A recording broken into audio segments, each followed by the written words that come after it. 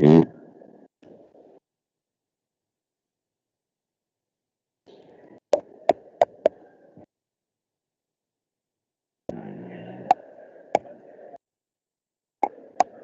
Two, two, two, two, two. Yeah, yeah. One, two, two, two, two, two. One, two, one, two, one, two, one, two. One, two.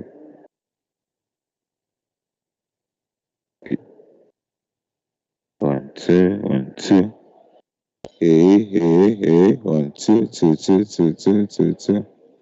One, two, two, two, two, two, two. Two, two, two. Yeah, one, two, two, two. Oh,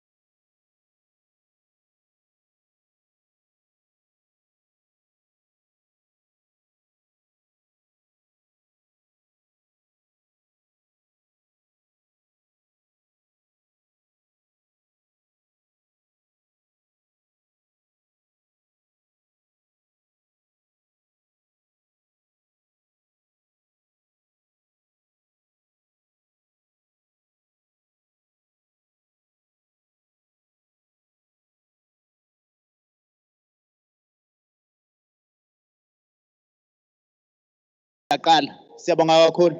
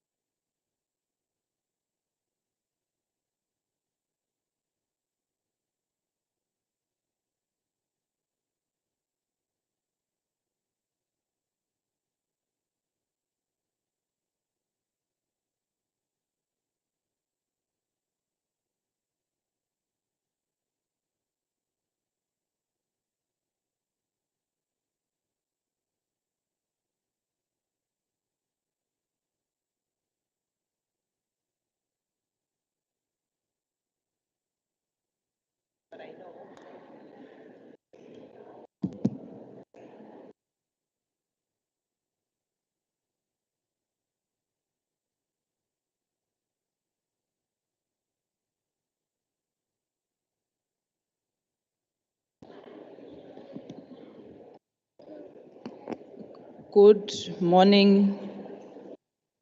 May I request that we settle down so that we start with our program.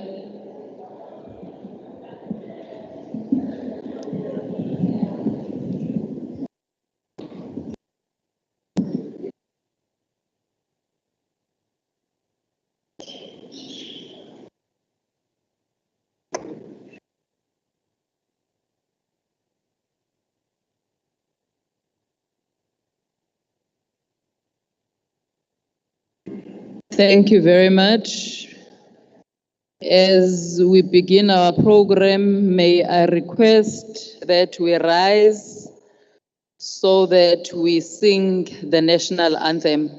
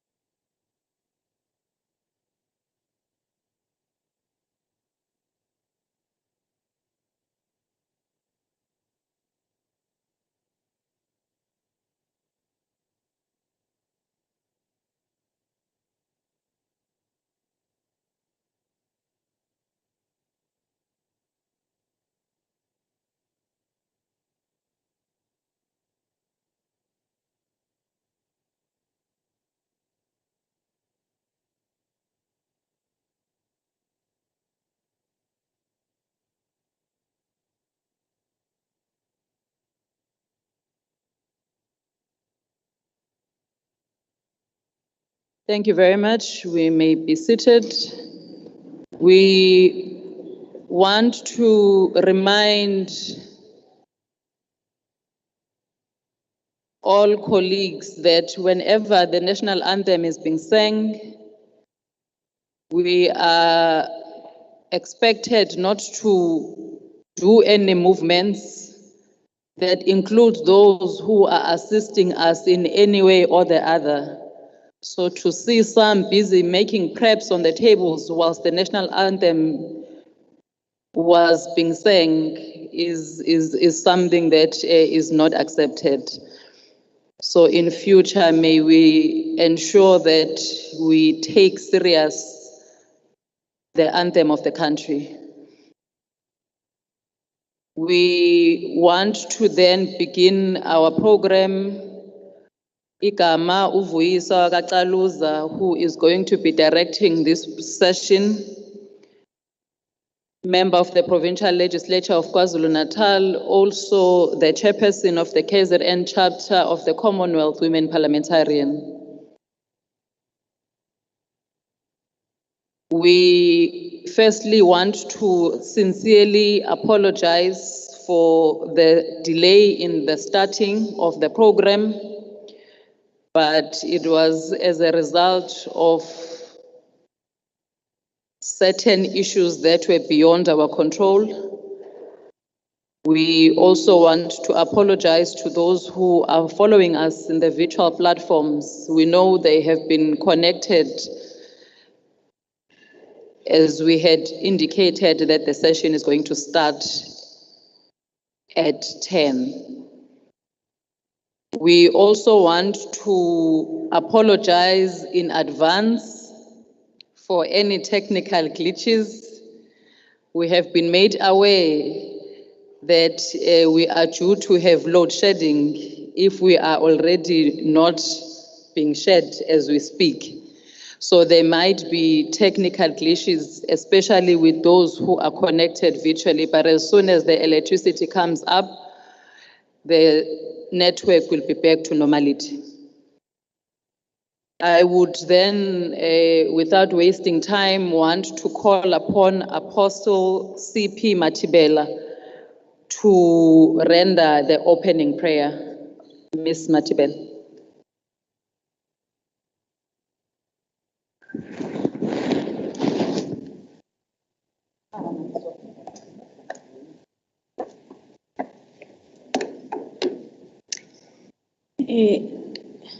Greetings to you all. Amen in Jesus' name. Ngibingelele egameni lika Jesu waseNazaretha. Before I go straight to prayer, this is Apostle C.P. Matibela from Stenga. So I will just share a word and then pray. The word read like this. John 15, verse 4. Remain united to me, and I will remain united to you. A branch cannot bear fruit by itself. It can do so only if it remains in the vine. In the same way, you cannot bear fruit unless you remain in me. Verse 5. I am the vine, and you are the branch. Those who remain in me, and I in them will bear. Thank you. And I in them will bear much fruit, for you can do nothing without me. So la ngibingelela akukhulu umphakathi, ngibingelele abazalwane, ngibingelele abaphathi, ngibingelele naba-organizayo. So lana, as I'm sharing this short word before I pray, uNkulunkulu lana speaks to us about into yokuthi asikwazi ukuzihambela ngokwethu, but we need him. So wenza i-paramegram about a vine, even isihlahla bazalwane. So amagatsha awakwazi ukuthi asurvive without ukunamathela esihlahleni. So God tells us ukuthi asikwazi ukuthi sisurvive ngaphandle kokunamathela kuye. Othezweni lakhe masihlale kuye naye ehlale kithi. So whenever sikhuleka egameni lakhe konke kuyenzeka. So as I'm about to pray bazalwane, bengifisa ukudlulisa lokho nje ukuthi sidinga ukuhlala kubaba uNkulunkulu. Everything esidingayo ikuye. He is the source of everything. As siqala njengamanje. Let us close our eyes. Sithandaze egameni lika Jesu. Baba egameni lika Jesu waseNazaretha, as this program is about to start, Baba siyakhuleka kuwe, makube intando yakho kwenzeke okufiswa nguwe. Baba wethu ongcwele, we praying for wisdom. We praying, Heavenly Father, ukuthi uNkulunkulu engcwele every information ezokhulunywa kule ndawo, Baba wethu ongcwele mayisebenze kithi, mayisize. uNkulunkulu wethu onamandla, namanje kuseni sikunikeza udumo, izibongo zonke ezinye zakho, ubukhosi bungobakho, ngaphandle kwakho kungenzeke lutho. uNkulunkulu wethu ongcwele, ingakho uthe asikubekele konke uNkulunkulu wethu onamandla, ngoba wazile ukuthi uNkulunkulu engcwele ngaphandle kwakho akungenzeke lutho. Baba wethu onamandla, namanje uNkulunkulu wethu ongcwele, this program sikhuleka ukuthi ibe impumelelo. uNkulunkulu wethu ongcwele, zibonakalise Baba wethu onamandla. Take your glory and your honor. We thank you, Jesus. Amen.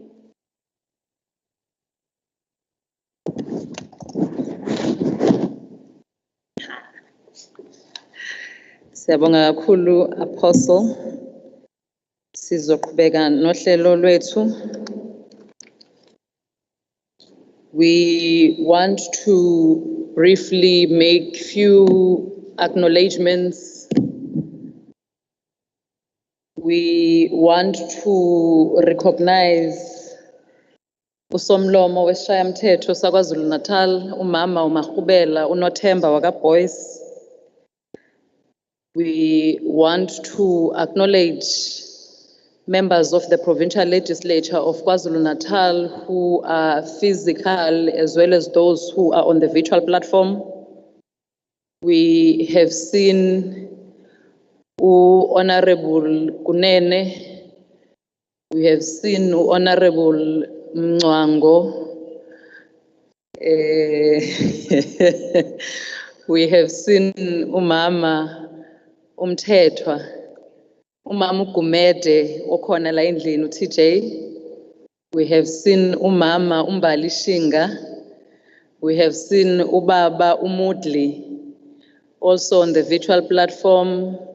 We have seen Umama uSikhu Madlopa, Umama uMPP Zungu, Umama uNR Majola, Umama uPRZ Zulu, Baba uS Pan Prakash. Yeah. Ubaba uSonjika, Umama uTP Madlopa Mthethwa, Umama uZinhle wakacele. I will keep on acknowledging honorable members as we see them. We also do have the honorable member from the Parliament of Uganda, Umama Honorable Kayanga Baroda, who is connected virtually. She is also the Deputy Chairperson of CWP in the Africa region. We have Ukansela UCL Mthembu, who is the Chairperson of the Women, I want to capture it correctly, Chairperson of Gender and Women's Caucus in the municipality of Mandeni. We also have Umama Ukansela Usomlomo Womkhandlu Welembe District, Umama Udoli Shandu. We have other councillors who are also in the house. We will mention them as we receive their names. We also have the Secretary of the Legislature of KwaZulu-Natal, Umama Umanaidu. We have our fellow panelists present with us. Abahle kakhulu.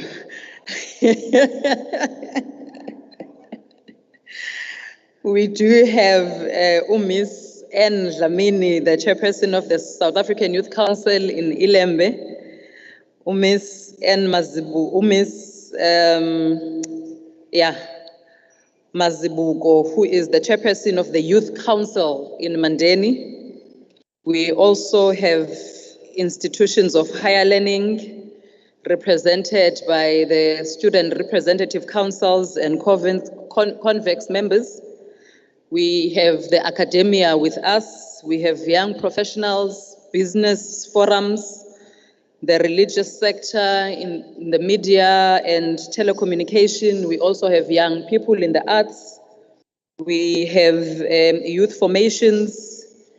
We also have young people who are from within the Mandeni local municipality. We have also been joined by Umhlonishwa, Ubaba, Uchiliza.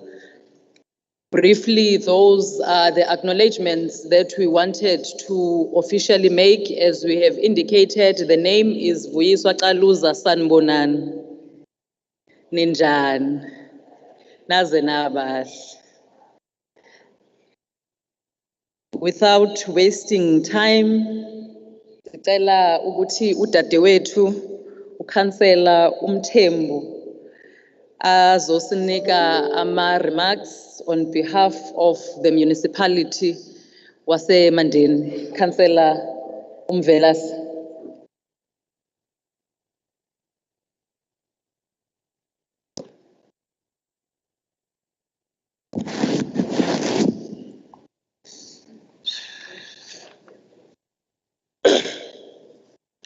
Ngiyabonga Program Director.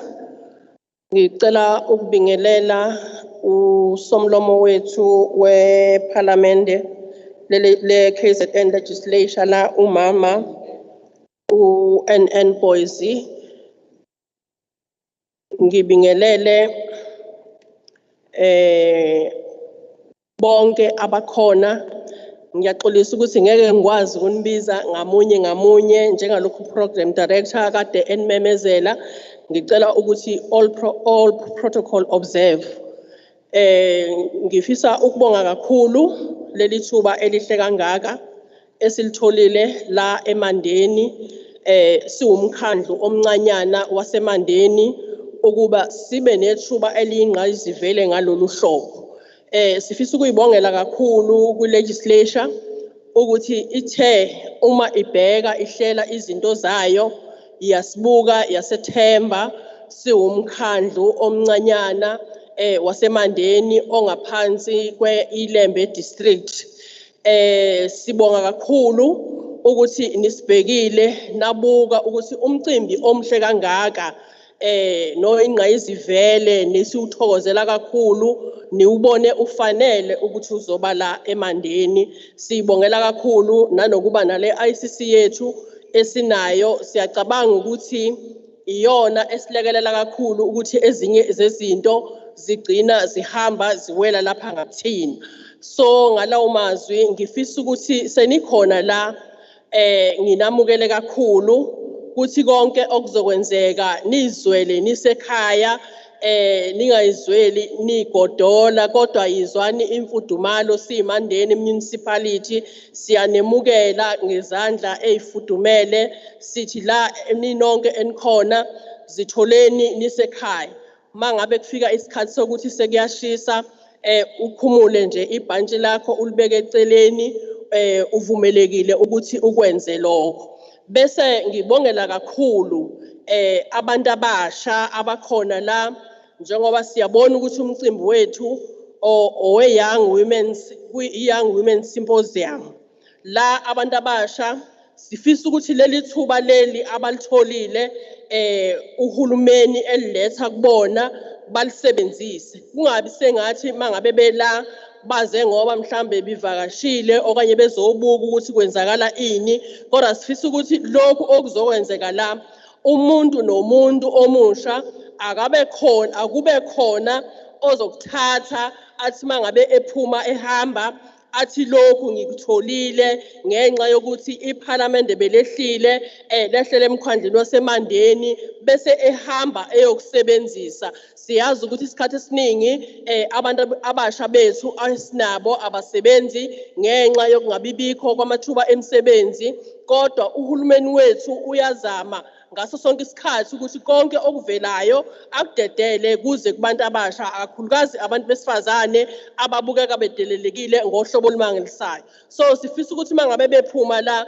umuntu ongenile la aphume engasefani nomuntu okade engekho lapha ngaphakathi ngenxa yolwazi azophuma nalo lokuthi ahambe ngaphandle bese ekwazi ukuthi ayithuthukise. So sifisa ukubonga kakhulu kwi-legislature. Siyafisa ukuthi amathuba anjengalana uma njalo evela siyacela ukuthi bandla sivule izandla zethu siwumkhandlu waseMandeni okanye eLembeni ukuthi konke okuvelayo okuyizinto ezifana nalezi ezithuthukisa abantu besifazane samukele okanye nisilethele. Mangabe niplana nihlala phansi nisikhumbule nje siwumkhandlu waseMandeni esimeni esibhekene naso. Singabonga kakhulu and siyacabanga ukuthi lo mcimbi ongaka owenziwe osukwini namhlanje uwenzelwa abantu besifazane and abantu besifazane abasebancane awuzogcina namhlanje kodwa kuzoba yinto eqhubekayo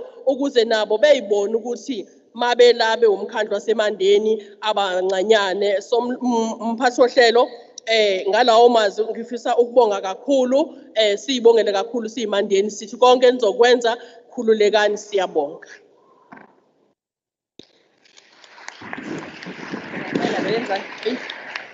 Siyabonga kakhulu Councillor Umthembu. Now that we have received a warm welcome from the local municipality, ngiyacabanga ke ukuthi sesingakhuleka nezandla nishaye kangconywana.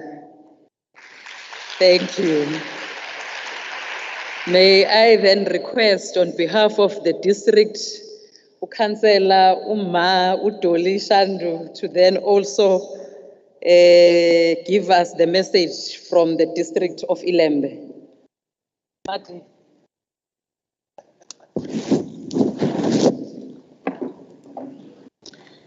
Thank you very much, Program Director. Angibonge kakhulu ithuba osinika lona eZilembe District ukuthi sibe khona esikushoyo. Greetings to usomlomo weParliament lakithi KwaZulu-Natal nama-members onke akhona legislature yaKwaZulu-Natal. Ngibingelele ukhansela gender abuye abe women's caucus emandeni. Ngwabonile namakhansela akhona, ngibonile mama uMdungwe oyi-ESCO member yasemandeni local municipality. Namanye ke ngingakawaboni ngiyawabingelela. Nginibingelela nonke ke enenzela umcimbi waba impumelelo enishayile ihlomo naze nabahle. Okwami kuzoba ncane ke mphathi ohlelo ngenxa yesikhathi, kodwa ngifuna ukuthi kini why I'm saying naze nabahle. Umuntu akakaguge nobuhle bakhe. Ngizwakela. Umuntu akakaguge nobuhle njengami. Angithi angibona mina. Ngina 50 ntontoni. Kodwa kufanele ngiphathe ngalendlela yokuthi ngisemusha.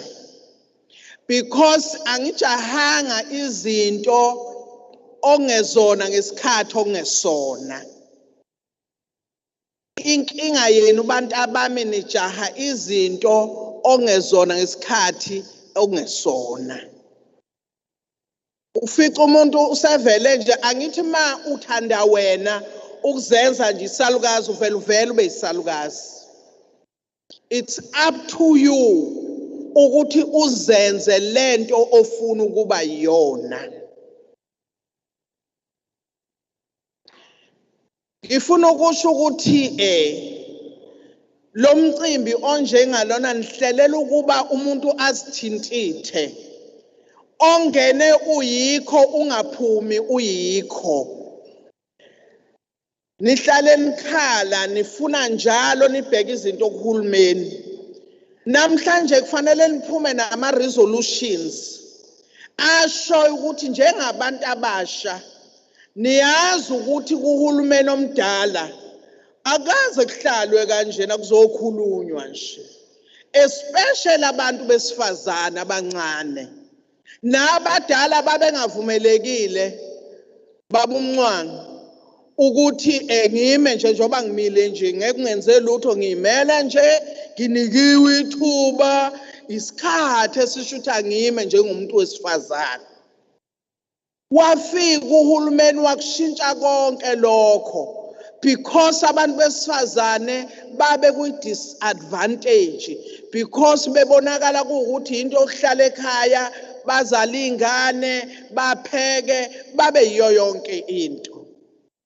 Namhlanje uhulumeni usinika amathuba amahle ukuthi asivuke sizenzele izinto sigrebe ama-opportunities abantu besifazane especially abancane because thina sosuka kulezi ikhundla esikuzo kuzodinga ukuthi ovuyiswa bayithathe bagijime nazo because banikiwe imandate yokuthi abafunde.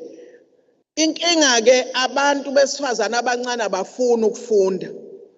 Ngeke ngibone kule enguyo leyo bukhansela hayi abathanda ukuba amakhansela kanti ukuba yikhansela usuke sokuwumhlaba ungehlule. Kahle kahle yinto yabantu abazinqithiva nje amakhosikazi anjengathi uyabona asekhulile ozothi noma umphakathi ungibuka ungethembe. Manje yaba khona lenkinga somlomo ethi Ebukhanseleni thina singene nangimama uMdungu ufakazi. Singene kuholwa o300 rands. Namuhla abantu bangena babulalana kangaka yingoba sekunemali. Akabuki ukuthi umuntu ngizofika ebukhanseleni ngenzeni. Akabuki ukuthi ngiwumuntu omncane kufanele ngiyithuthukise ngokufunda. Hambani niyofunda webantu abamncane. Imfundo iyisikhali senu. Ngisho ungagana yinto ngeke uyephucwe umuntu niyawuthanda nomshado ave niwuthanda. Kanti sometimes umshado yilutho. Ma ufikile uthathe, uma uyifikele uthathe. Kodwa not uhamba ufuna. Nala ungezukuthola khona. Siyabonga Somlomo wase KZN ukuthi wenze le program uyenzele abantu abasha so that bezoyithintitha ke bayibona ukuthi babaleke kanjani. Kufinina ave ni unique. Ave ni nenhlanhla. Konke lokhu okwenzekile kuumusa. Hayi ngoba nilapha ngoba nibahle. Kodwa kuumusa. Sebenzisani ke le opportunity ukuthi umuntu imsize ekuhambeni kwakhe yonke indlela yakhe. Ade sino COVID-19 nasala nina. Wafika ama floods nasala khona abantu abashonile abekho. Kwaluthwa nalutha nani.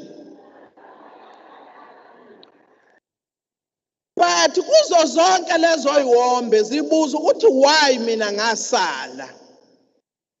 Yingoba kukhona uNkulunkulu akubekele khona okungcono kunokulutha. Program Director on behalf of Ilembe District. Sibabongela kakhulu laba abantwana abancane abazokhula babe isizwe kusasa ukuthi beze la kule program ibaleke ngendlela emangalisayo. Kufanele ke nigrebe ama opportunities going forward. Nibuke ukuthi iziphi izinto umuntu ngamunye ezingamsiza ukuthi afukule impilo yakhe. Sibonga kakhulu Program Director.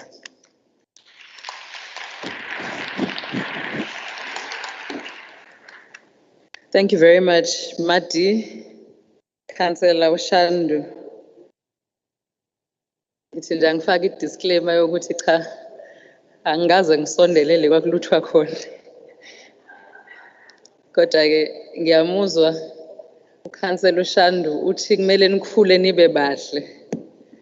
Sengithi angifake nje nami Councillor Ushandu ukuthi bakhule banciphe nje iminyaka njengami. Inciphe iminyaka njengami nje. Sengimile lapha kwara 240 angidluli. Oyokathi ngidlulile cha okwakhe lokho. Kodwa futhi kumele ukhombise nasebusweni ukuthi you are kwara 240 you are not beyond 40.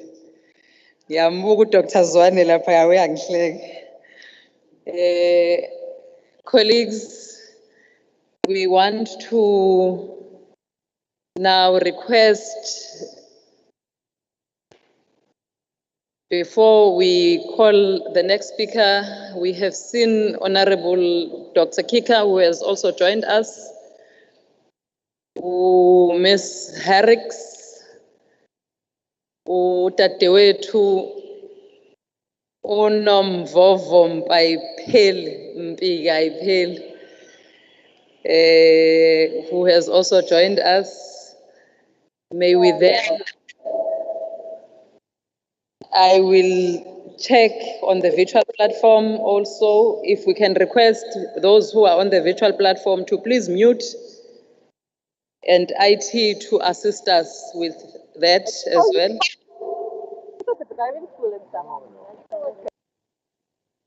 Thank you.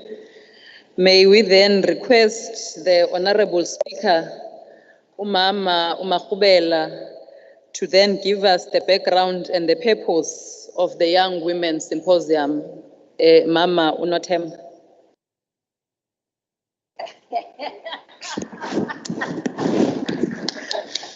I am very proud Mama.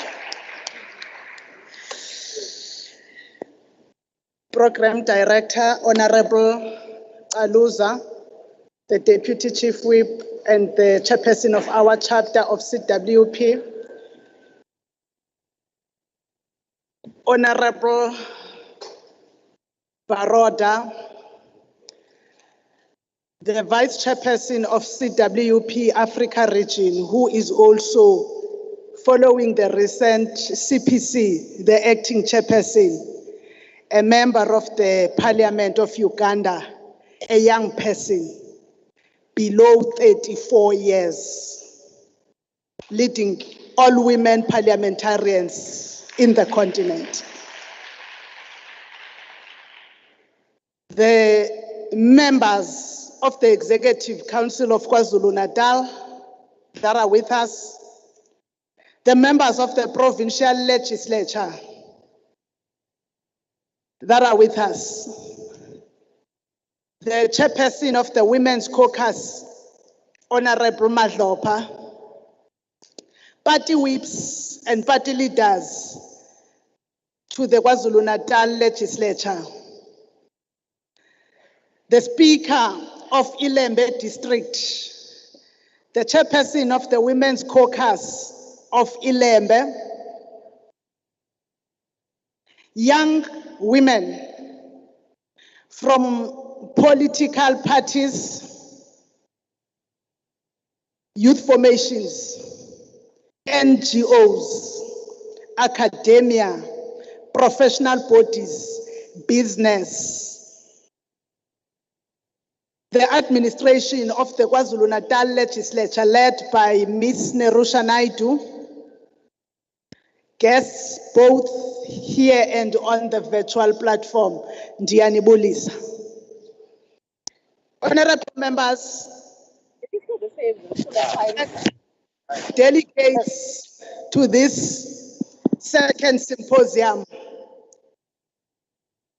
we are gathering here today only for young women, not younger women. Young women. According to the Constitution of the Republic of South Africa, for you to be determined to be young, you must be 35 and below, not above 35. Honorable Herricks, Honorable Kaluza, Honorable MEC Mapena, you are all younger women, not young women. Today we are about young women. I thought I must emphasize that. We are gathering here today. We are gathering here today 3 years post our inaugural Young Women's Symposium that was held in 2019 at the Olive Convention Center in the eThekwini Metro. We are gathered to speak as a legislature about the effects, where we were gathered in 2019 to speak as the legislature about the effects of the inequality that exists in South Africa on young women. In that gathering, we spoke and young women made a call that I had since adopted. I want you to know that when I speak of women unity in the province of KwaZulu-Natal, it is what I was tasked by the young women in 2019, that women must be united. Young women must be united, not united to be stagnant in their lives, but united to progress. Because it is only through the progress of the youth, especially the young women, that our country can truly be developed. We responded to that call by promising you that in 2020 and years that were coming, we will hold annual symposiums of young women so that we can assess how far have we gone. We could not, because in March 2020, the advent of COVID-19 hit South Africa, and the province that was the first to record such a case was KwaZulu-Natal. From that day, the lives of everybody, not only in KwaZulu-Natal, but in South Africa, and the lives of the world were changed forever. 2 years later, we are meeting here today, but our lives are still continuing to be impacted by COVID-19 that were recorded on the 5th of March, 2020 in our province. A new world order has been imposed upon us. This imposition did not wait or ask us about our readiness as the world governments and communities, but it just called upon us to either continue with our lives or we perish. The continuation of our lives was done on virtual means, which made us to be unable to meet in the past 2 years, young women. Not because you did not matter, but because we were still learning to adjust ourselves to the new environment. And this year, we felt that we must come together and meet. The initial plan, as some of you may know, was that we were going to close the Women's Month by coming to Mandeni. The initial programmed date was the 31st of August, 2022. But that date coincided with by-elections in various wards in the province. And we could not, because the legislature is made up of members who are coming from political parties and who have a responsibility to lead their parties in the by-election program, to ensure that services are never stopped coming to us, but they continue. Whilst we were not meeting, the new order has created isolated citizens and families. It changed communities to strangers, as well as families became strangers to each other because we were unable to have our gatherings. But importantly, most citizens and young people lost their means of income. This then meant that statistically the unemployment rate grew in South Africa. But when you break it down, you have to see that the majority of those unemployed people are young people. Then you further look into it, you would find that they are mostly women and they are from rural areas. Kusho ukuthi ukuhlupheka komuntu osendaweni zasemakhaya kuya kwenyukela ngoba nalawo mathuba amancane ebekade ekhona ebesevalelekile kuyena ngenxa yokuthi izwe lixhumana kwezobuxhakaxhaka. Uthola ukuthi uma ngikwamaphumulo ngineyindawo lapho ingekhoyo i-connectivity, so nebe kuyibhizinisi lami lizo-affecteka. Uma ngiseyindaweni ezithile eMandeni iyanqamuka i-connectivity. Kodwa futhi ngesikhathi kuvaliwe, ngesikhathi sikaThanqa kunamabhizinisi ebesaqala ukusukuma. Iningi labo beliqasha abantu abasha, iningi labo bekuyela abantu abasha, aye avaleka angakwazi ukuqhubeleka. Lokho ke kwenza ukuthi isimo somuntu omusha kakhulukazi owesifazane siqhubeke ngokuya siba mfiliba, abe yena akakwazi ukuzimela. Sitheke masiqeda lapho, uhulumeni waKwaZulu-Natal nohulumeni kazwelonke wasele efaka akubize njenge-recovery plan, which was the plan of government to pick up the lives of the citizens and move the province forward. As the government started with the recovery plan towards the end of 2021, in April 2022, the inclement weather that resulted in floods hit the province of KwaZulu-Natal. Ilembe district is amongst the districts that were affected. Whilst we have Inkosi district, iThekwini Metro being the highly affected, Umgungundlovu, Ugu, and the rest of the district affected proportionally. This meant that our lives continued to change. A family member or a young woman who was a young woman raising a family without a source of income from April may have found herself to be a young woman without a source of income and also without a shelter because some homes were destroyed in the April storm. Of course, whilst we may speak to the above, the period did not bring us only gloom and despondency, because it is in this period that KwaZulu-Natal legislature elected the first ever premier, that is a woman. The same premier who ensured that 7 of the 11 members of the Provincial Executive Council being women. It was history.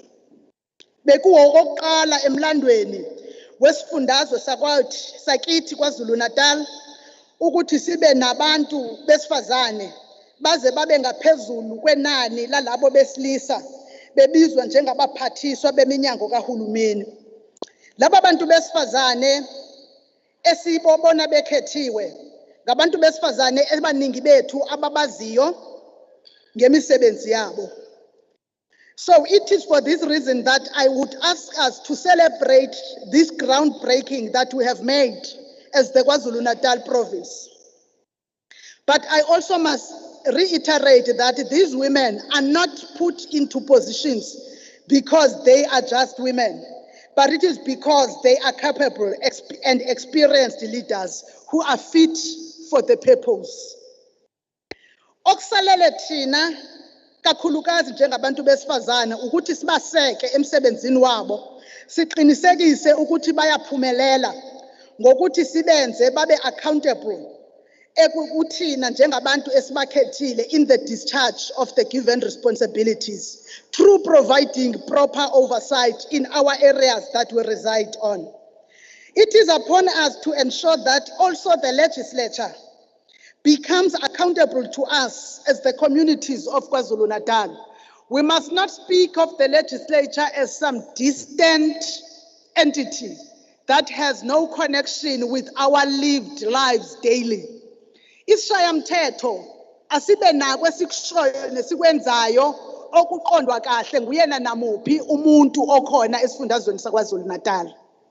Uma sikhuluma ngokuthi umsebenzi wesishayamthetho yi-law making, kusho ukuthi asibizi isishayamthetho ukuthi si-enacte laws that will be fit for the current environment, but also laws that will take forward the lives of the young unemployed women that are perishing in our areas of residence. The legislature must conduct oversight over government departments and provide feedback to citizens. Be a legislature that is not only an activist in terms of their vision, but that is an activist in the way they do things. It is for this reason then that in this week we have members that were sent throughout the province to do functionality and monitor the functionality of health institutions, especially clinics, because if we do not speak about reproductive health at the primary health level, young women will perish because they have to travel long distances to get the most basic of health assistance. Primary health care facilities that are put in our communities need to develop an attitude that is welcoming and encouraging abantu abasha besifazane ukuthi Uma ngifuna ukuzokhuluma ngodaba lwami lokuhlela umndeni, ngikhuluma nonesi noma nodokotela ongazungibuka njengengane, kepha ozongibuka njengowesifazane okwaziyo ukuhlela impilo yakhe. Sikhulume ngokuthi when we go to these primary healthcare facilities, ngingowesifazane noma ngingowesilisa kodwa ngiwuzazi njengomuntu othandana nobulili bunye, ngingafiki ngehlulelwe, ngithi mangifika lapho kuthiwe hamba olanda indoda yakho, ngiyalinganisa. Uma ngiza nomunye wesifazane kube ngokungathi sengonile, kepha umthethosisekelo ungivumela. Sifisa ukuthi i-primary healthcare yazi ukuthi kunabantu abasha ngezimo zokungaqasheki abazithola sebesebenza umsebenzi phecelezi obizwa ngokuthi badayisa ngocansi uma sibakhuluma ngendlela engalungile, kodwa siye sithi badayisa ngemizimba yabo ngendlela engalungile, which is not the case. When befika bezofuna okokuzikhusela, siqale sithole ukwehluleleka lapho. We want healthcare facilities to not only listen to the talk of MEC Simelane, but to also walk the talk of the MEC in ensuring that there is non-discrimination in the provision of services, especially to the youth, particularly in this instance, the young women of our province. It is also for this reason that we are also gathered here today under the theme, Understanding the Impact of COVID-19 on Young Women.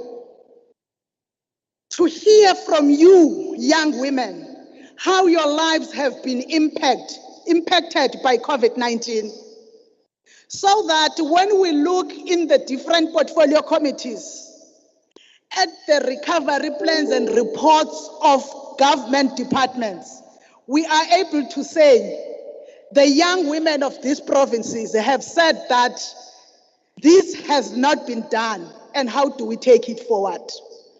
We have put in place a panel of young women that will be allowing yourself, facilitating to you a program that is going to ensure that you speak freely.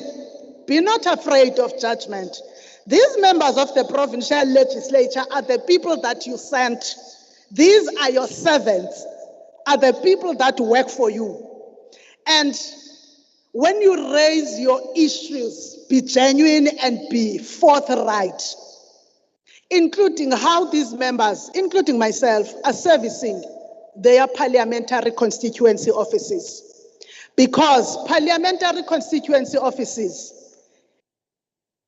are made so that the legislature and the parliament can be closer to your community. We have made a panel of young women. I must first apologize on the changes. Miss Jacinta Zinhle Ngobese, ongumsakazi owaziwayo, obezoba inxalenye akasazukwazi ngenxa yokuthi kube nomkhuhlane emndenini. The panel is made up of Miss, sengiyabheda ke manje kufanele ngibize uMiss ngempela, bengizoqala ngomuntu ongeMiss ngimbiza ngoMiss. I must start this side. Miss Zama Mncube, who is a leader of the convocation of the Durban University of Technology. Ngithi mangibheka umncango mangikhuluma ngeconvocation yase-DUT. Miss Zama Mncube, who has also been a student leader at the time that she was a student, but is now a leader in the convocation.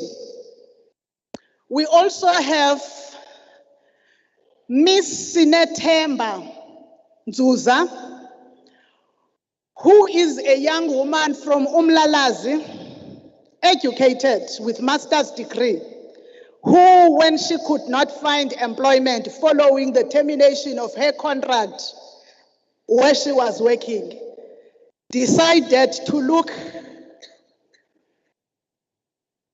at her father's land and lived the scripture ethi ziningi izindlu ekhaya likababa.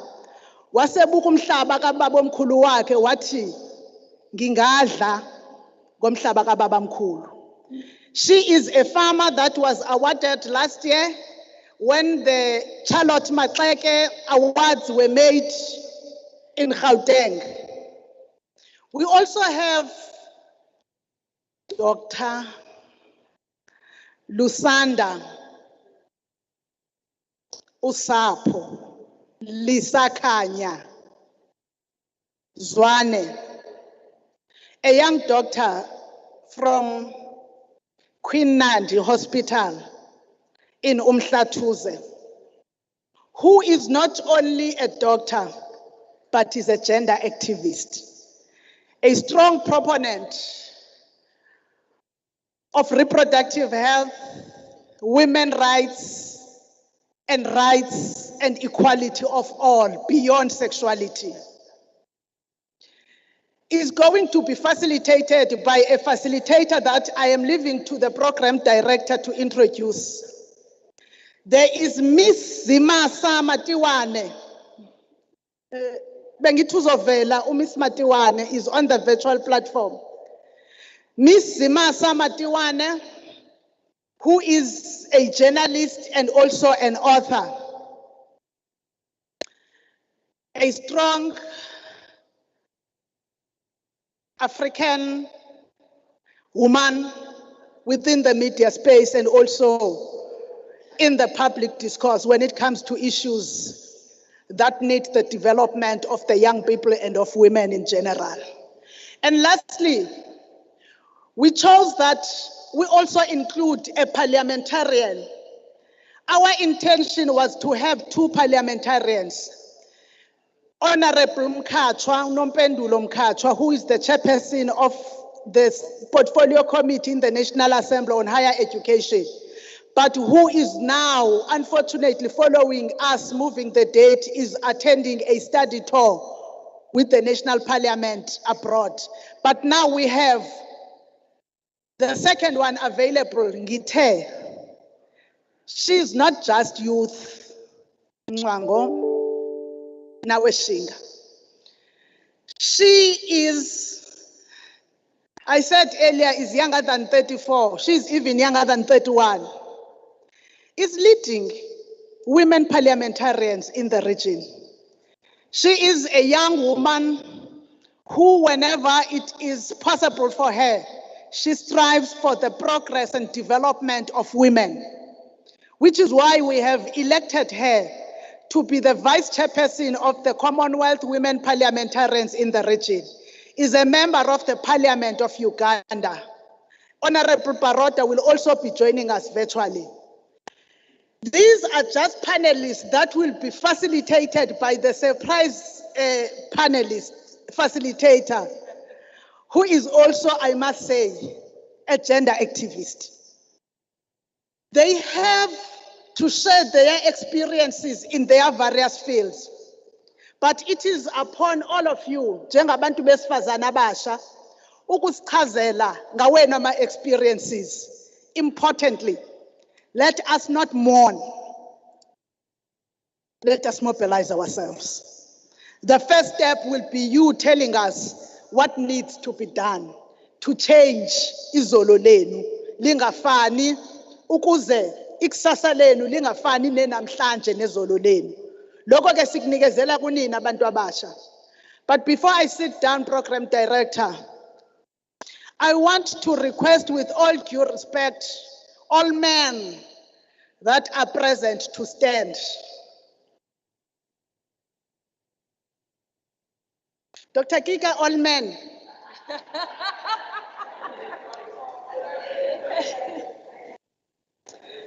Cameramen, all men.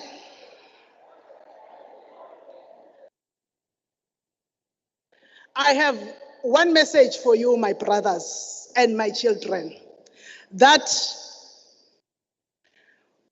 for us as lawmakers to change the gender perspective in our country, we need men like you, both here and on the virtual platform, who are advocates of women equality, but who do not only say that, but who also practice it in your area of scope. When we live here today, whether you are behind the lens, you are Nyangayami, a herbalist, you are a parliamentarian, you are a DJ, you are a technician, you are working for the legislature in the various sections, you are with the catering. You go and ensure that women's rights are treated equally with all human rights. That is the only request that I have. Then we will win this battle that we are with. Thank you. Siyabonga kakhulu ukuthi nibe nathi, kodwa ke ukhona ozobonga. May the battle of ideas prevail here today.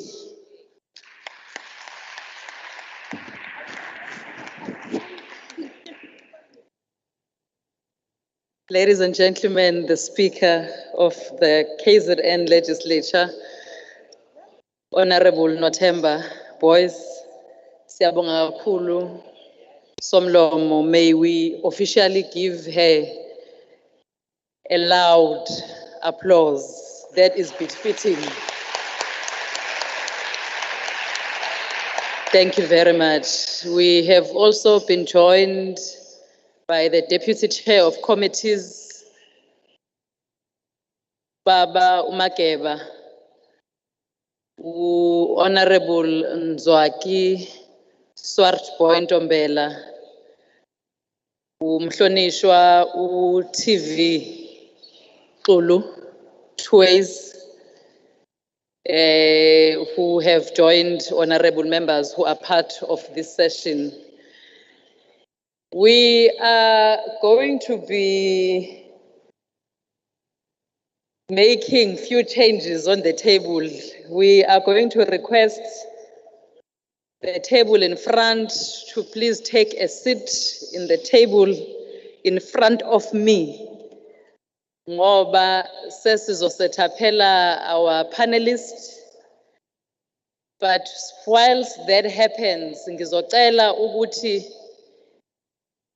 singanyakazi la sihleli khona ngoba uSomlomo kukhona okuncane afisa ukunipha kona, kodwa ukuze kwenzeke kuzokwenzeka ngendlela ene order, ngoba ke kuncane manje masizomuva kuzosuke kushode.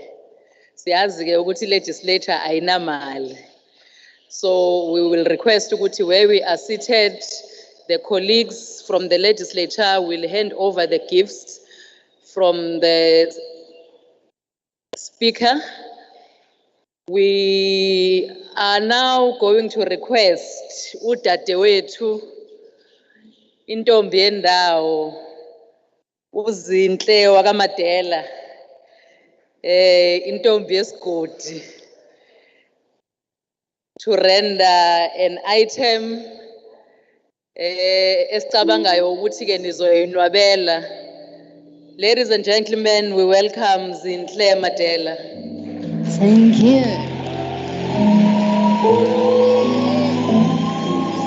Sanibona. Intombi yendawo kuthiwa ubhontshisi. So kushuthi ngubhontshisi wendawo. Ngiyanibingelela sanibona. Ninjani?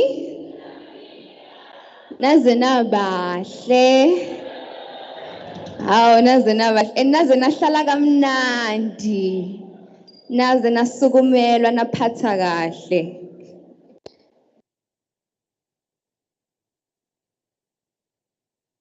We'll do just songs for you.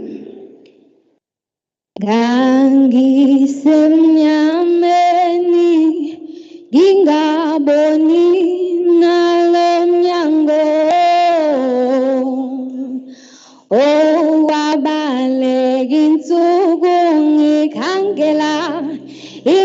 indlela yokuphuma wenzekisma ngamaphupha fezeka wavele walunga yonke into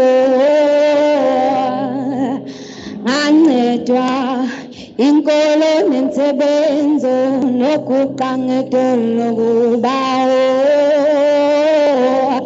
ayidingawe uyabona namhlanje abafuna insebenzo ikhona nenhlonipho idingawe uyabona namhlanje abafuna insebenzo ikhona nenhlonipho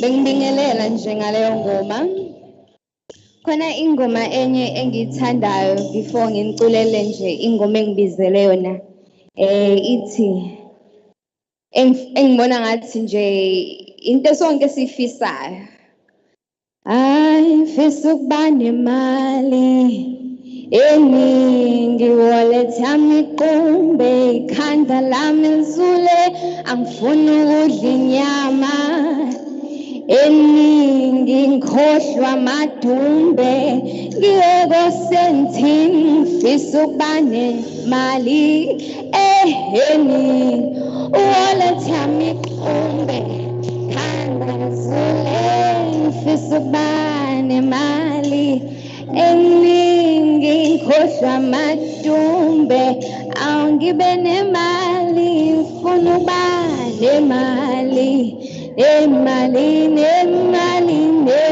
eningi angifuna ukuba nemali eningi angifuna ukuba nemali eningi angifuna ukuba nemali eningi funa ukuba nemali shintshe izinto ekhaya impilo ibe ngcono ngiphakamise phakathi wangakithi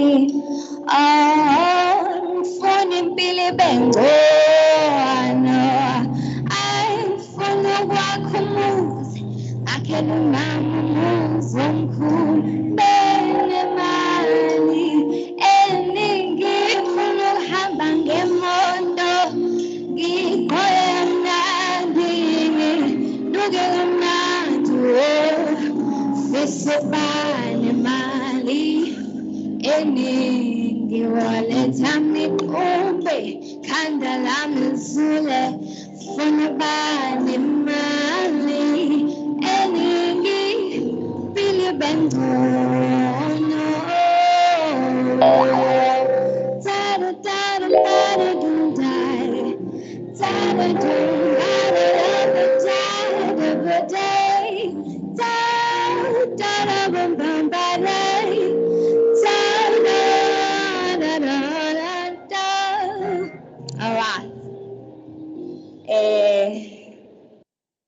zama ukulungisa umsindo wami kahle ngizothola kodwa uzoba ngcono ningangishayi nengishaya ngithi alright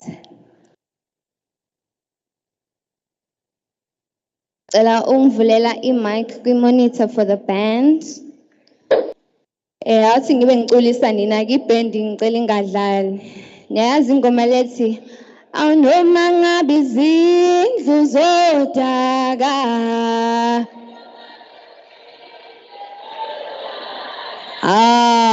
ngihlezi ngisho ukuthi ningadidwa amawivu amabhinqa ave ecashile kumawivu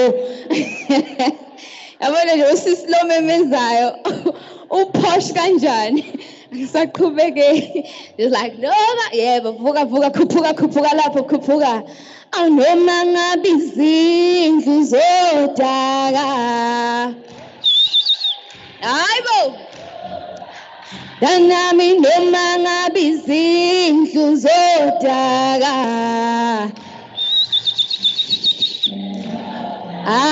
akusekhaya la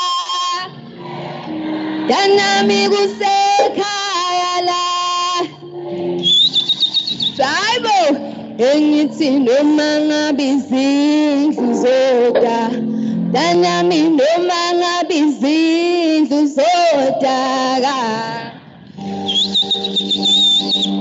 Anginiboni kodwa engithi noma ngabe izindlu zodaka Hayibo akusekhaya la danami kusekhaya la haya la oza noma ngabe izindlu zodaka Engithi noma ngabe izindlu zodaka Danami noma ngabe izindlu zodaka Hayibo hayi akusekhaya la Danami kusekhaya la Noma ngabe izindlu ngithi ngizosondela biza ngibiza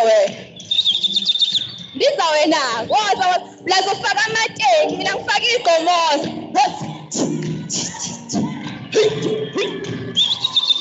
hayibo noma ngabe hayibo engithi noma ngabe izindlu zodaka hayi Engithi noma ngabe izindlu zoyawoza noma izindlu akusekhaya la akusekhaya la hayibo noma ngabe akusekhaya la hayi akusekhaya la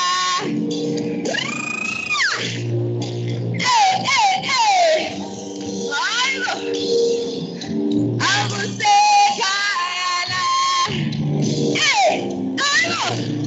hayibo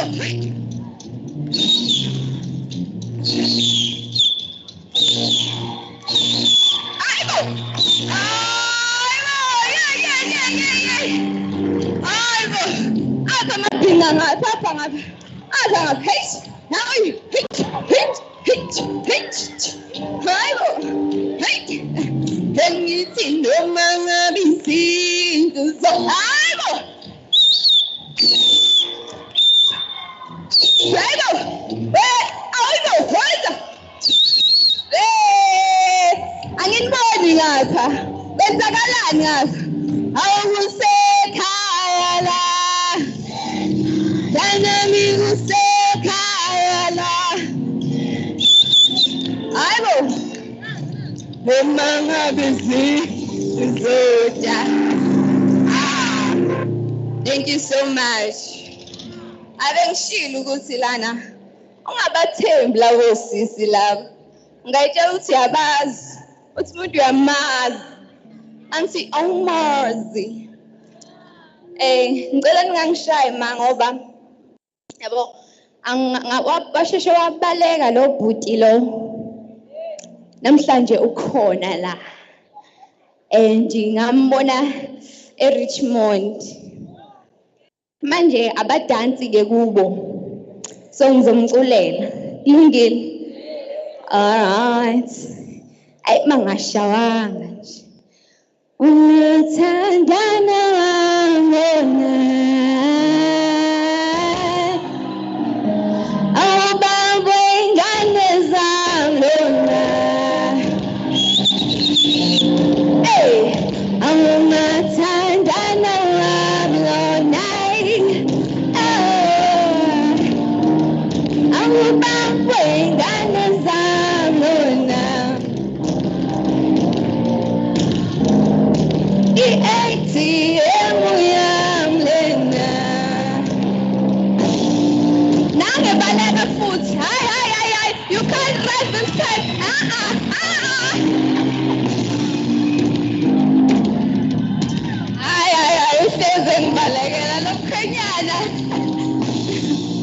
Isandwa sami ke lesile benibonile i-ATM yami lena yebo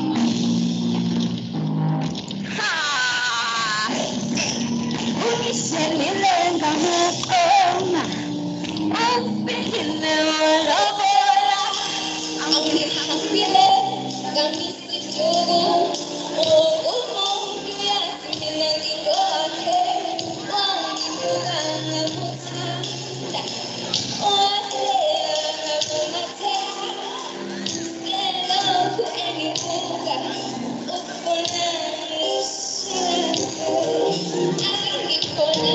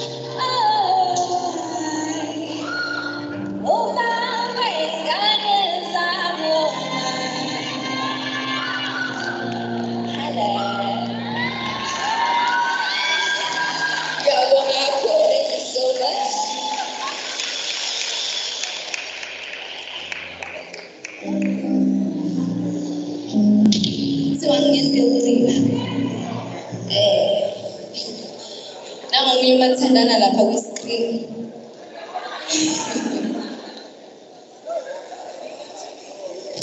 Asibe happy mntwami, asibe happy, sibe munye, asibe happy mntwami, oh asibe happy.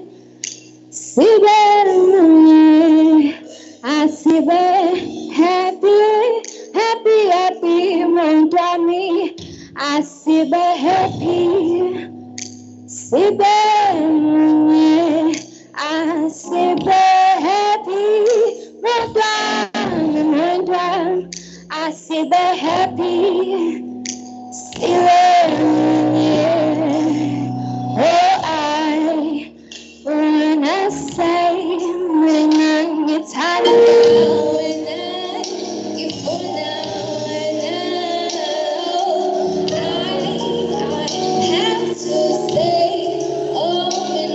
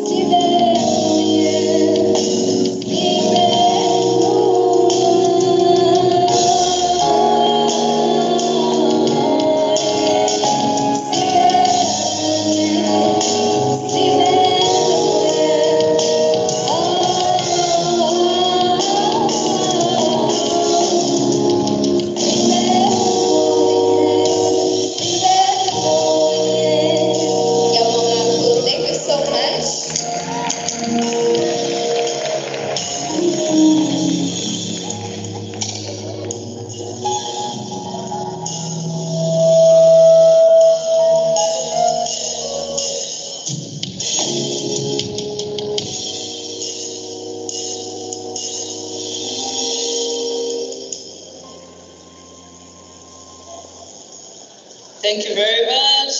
Last child, uzinhle izandla. Samakhulu child. Usomlomo uma ngabe ekhuluma la, she emphasized ukuthi myself nabo Honorable Harris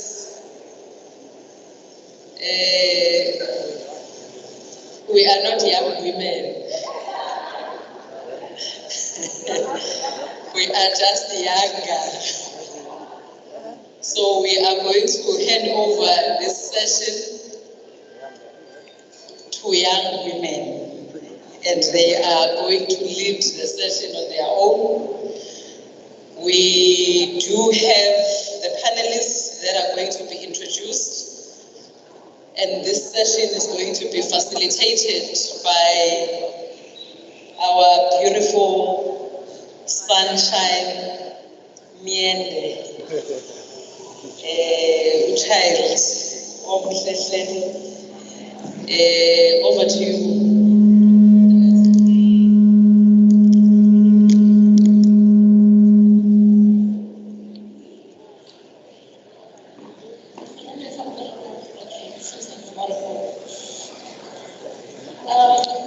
Greetings to the speaker, I don't know if I'm greetings to all the honorable members of the House as led by the speaker. The young generation call the speaker Auntie. So there's a colleague from time to time if I'm going to be calling her that. And greetings to all councillors in the House, and greetings to all young women from civil society, political organizations. I see leadership sitting over there that time, I see different representatives from different political parties in the House. As indicated by Mrs. Fuyiswa, Ikamalam Sunshine Minister of Miende, from the South Coast and the SMC. But maybe before we begin our session, I would like us to stand up and sing a song so that we set the tone for this panel discussion. I saw Oyena somewhere there. Do we have a roving mic? Can you assist me with the roving mic to that table, please? Oyena knows the song that she's going to start.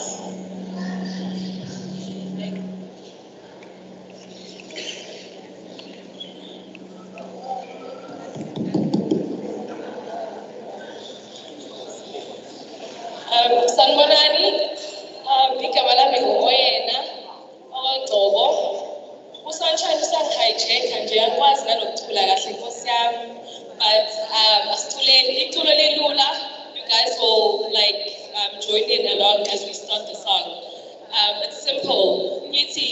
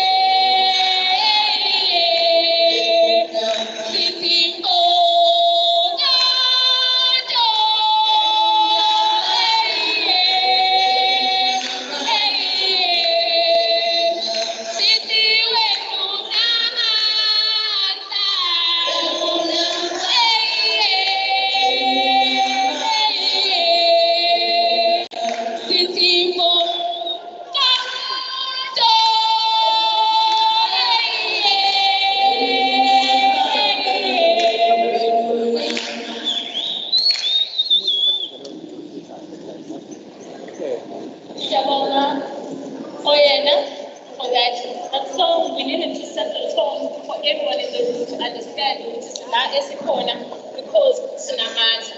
This is a song that was started by young women back in the days during the Festival of Fall. We needed at that particular time to re-emphasize the point of as young women we have power. Panelists we have different panelists that are going to be speaking on different areas on how COVID-19 has impacted young women of KwaZulu-Natal. I think we're going to have an interactive session. One of our panelists is Dr. Lusanda Zwane, who's a gender activist of University of KwaZulu-Natal. We have Musile Tembanzuza, who has a master's degree from University of KwaZulu-Natal, who's an entrepreneur. We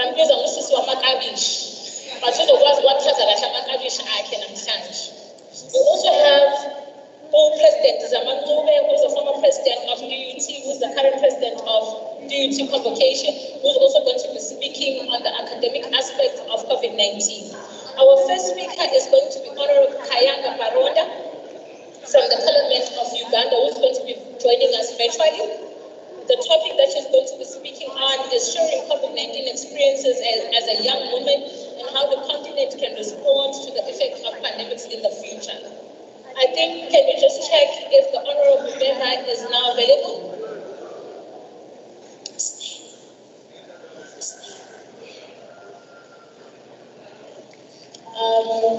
IT, is she ready? Honorable Baronda. While waiting for the Honorable member to join us, we understand that in Africa, one of the African countries, South Sudan, is one of the most underdeveloped in the world, with the highest illiteracy rate of women. So this particular presenter is going to tell us how COVID-19 made this particular scenario worse. IT, is she there?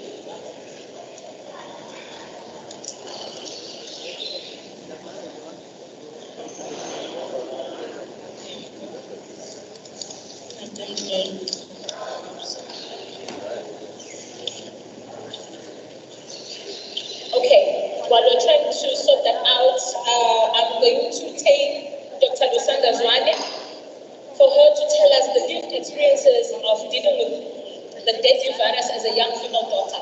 How has been your experience, Dr. Lusanda? And maybe if you can also tell us, because as it is in the essence during COVID-19, was the fact that young women could not access services such as abortion services. I need to which is our fundamental right to access abortion services. So, Ishalantan was a priority of government, more focused on COVID-19, where our rights as young women during that particular time infringed on what happened. At this point, to Dr. Lusanda Zwane. Tell us some Chinese and Dr. Lusanda Zwane.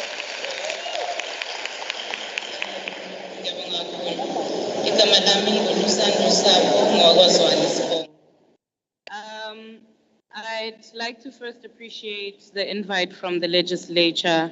As Antinte was speaking, it reminded me just how full circle and how fast time flies, considering that I sat on the panel of the very first symposium, and 3 years later again, it's an honor to be invited back. Today I've been given the task to speak about the impact that COVID-19 has had on our lives as healthcare workers in particular. I tend to misbehave here when given a topic, and partly because I believe that particularly with public healthcare services, we are an extension of government, and the work that we do is for community services.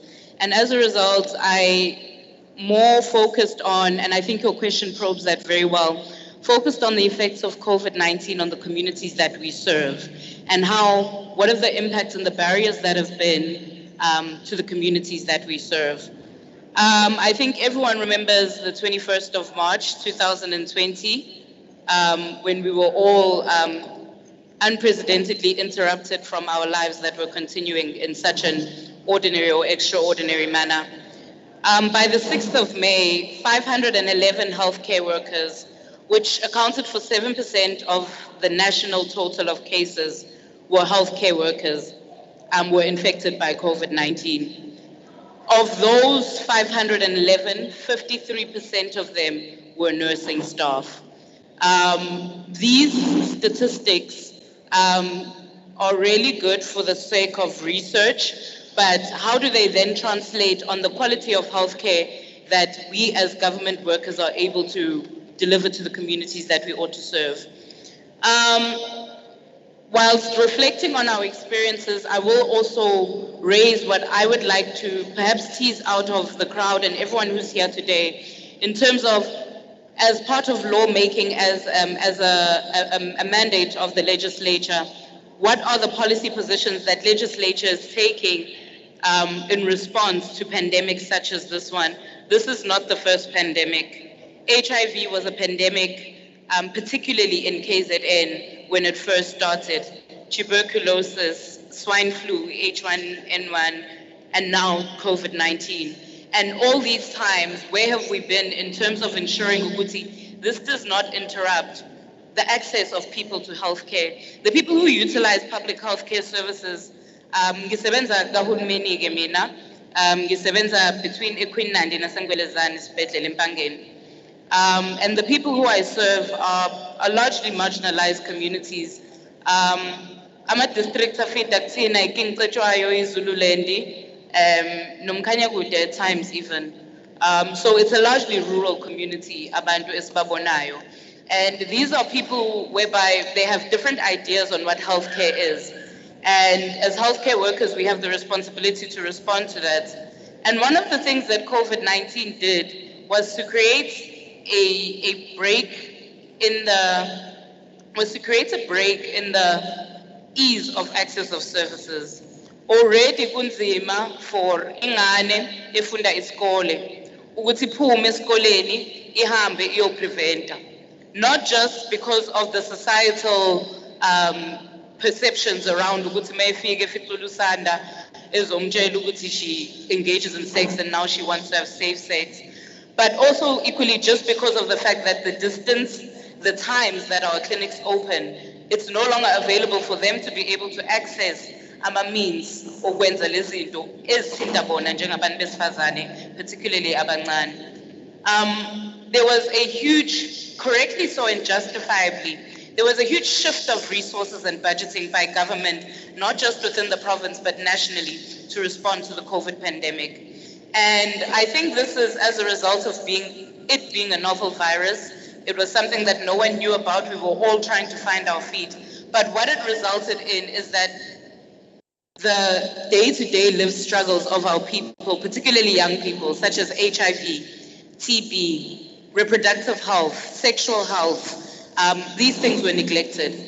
I've just come from a rotation yaga obstetrics and gynecology, and zonke ingane ezalwayo manje siyibiza ngo-lockdown, because they are, and what we actually were able to note was such a disproportionate rise in the number of births. You know, there are seasons la usukulindele khona ukuthi births will be more, but here we had such a disproportionate rise in the number of births. Esitshelayo ukuthi whereby people were able to access contraceptive services, this was interrupted, whereby kwakunama-drives ayenziwayo emphakathini to go out to umphakathi ukupreventa, ukwenza ama-pap smear, to disburse healthcare services that speak to young women. Because into ebalulekile ekumele siyazi ukuthi these things don't exist in isolation. Ukufona pregnant whilst you're still in high school, whilst you're still in university, or whilst you are unemployed and unable to have an income for yourself will have a direct impact in terms of your prospects for the future at times. And if we are unable to respond to izinto ezifana njenge-family planning, we are then unable to respond to the participation of young women within the economy. Last year, the World Economic Forum released a gender parity study that was reflecting on terms of globally what has been done by governments around the world in terms of closing the gender parity gap. And the World Economic Forum says, at the continued pace of transformation, this was last year, at the continued pace of transformation, it will take us 146 years to close the gap in gender parity as well as equal opportunities across the gender spectrum. which means it's not in your lifetime, my lifetime, or even my child's lifetime, whereby we'll reach a point in time whereby we say, we can demobilize now our organizations that mobilize for gender because we've reached gender equality. And if we are unable to marry this with access to healthcare services, family planning, adequate adherence to HIV treatment, then we are still undercutting and doing a huge disservice to what women can do. Now, when we speak on what has to happen now, we've learned our lesson. We've gone through COVID. Isakhona COVID ngiyacela ngigome wonke ama-shots wo-trainer. Masenigomile futhi understand that we have a responsibility now to shift government's response. And as a part of lawmaking, we have the anticipation as healthcare workers that KZN will be a flagship of having a targeted pandemic response. It is not enough to put up amatende nan as a response to COVID as and when it happens, but we need a targeted disaster management response as it relates to COVID-19, as it relates to healthcare. And when this speaks to women in particular, it can't just speak to healthcare services, but it must also speak to social services. Because as women, ayahluka ama-responsibilities ethu. Sine-reproductive labor yokuthi siyavuka sihambe siyosebenza. Productive labor yokuthi siyavuka sihambe siyosebenza si-contribute kwi-GDP ne-economy ye-country. But further to that, you have the reproductive unpaid labor that supports this economy. Lena yokuthi mangibuye ekhaya ngiyingane yentombazane ngiyapheka, ngiwashe, ngikline, ngenze sure ukuthi ama-homework enziwe. And that can only be done if you are healthy, you are well equipped, but you also have that social support that speaks to that. So these are a part of stimulus packages that government must look at rolling out as it relates to COVID-19. That it can't just touch on your health care if your health care doesn't speak to your nutrition, doesn't speak to your ability to complete umsebenzi wasekhaya, So even as we speak to post the pandemic, what are we saying about healthcare services? Just 2 weeks ago, I think the MEC for Health, MEC Unomagugu, released a plethora of posts for the opportunity to specialize in different posts, which is something that has not been done for a while in KZN. And so we thank the KZN government for this. But another thing that I think then lacks is that because we don't have a department for higher education here, we tend to not link the changes that happen in healthcare with science and innovation. Young women, young people, young academics were left behind as it speaks to government's response to COVID-19, as it speaks to government's response and capacity to manufacture a vaccine, ukuthi le vaccine eyakwamkhize noma eyakwathwala ayiqhamuke eRussia, ayiqhamuke America, but it speaks to us. We have the capacity, but we don't have the link between young people and science and innovation and healthcare to come together to bring African solutions for African problems. So perhaps when government puts together the stimulus package that speaks to a response to pandemics such as this, it is not the first one and it won't be the last one. In the future, we won't be caught flat-footed or unawares. Thank you.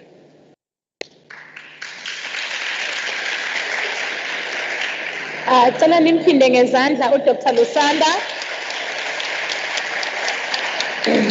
Thank you very much, Dr. Lusanda, for that input. Your activism, particularly your gender activism, isinikeze udokotela ongabheki kuphela ukuthi siyajoveka, but obheka nanokuthi nje abantu besifazane sinakekeleka kangakanani, ithini accessibility yethu to government healthcare system.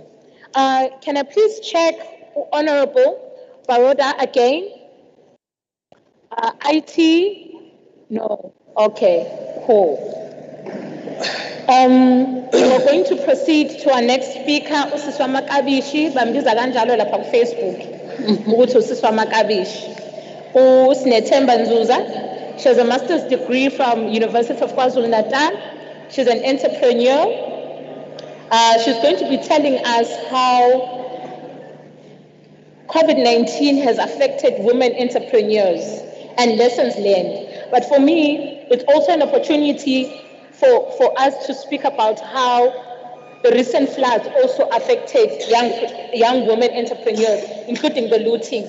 Let's say, for example, Miss Snetembanzuza got in a farm and during looting, looted. So how has that affected you, and how does government then prevent this going forward? Ms. Snetembanzuza, over to you. Thank you so much. Ngibonga Sunshine, fellow Amanda. Ayeye mntomosha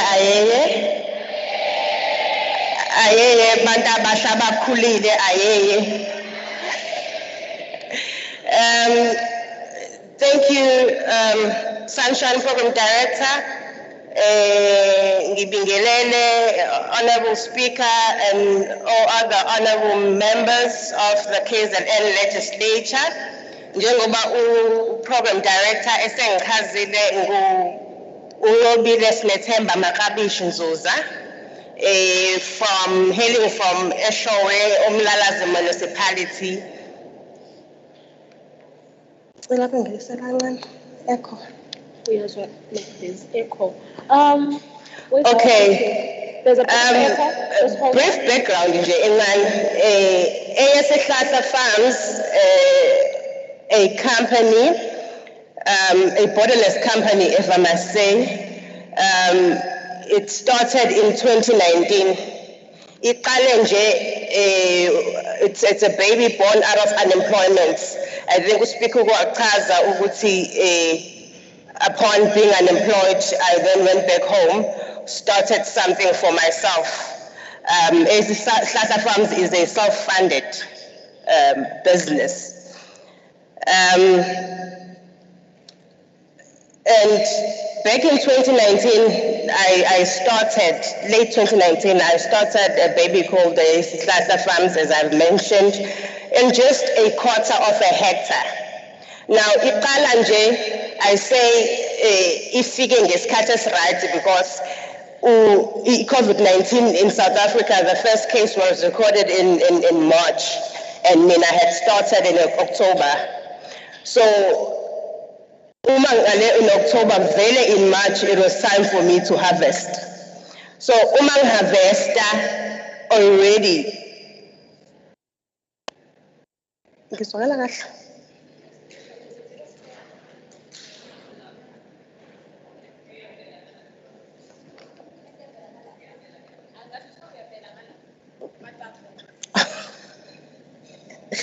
So, for me, the COVID-19 pandemic and subsequently the support that I received was a validation that I needed to continue with the work that I had started.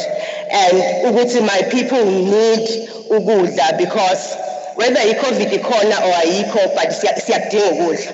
However, with everyone at home, ingane azile esikoleni abasebenzayo abayile emsebenzini ukudla we needed more. Well, obviously, COVID-19 had unprecedented negative impact on families. Amongst other things, job losses and reduction in earning resulted to food insecurity, and it also exposed some of the risk factors, of violence against women and children. Abantu besifazane base bevaleleke endlini, they were on lockdown with the perpetrators, ababa abuser, of which was a very unfortunate situation for all women and children, or for all those gender-based violence. However, speaking from the lenses of an emerging farmer or an entrepreneur, the COVID-19 outbreak, along with the regulations and restrictions, had detrimental effects on businesses, whether it is farming or media or entertainment. We were all affected. For me personally, I call it ukubhabhadiswa ngomlilo, because it forced a mindset shift, where we then had to think ukuthi we are forced to be in one space, asikwazi ukuya emsebenzini, imiholo inciphile. Therefore, what do we do now? As I mentioned, my company, it started so by March, harvest. I had started in the beginning of the year. I had started supplying our mama badaisa rank. I had started supplying abantu tuck shop. I had not started to supply your big supermarkets. Now then, which meant ukuthi njengoba mama bengasaya rank beyodayisa. What then happens to stocking naso? Njengoba ngisho ukuthi it forced a mindset shift and kwaphoqa ukuthi izinto sizenze unconventionally. I then had to go door to door to ensure ukuthi into enginayo emasimini ayibolele emasimini.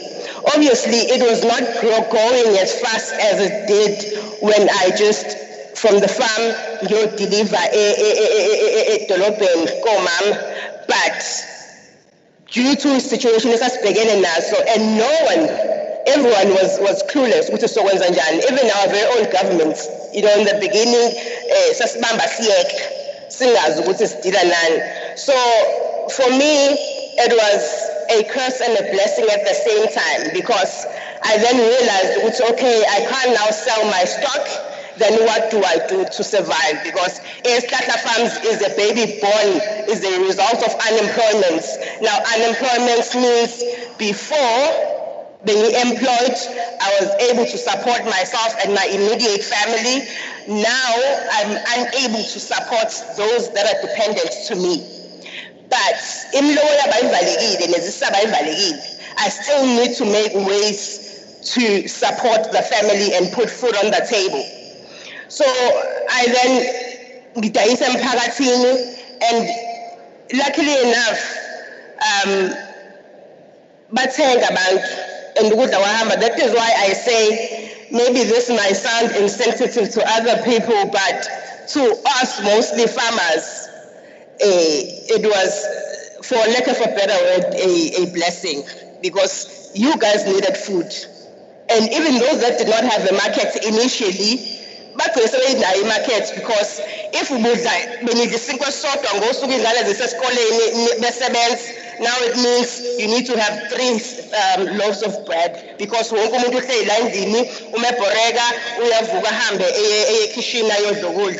needed more food. And we were the right fit to that gap, because we were there with the food and we were willing to supply you. However, there were restrictions to transportation. I have people about who depend on transportation, mobility, but depend on public transportation. So then, which meant more than I had been doing before. It means I now get people who are closer to him about the because you remember at the beginning, it only started in May. Even small businesses now are permitted to commute. So I was able then to do a permit for my employees after 3 months, almost 3 months of lockdown. So which means my employees, which are mostly females, young females, for April and May, they did not have income. So it really affected their state of mind, anxiety, not being able to support their own families.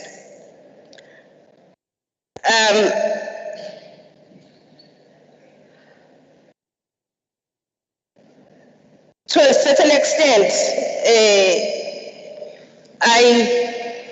when I realized, okay, no, it's Simosibi, I then decided, because we'd remember during the time of COVID-19, also there was a volatility in stock markets.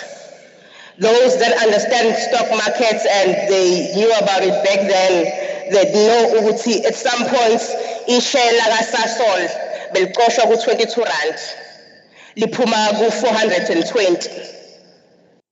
So as a person who was also frustrated by ukuthi now if fanele transport izinto, because even the transport services, our new seal prices, there was a price hike during COVID-19. So ordinarily, imali bengiyikhokha from home to town, it was almost double. So now, which meant now I need to sit down and think of how I'm going to manage into yama funds, whilst also I ensure ukuthi i-service nokudla lokhu kusekhaya kuyahamba. But also, even when ngikhuphula ama-prices ami, I had to ensure ukuthi ama-price awabi ridiculous. Because uspa uyasidinga ispinashi, uspa needs it at the very same price, by the way. Because that's another thing baphathiswa ekumele siyibuke in terms of agriculture. There's a lot that needs to be done because isa kukhona uhlobo uhlanga thizeni labantu that is hovering over a space, say agriculture. So each and everyone that needs to enter that space, there's a lot that we need to lose. For example, abangeni ukuthi mina ngomuntu omusha wesifazane omnyama ngizobadayisela ispinach basifunde ngo-5 rand. They want to determine my price.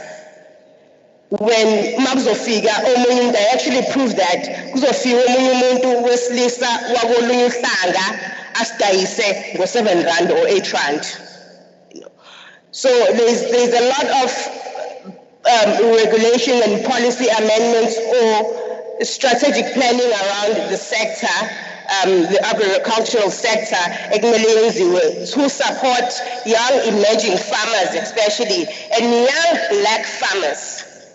Because I see totally expression in the departments or in the space, in the sector of agriculture. So, as I've mentioned, Uguti, the COVID-19 for us entrepreneurs, it forced us to be creative, innovative, and think outside the box for us to continue being in business. Because we all know business before COVID-19 and after COVID-19 abaseko because they did not survive. I'm not necessarily saying it is because they were not creative, but we sifike business and for most people buy a business because badinga to put food on the table and there's no sustenance plan. Akukho ukuthi i-profit sidla, i-profit siphinde sidle because ekugcineni ingane ekhaya fanele igcine idlile. I can safely say ukuthi amongst us black people, black young people, mkhulu umsebenzi kumele siwenze, uhulumeni awenze, nathi siwenze ukuze sizo-understand ibhizinisi because we are still understanding ngendlela ibhizinisi. Most people don't do bookkeeping in business solely because imali abayitholayo they need to put bread on the table. So whether i-profit imagine yami ifike lapha or ayifikanga ekugcineni ingane need to be fed. So then how do we ensure ukuthi the businesses that some of them government funds, they still maintain? Because there are so many businesses that have been funded by government pre and post COVID-19. Some of them are waseko manje because I see we don't really understand the politics and the dynamics of a business and what a business needs for it to survive.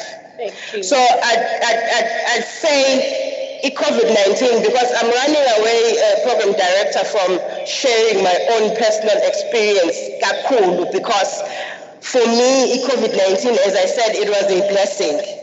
I'm not funded, I'm a self-funded business, but i-expansion yami yenzeke because of COVID-19. I mentioned that stock market volatility, it assisted me ukuthi when I had made 500 rands worth profits today, I then go and buy shares asenkampanini thizeni due to market being volatile. 3 weeks later, from 500 rands, I have almost 2,000 rands. I then withdraw the 2,000 rands and then go invest back to the business. That is mostly because I had a bit of an understanding of how the business works, but it's not each and every young person that has the same understanding that I did. Hence, I want to speak with voice yomuntu who had the worst experience of COVID-19. Hence, when I was called for this program, I then decided to speak to other farmers and other young women to hear their lived experiences, because I was lucky that my business was able to live this far, even post-COVID-19, but some of them did not. Thank you.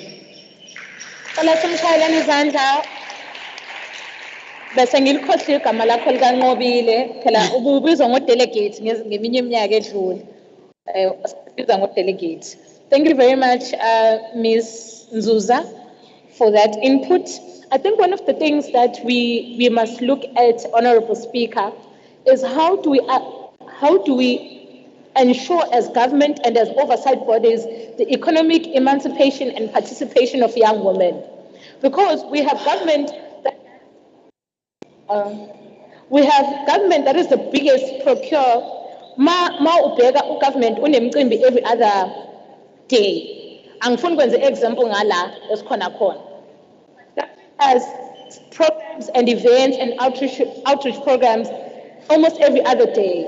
How does government then ensure that young people, particularly young women, play a role in those programs or events that they're doing? We have a government that procures a tissue every day. There's tissue in the bathroom. Ukhona umntwana waseMayville who manufactures tissues and sanitary towels. How do we ensure that young woman becomes the service provider of government? Because our government can not only train us, then kusala kungena market linkage. So one of the issues that were prevalent during COVID-19 was the informal economy. So no mama, some of our friends or our colleagues, when COVID-19 happened, even young women were affected by that because so it's one of those things that affected us as women, particularly as young women, that in the next, because we cannot predict, Honorable Speaker, COVID was our last pandemic. We had floods. And up until today, we have women, particularly young women, that are still living in shelters. How does government and how does oversight bodies like the legislature ensure that, futuristically so, how do we prevent women, particularly young women, becoming more victims of any pandemic, of any floods? So what is going to happen? Because us as women become victims of those particular things. I think we're going to take, for now, I think Honorable Baroda is gone.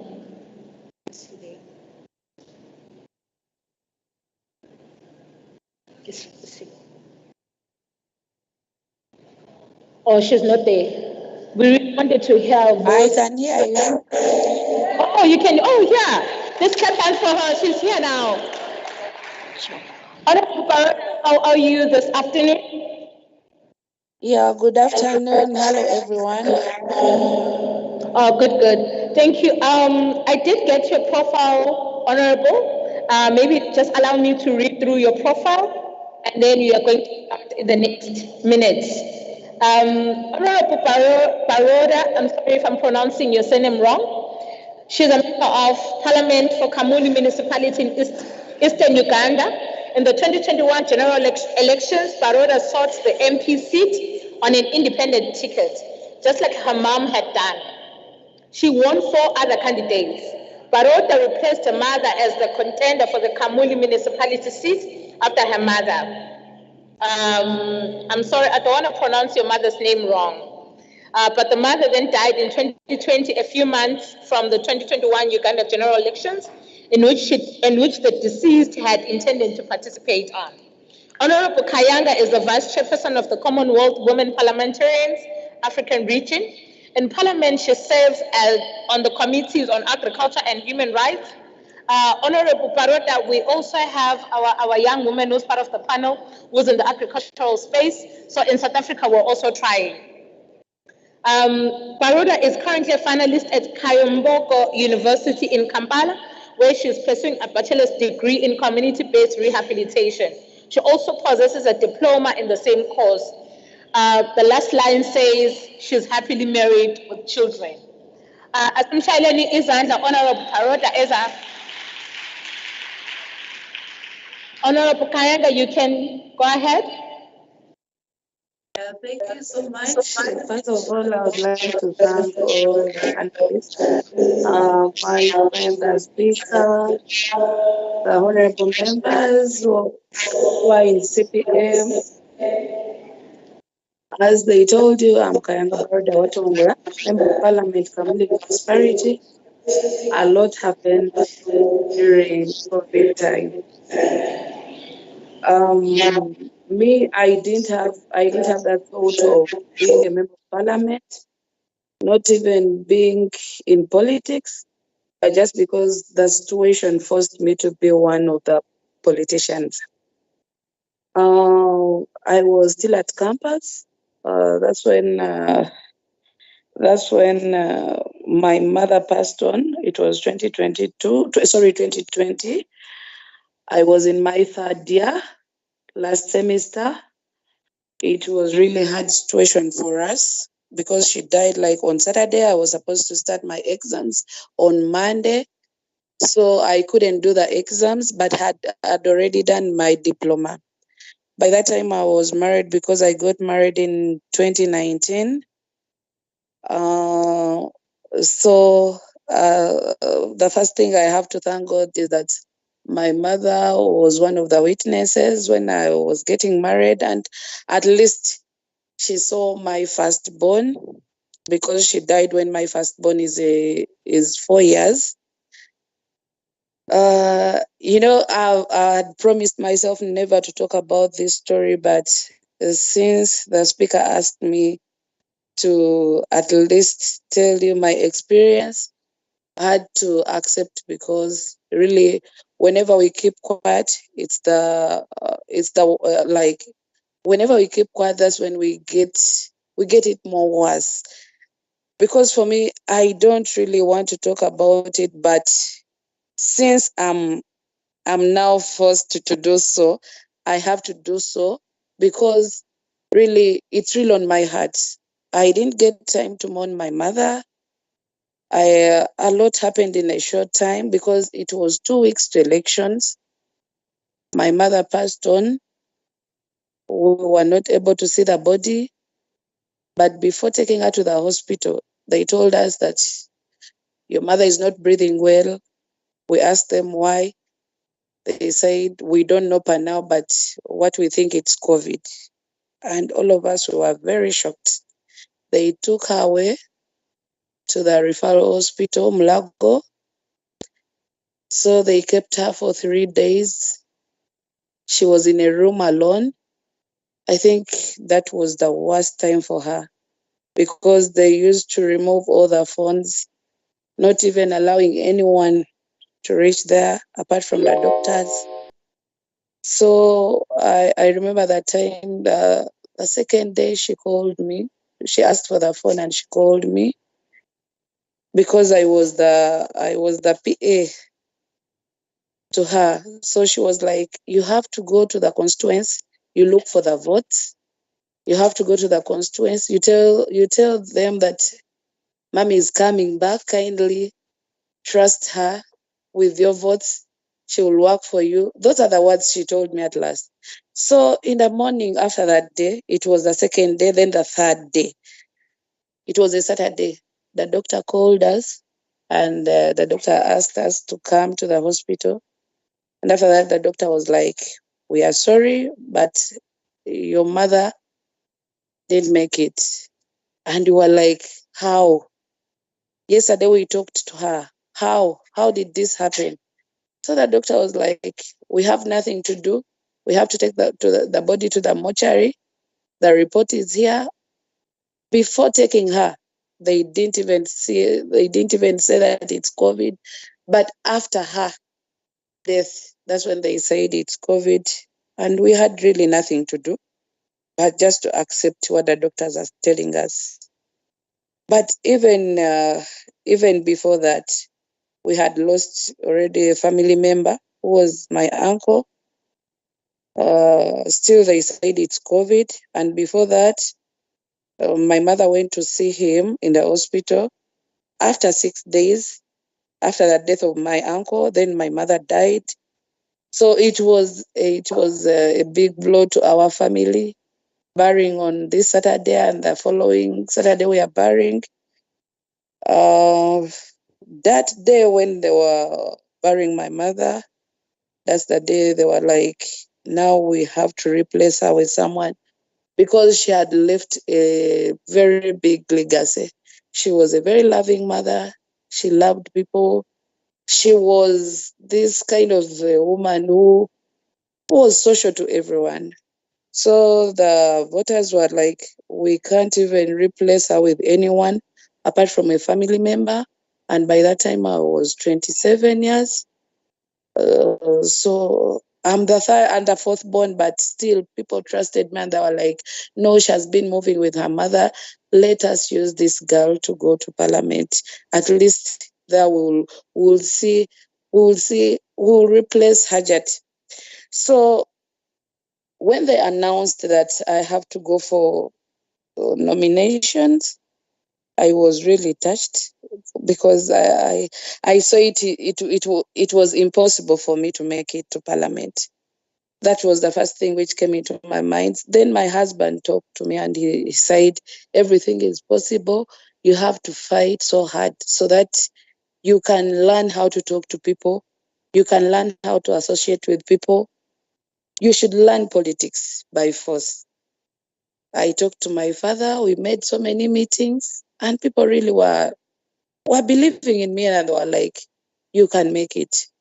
So immediately after the burial, I remember that was a Tuesday, I had to go for nominations. It was a very hard situation because I couldn't even talk. I really felt like what we are doing, it's not normal. We have just lost someone, and again people want to replace her. So I was cancelled. And they told me, you have to do this. I had to go. They nominated me. After nominations, we had to go for rallies. At least we talked to people. But by that time, we had no money. We had no any poster. No one knew me apart from the coordinators for my mother. So they had to make me move each village, though I didn't complete all. They had to make me move. I moved the whole constituency. Most of the people, those ones who felt so bad for us, they said, let this be a sympathy vote. The haters still kept on talking ill about us, segregating us. Whenever you go to talk, they're like, they've brought COVID here. They used even to chase us from the lorries, but still, many people were there for us.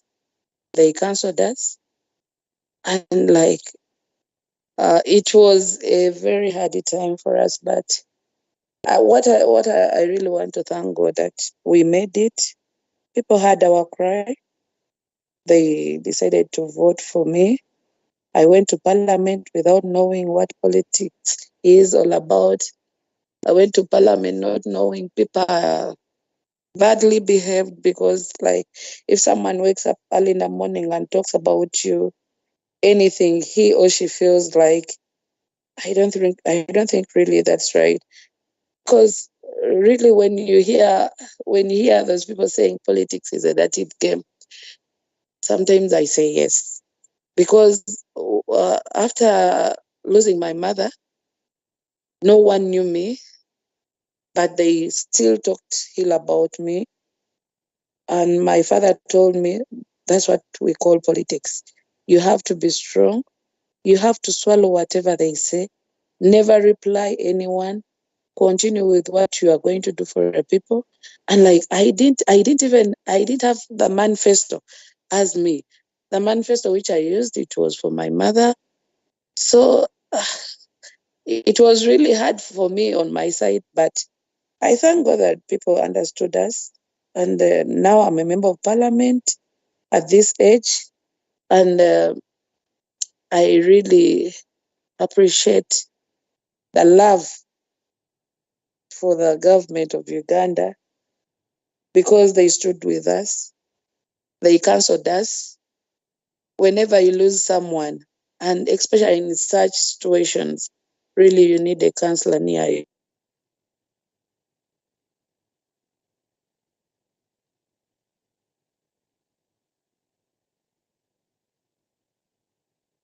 Thank you, Honorable Member. I think one of the issues that maybe we can discuss as this House is how other African countries, particularly those that are underdeveloped, were mostly affected. Maybe if we can, as part of our discussions, maybe you're going to touch on that. Also understanding that maybe as South Africa, we had more resources to be able to assist during COVID-19. How were the other countries, especially particularly your country, how did they respond towards COVID-19? And what was the impact for young women particularly? I think maybe we can discuss that through during our discussions and answer session. But thank you very much for your experience, and I admire your strength. The fact that you were able to stand up and step in when your mother was no more, and the strength that your father gave you to say that people are always going to speak, but hold your head high and continue to lead. Thank you very much for that. I think as we're going, I think asamshayeleni izandla zingabi nomona. Ngizwile ukuthi ukhulumela ngomona.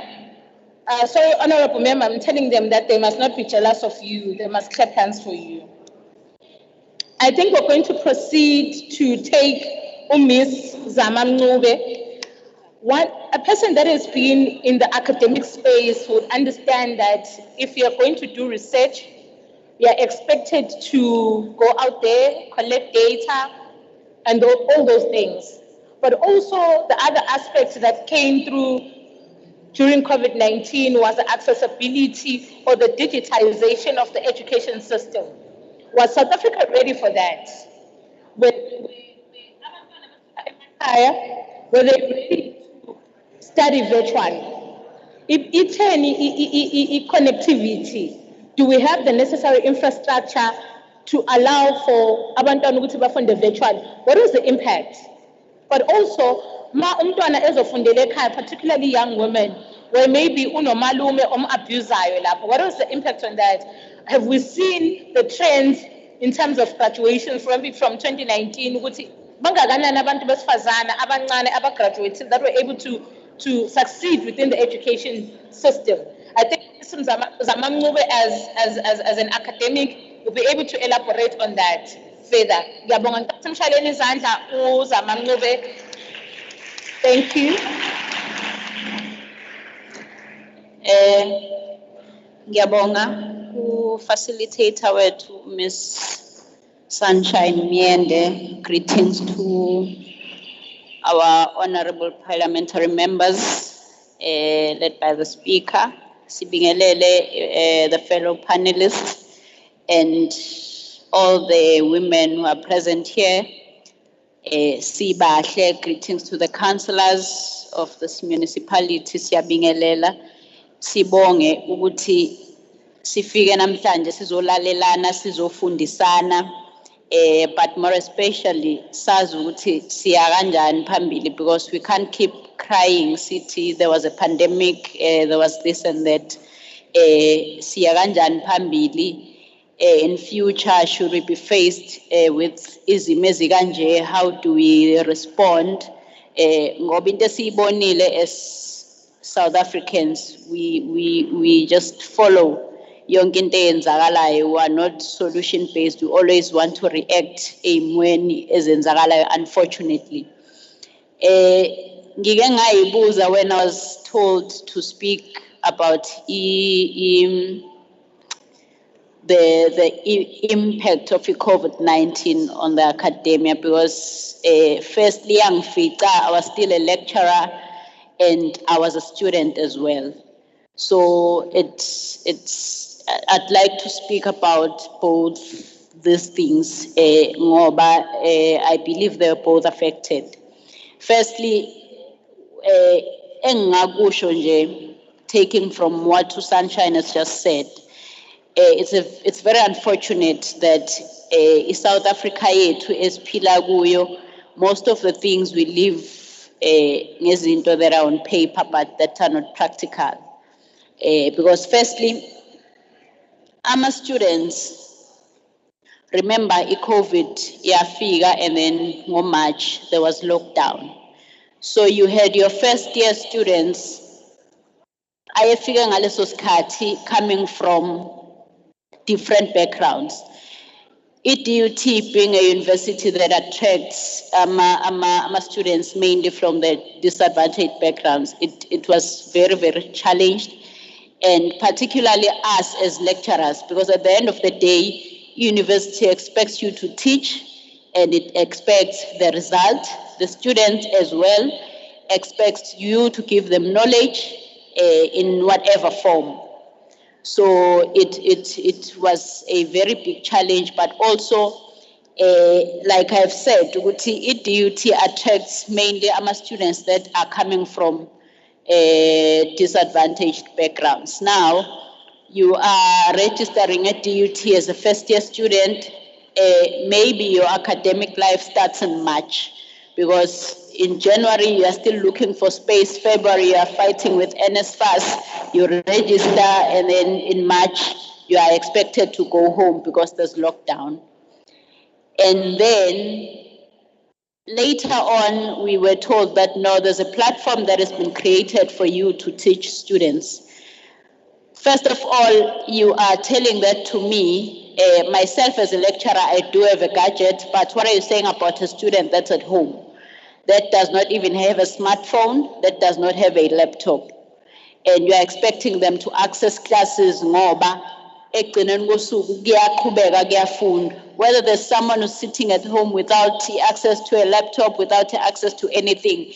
Unfortunately, management at my universities is very subjective in thinking most of the times. The first challenge was that you are expecting someone who's coming from Le Enkandla noma KwaNongoma to be able to attend classes online. Maybe that person has never been exposed to a computer before. They don't have access to smartphones.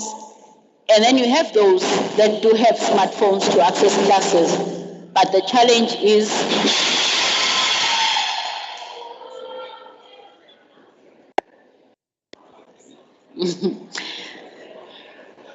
Pepisan. The challenge with that is there's a data struggle. Kuzofanele ube ne-data to be able to connect, and that is not free. Unfortunately, universities, how they operate, they'll give data for free to 10 students, and then they'll go to the media and say, we've given students data, so they can't be complaining. You do have a person who's connected, but where they are staying, there's no network connectivity. There are issues of connection. You'd find umuntu uzongena eklasini, but unfortunately, they can't even hear you because the network is bad where they are. And some students, unfortunately, they come from families where when you're at home, you are a student at DUT, but like ingane. So you're expected to wake up in the morning, you clean, you make food for everyone, you cook, you gezi ingane, you do all those things. At that time, unozama mncube one-class elingo-10. You can't be telling your parents that mina at 10 o'clock may I be excused, because they'll tell you ukuthi no malume la ekhaya udla ngo-10. So ukuthi wena useklasini, and then you have to put that aside. I've had issues where you have a student, whilst they're still connected, they're still struggling with ukufunda, the system that we are using. You'll hear their parents shouting at the background. You'd hear them telling you that they are running out of data. You'd hear them being insulted by abantu abahleli nabo la ekhaya, many issues. And sometimes you find students asking you, can we not have classes the whole day because I need a break? I went to university ngoba ngithi I'm taking a break from being here at home because of the izimo abaphila kuzona. And then they are then expected to come back bezophila kule environment abebethi bayibalekela be university. And then in that midst, now you as a lecturer, you understand to a certain extent. Kuzofanele ubatshele ukuthi no ekugcini kosuku e-university ufanele kube student ukuthi ekhaya ubhekana nalesimo. And all these cases most of the time are coming from young women, because I don't remember having any case of a male student besides them struggling with the data and network connection. But young women were subjected to live under very, very serious conditions. And then another thing, these systems that were introduced during the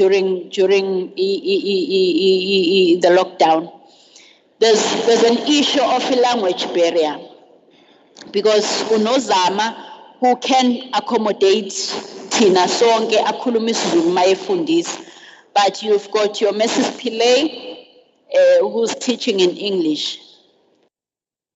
Usuke ekhaya umuntu estrugglisha uku-understanda umuntu omfundisa ngesingisi ephambi kwakhe. How much more when they are teaching them online, virtually? That's even much more of a struggle. But later on, students ended up adapting kancane, because us as well, we had to play a huge role in making sure that we support them, understanding ukuthi baqhamukaphi, but also understanding ukuthi at some point we want students who were once subjected to ama conditions, even though ingafani nalawa, but where you see ukuthi here it's either I survive or perish. So you must make sure ukuthi usebenza kanzima to get where you want to. So we did try and support, but some students, sometimes they do take advantage. Bafunda online, bagcina bekopela. I'm very much worried about the quality of the results we got because of this online learning. Because I've been attending graduations as a DUT as the president of the convocation, and there's an accounting class that abathola cum laude bonke, which is highly impossible. We all know accounting has never been that easy. Now, iphelile indaba ye-online learning, we're back to physical. So tell me ukuthi lo muntu mayeqhubeka nokufunda sekufana afunde lokwangempela uzokwenza njani? How is it possible that graduating or cum laude and then in your postgrad you can't even pass test 1? That's another problem ngathi ukuthi we don't, when we get opportunities, ngoba it was an opportunity, yes, yokuthi ufunde uwazi ukuthi you can't solely rely on you being taught physically. You must be able to do things online independently, but you mustn't take that as an advantage bese ukusebenzisa kabi. Istudy sami engisenzayo as a master student is focused on the fourth industrial revolution. What I get a lot when trying to collect data is I'm being told ukuthi kahle kahle we are moving to even the fifth industrial revolution. Now, thina la in South Africa, we're still struggling with making sure ukuthi ama students are able to adapt on the online learning systems. How much more City will keep on introducing new technologies when we are still struggling with what we have now? Because, for an example, at DUT as the University of Technology, many things are still a challenge in terms of when beginning of the year, kunama registrations. Can we not do the registrations online? But ke mase ngithe asenze online, what am I saying ngumuntu oqhamuka nongoma onganayo access to technology like someone who's studying at Durban Girls High? Now, the very short second part, it was a challenge for me as a student. I registered my master's in 2020, and soon after that, Saval. Usupervisor wami musha, so asikabi nendlela yokusebenza noku-understanda ukuthi this is how we work. Already said to us, Vale, we are going online. There, supervisor will just give you a date, this is your submission date. How you go about doing what she's expecting you to do, they don't care. And imagine if that was happening to me, how much more to someone who's not, because I had an advantage of the DUT resources as a lecturer at that time. Now, speak about someone who's just a student and who's doing nothing besides being a student. That person is expected to have access to the laptops.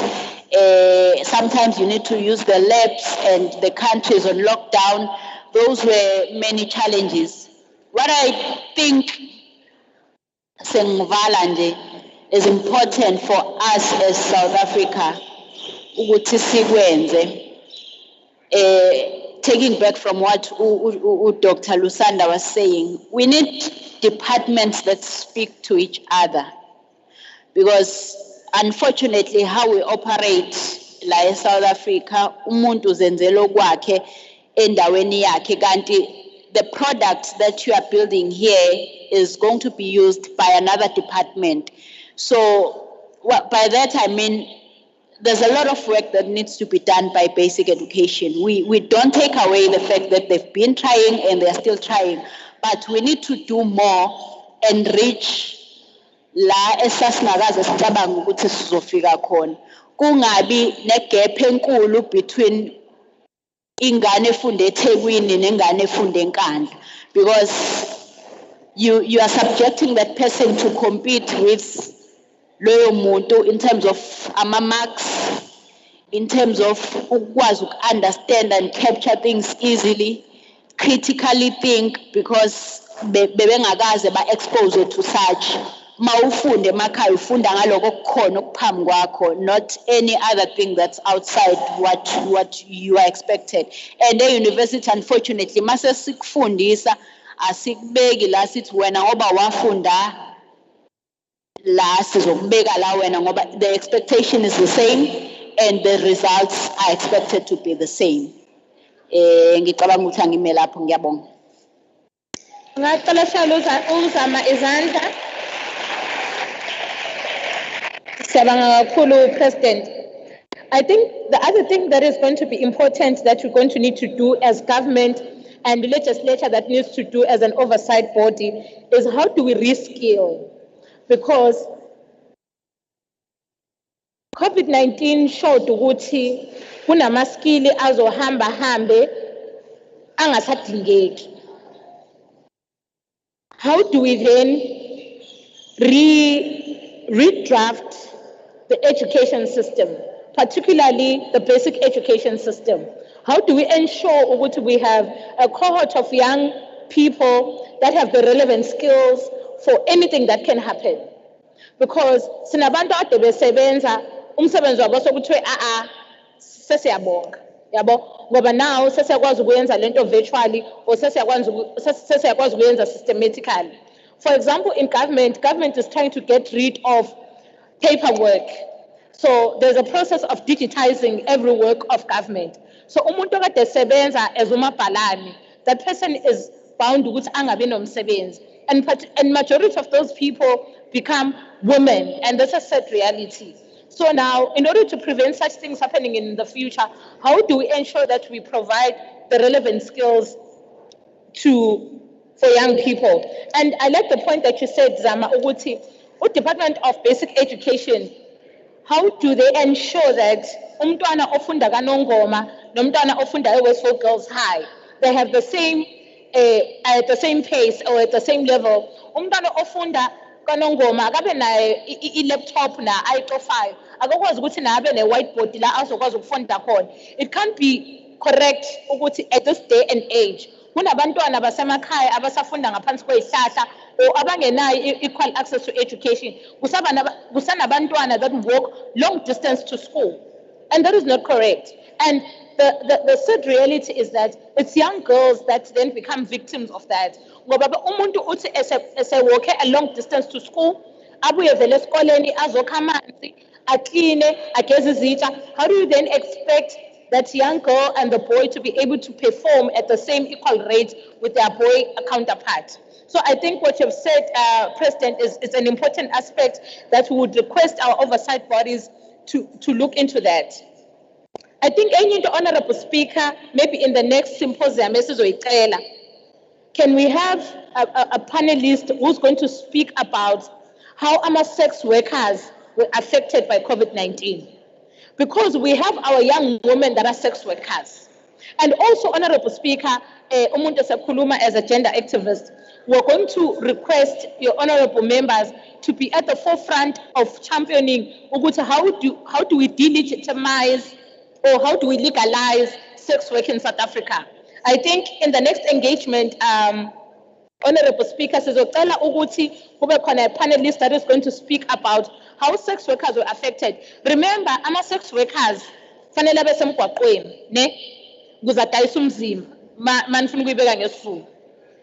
So in the process, they needed to have a permit to uphume uye emnyango because ama-client abo asemnyango. It's not all bakhona vele laba sebe executive abafonelwayo, but majority of them are still those that stand emgwaqweni in order for them to get their customers, and ibondla imndeni yabo through sex work.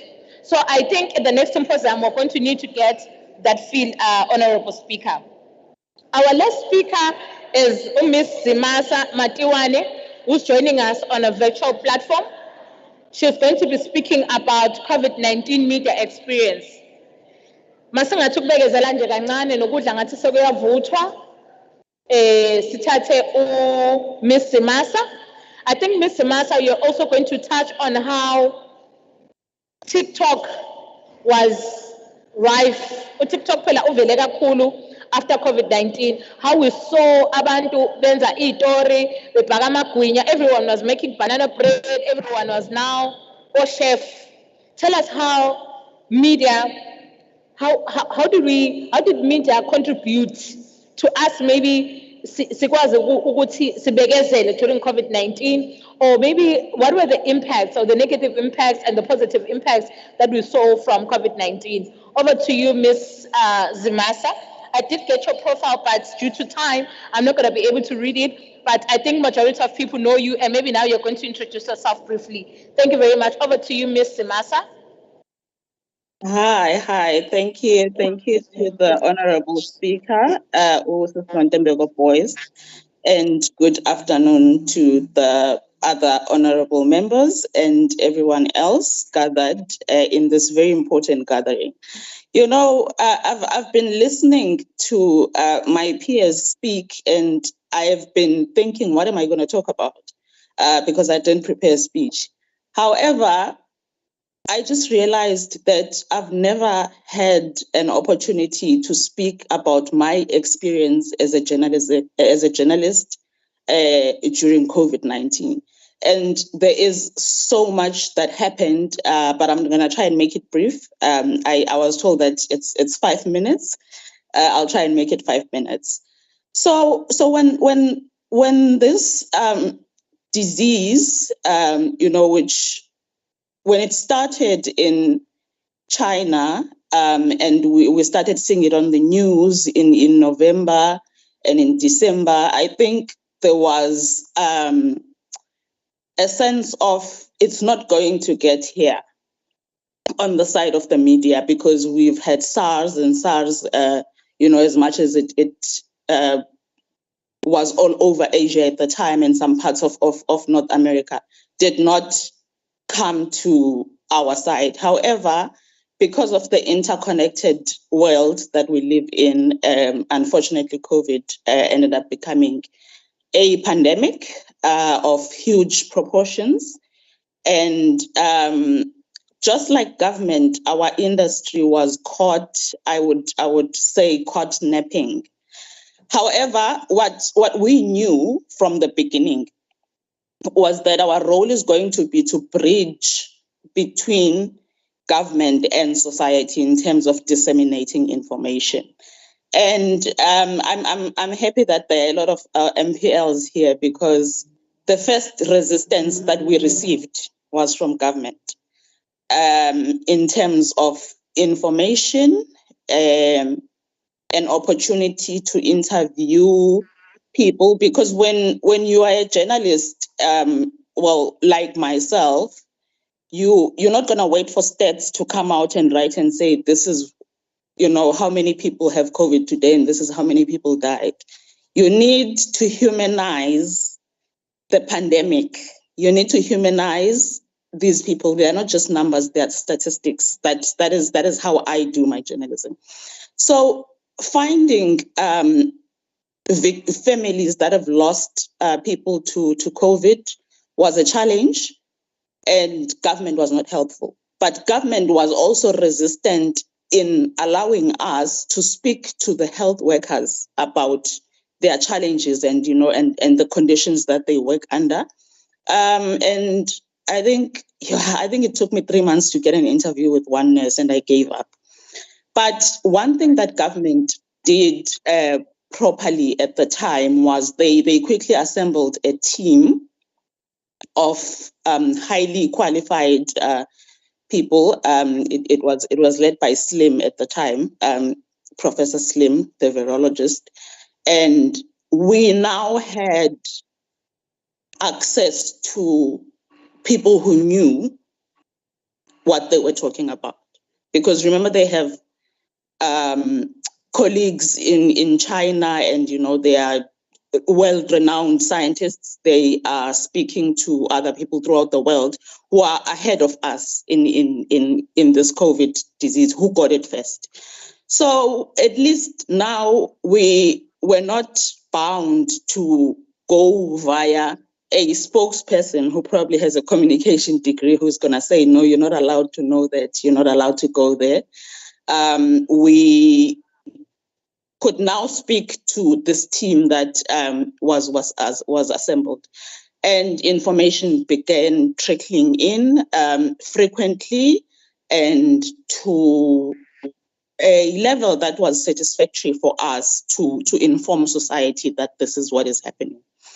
And then there were field hospitals, and we wanted to report on that as well. And of course, there was resistance. No, you're not allowed to come in. No, this and that. Okay, cool. But we live in a different special country. So unlike other colleagues that I talked to across the world, we had a different challenge of saying government is going to be capacitating, this. For example, let's say the ICC, they want to put beds, and they're going to do this. So because our country is known for corruption, now you need to look at who got the tender. You're not just looking at what is being done for people and how are we surviving this problem.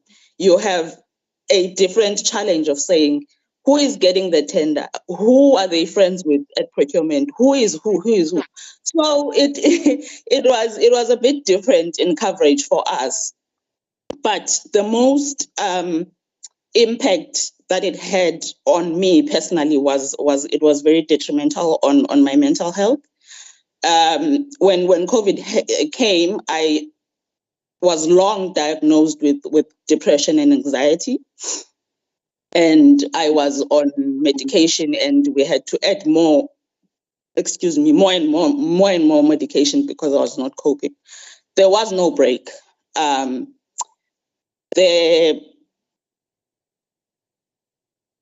death was relentless. We were losing relatives. We were losing people we know. Sometimes we were losing people we had interviewed who had assisted us for stories. Sometimes all of the time, we were being bullied on social media because remember, there was a lot of fake news around COVID. So you would come and say, here is a vaccine.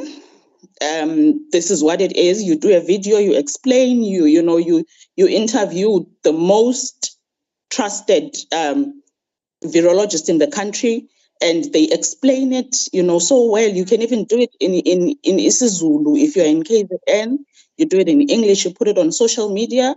People are gonna come and say, no, there's no such thing as COVID, you are lying. And now it became a thing of government is giving us information, we're giving information to people, and people are fighting with us as if we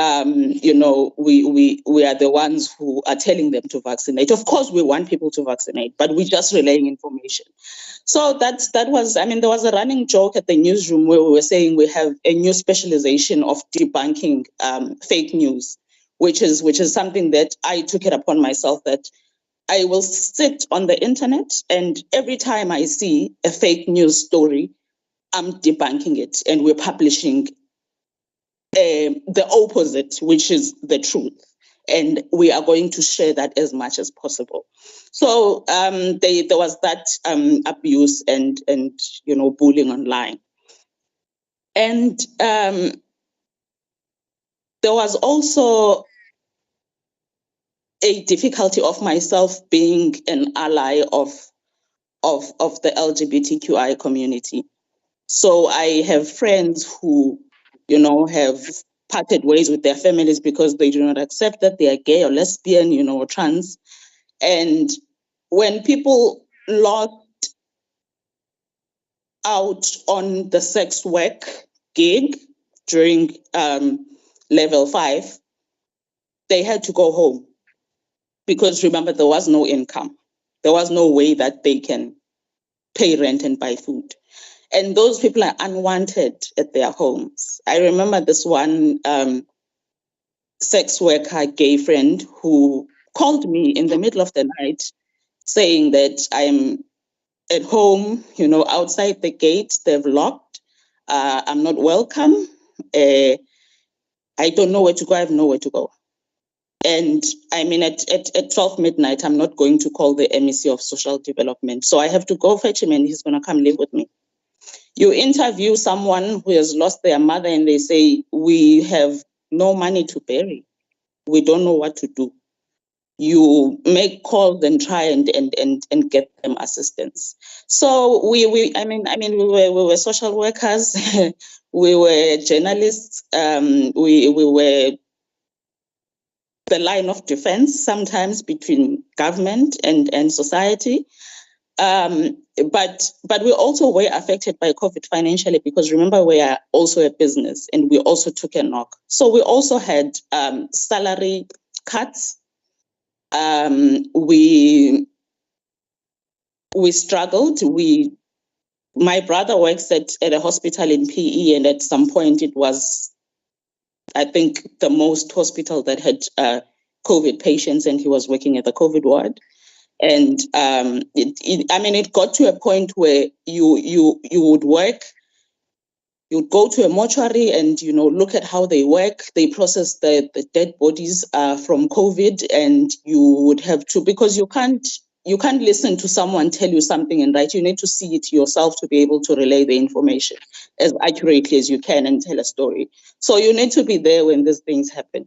So you're coming from seeing a dead body, you are walking, and the lady that you buy cabbages from on the street, veggies from, you ask, where is she today? And you are told, well, she can no longer afford to run the stand, so she's at home.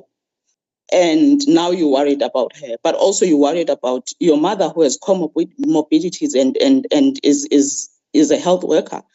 So it was very different. We did not have a unique experience of COVID from society, but we had different challenges from society.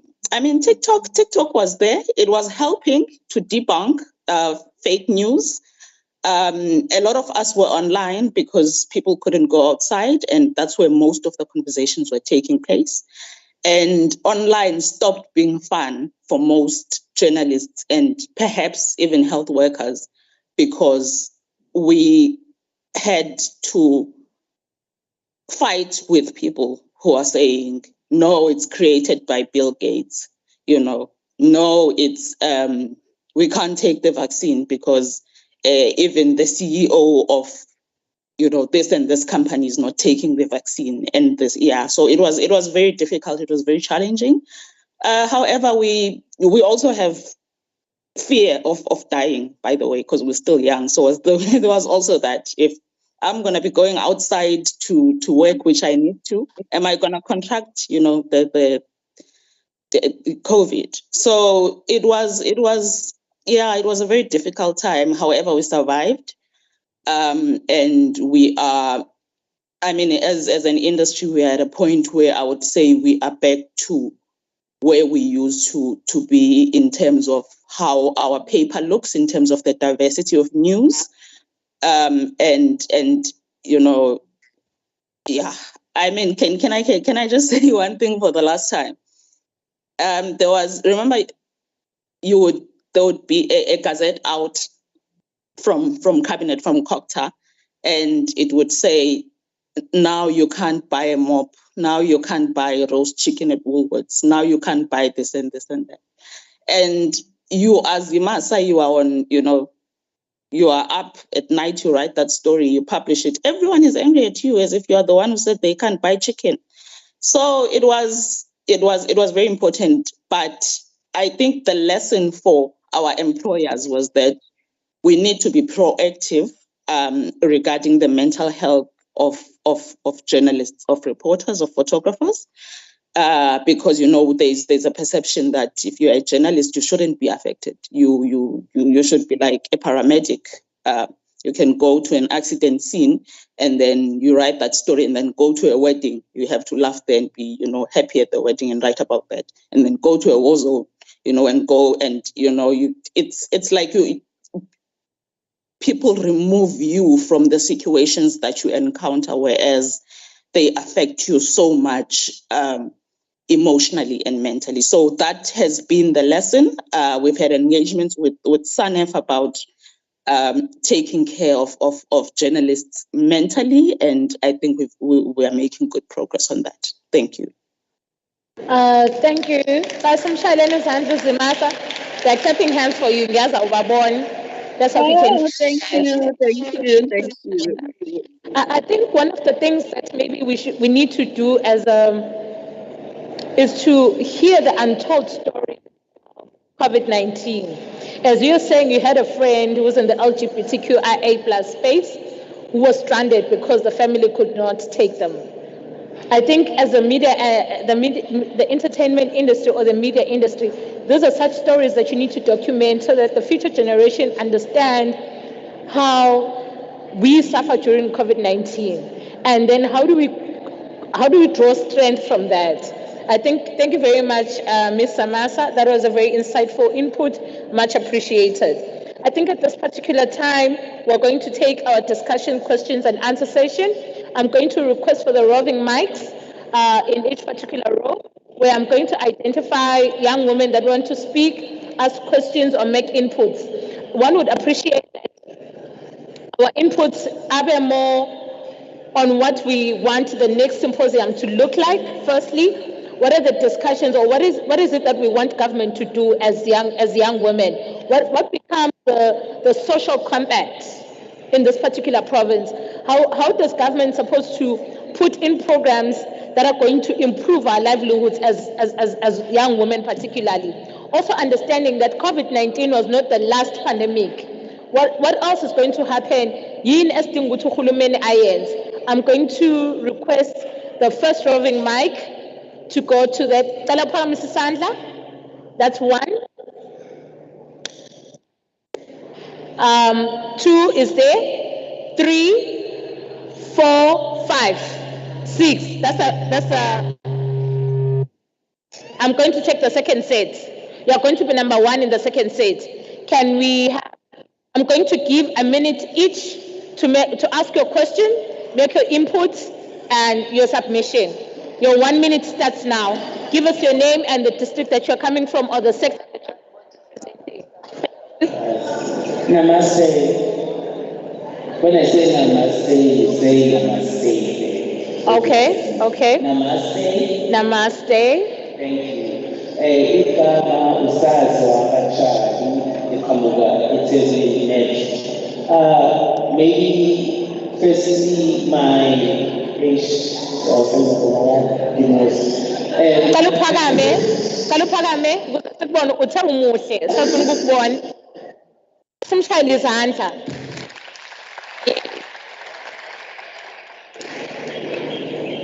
So my question is, or maybe for the next symposium, is that how then do we include women who are like, I'm sorry,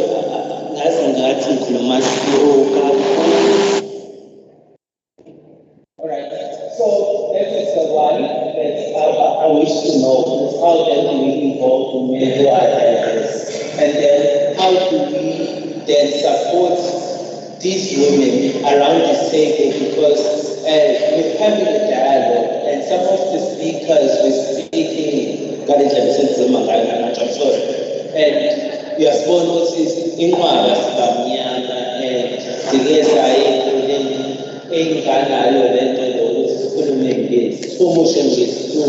and that becomes something we would see because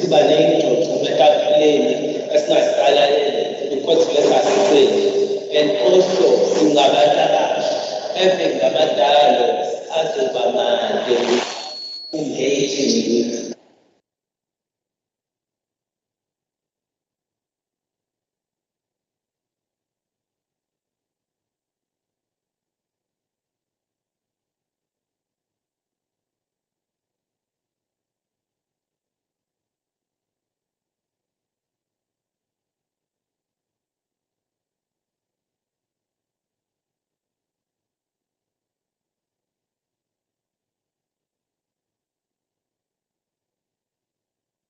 Can we take the Ecala olandelayo?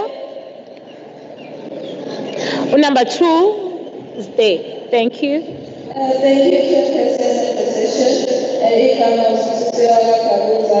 I'm from Congo District. My comment was that I'm really know what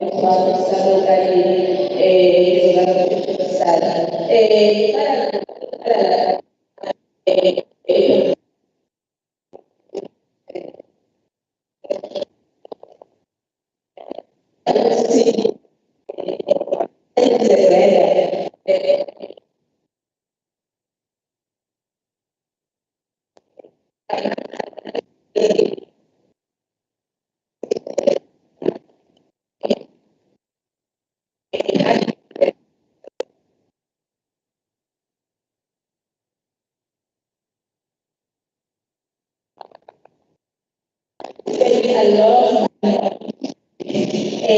you know, it is a very so these are lessons going to because as I said, in this country, people will not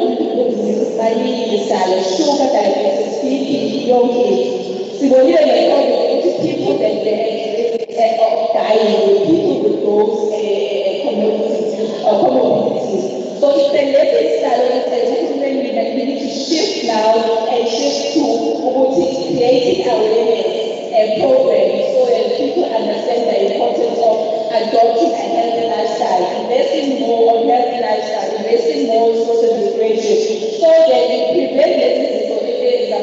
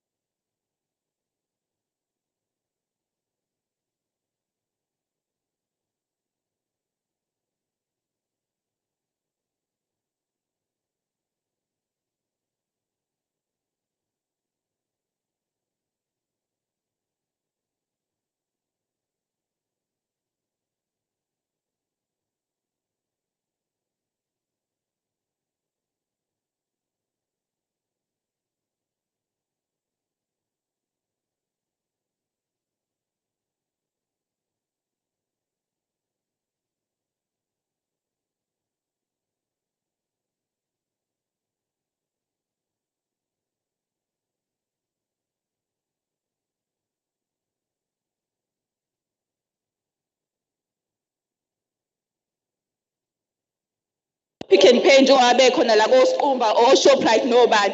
But there's nothing that actually says our leaders are not going to these institutions and saying ukuthi okay, welcome a Shoprite or welcome a Pick n Pay to this particular area. But yenza sure ukuthi fruits and vegetables akho uwathatha la because kutshaliwe uwathatha from these local service providers. So it's high time we give our entrepreneurs a space and a market so that they are able to function. Also, John Kulmali, illegal immigrants, this is the time for us to start championing it. There's no better time than now. If we really want to deal with the economic impact of COVID, let us deal with illegal immigrants because the reality is that siyathunga, but we don't get space. So because uzofika lo muntu lo ongakhokhi intela ongakhokhi lutho yena uthunga ngo400 mina ngithuka ngo800. So akekho umuntu ozothunga kumina. So ngihleli nekhono lami, nobody is buying kumina. Yabo, so we need to start dealing with law issues start. Ngiyabonga kakhulu. Number three, there was a hand there. No, I think that's number 3, then 4, 5, 6 in that other table. Yes, can you stand up, give us your name and where you're coming from? Number 3. Number 3 was here.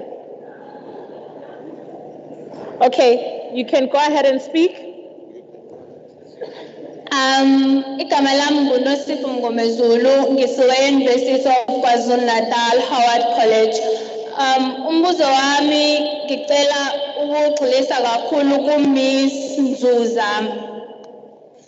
Njenge-youth eSouth Africa, sesigxile kakhulu kwi-Western education, of which sonke siyazi ukuthi sine-crisis e-unemployment eSouth Africa. Umbuzo wami kuMiss Nzuza bengicela ukubuza ukuthi i-agriculture yona nto njengamanje ekuze ngabe sigxila kuyona or mina ukubona kwami ukuthi singagxila kuyona. So umbuzo wami uthi how do we go about ezinye zey'nkinga esike sibe nazo ukuthi uqala kanjani, uqala ukubona ukuyaye kube inkinga ugcine usuyeka ukuyenza into ngoba ungasazi isiqalo. So Miss Nzuza, umbuzo wami ulowo kuwena ukuthi ungangi-advise kanjani or ungasi-advise kanjani as women, as young entrepreneur. Okay, thank you very much. Number 4. Sanibona, ngikhuluma noMbuso Khosini, also coming from the University of KwaZulu-Natal, Howard College. Firstly, I would like to applaud KwaZulu-Natal legislature for doing such a function. And there's a quote engithandayo ethi, my favorite color is the dying light of a dismantled patriarchy. So, figurative meaning yaleyo quote, it just applauds ukuthi we are shying away from a patriarchal society, and we are now readdressing the inequality that was based on abantu besifazane. So, firstly, I would like to applaud KwaZulu-Natal legislature lab, and I would like to base my resolutions army kakhulukazi on the education sector.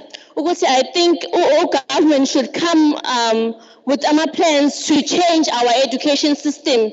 Ngoba bekushiwo ukuthi ingane yakanongoma nengane adihlala emhlanga mase ifika e-varsity, they are placed on the same level. So government should try to bridge the gap between the rich and the poor. And it should prep itself for another pandemic, just in case any pandemic ifika. Education system yethu ibe isi now plans ukuthi how it should eradicate it, and it should try and give counseling to students who have been affected by COVID-19. And ngawashilo nje usisi ukuthi mental health is important, and I think it should be prioritized. Thank you. Thank you very much. Number 5. Sanibona, Igama lami nguPhumelela Zondi, and I'm also from the University of KwaZulu-Natal. So my question, so basically Mina, I'm a bass guitarist in general. So I'm a founder of a band called Kindle Band.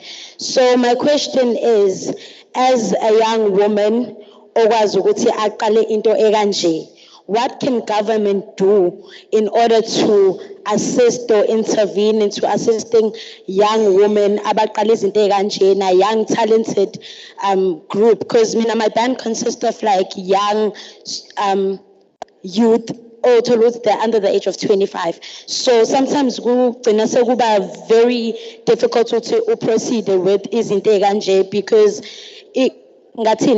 assistance is sayidinga, even from the government in general. So question is, what can the government do to assist young people into showcasing ama talents abo, even kwi space or environments ekanje? Ngiyabonga.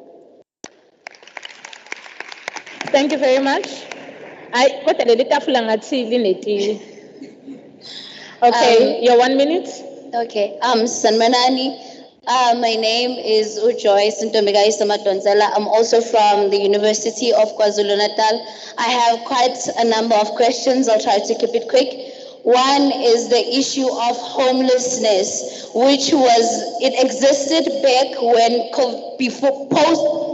prior to COVID and it still exists now. What has the government done to solve this issue? Another one is the issue of load shedding. If we are meant to move into the online spaces as people in the academic sector and everywhere else, how are we supposed to do this with load shedding as an issue?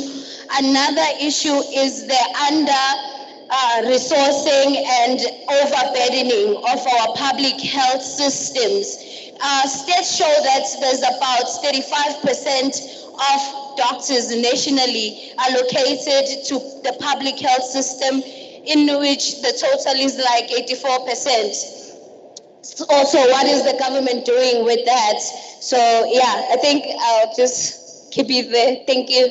Okay, thank you very much. I'm going to take the second set of hands. We had a hand, the first hand was there? No, Kate Sengala.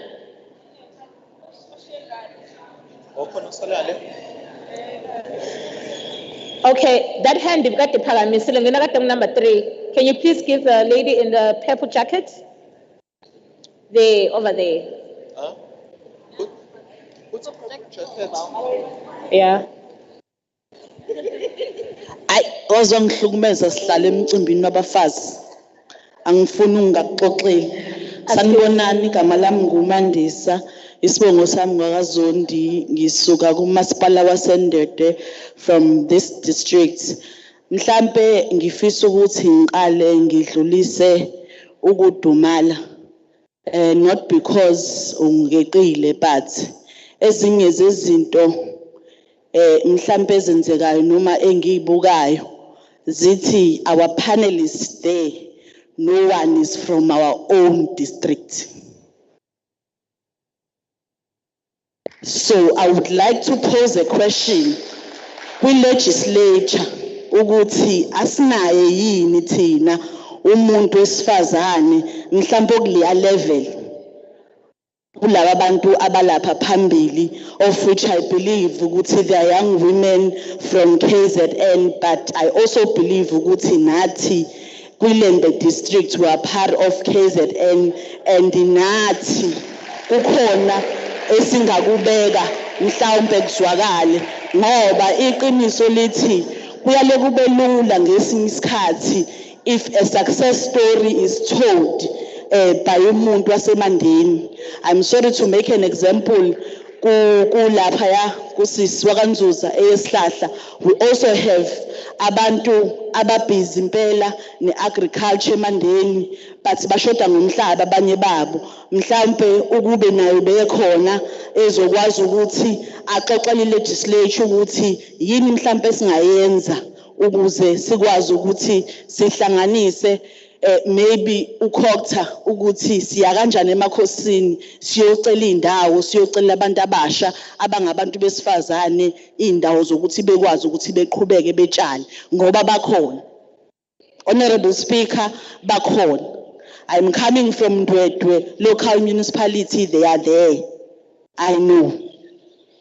Kodwa ke Honorable Speaker, ngiyabonga ithuba angikho lapho la ngikhona bengifisa ukuthi mhlawumbe ngiphathise entweni yokuthi nami I'm a bit worried lapha njengozama ukuthi into ye-quality education la abantu abafundayo esijabulayo ukuthi bayagrade njengamanje abafunda online ikhona yini into eyenzakalayo. Ayikho yini into esingayenza manje ukuthi abantu babuyele emaklasini bahambe yofunda ukuze sizokwazi ukuthi sibe ne-education equality ngoba njengamanje thina eSouth Africa sayidingi just any education, we need quality education. Umbono wami lapho and ukhala kwami mhlambe kulapho and ezinye zezinto sonke siya understand because I believe everyone around here is a gender activist. Ngiyakholelwa kakhulu lokho ukuthi la ukhona ekhoneni lakho there's something ephathelene negender eyenzakalayo noma enixoxayo but anikwazi ukuphumela endaweni kanje. This is October, breast cancer month, but akekho umuntu mhlawumbe ke wasiqwashisa noma wasixwayisa ngoba i-cancer isiphenduka umbulalazo.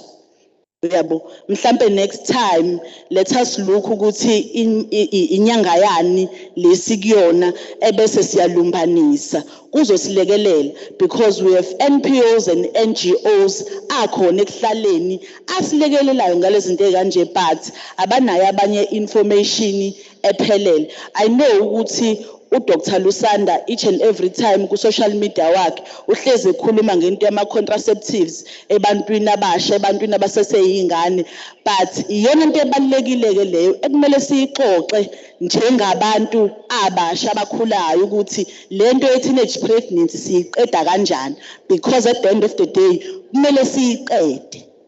Akumele siyinciphise kodwa kumele siyiqede and abantu abazoba nama ideas ukuthi phela kanjani it's us ngoba ihlukumeza thina vele as young women ihlukumeza thina vele emakhaya as mothers abanye bangami but they've got 3, 4, 5 kids abathandi nabo babesolulazi ngesikhathi sabo. So it's high time lezo zinto ziyeke ukuba yihlazo ziphenduke zibe izinto esiphila nazo ngoba njengamanje umuntu onengculaza asayona ihlazo ukuthi nginengculaza kodwa kusabuya kuyihlazo ukuthi khona umuntu onecancer. So mina ngiyafisa sihlalo lapho noma ubuke wangisuppressa ukuthi lokhu engikushoyo i-symposium mhlambe next time iphindi iba khona kube izinto esikhuluma ngazo and let us make sure ukuthi siyayenza research nge-district esikuyona asingayenzi into just for ukuthi siyayenza but let's make proper research nge-district esikuyona. Ngiyabonga.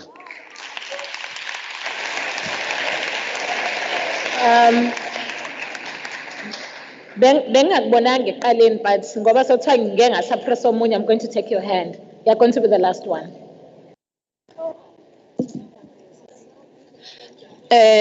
Ngibingelele igama lami uSindile wakamathe eqhamuka eKhulikani Mhlongo branch uspokesperson wakhona lo. Oqala bengine submission la under I provision of services bekhulume uKZN legislation ukuthi singabantu besifazane besicela abantu ukuthi sibe nama-pads amahala singanikezi ama-condom kuphela. I-sex uyenza ngobuthanda ungena kuma-period kuyimvelo asiwathole ama-pads kuma-lecture halls asiwathole ama-pads ema-library kungathi masuxakekile kumele uqale uphindele endlini ama-pads awatholakale njengama-condom siyakucela lokho.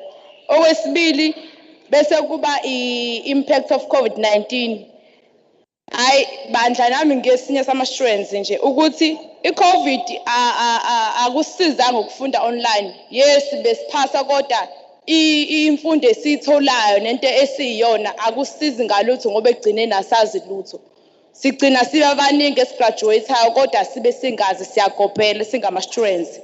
Okwesithathu ukuthi uhulumeni ayibukele eduze indaba yabantu abangama-graduates abangasebenzi.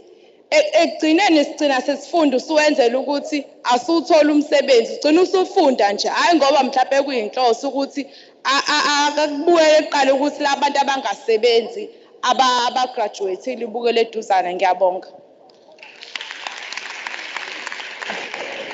Thank you very much, Nguzo Utu, spokesperson. Thank you very much, Somlom.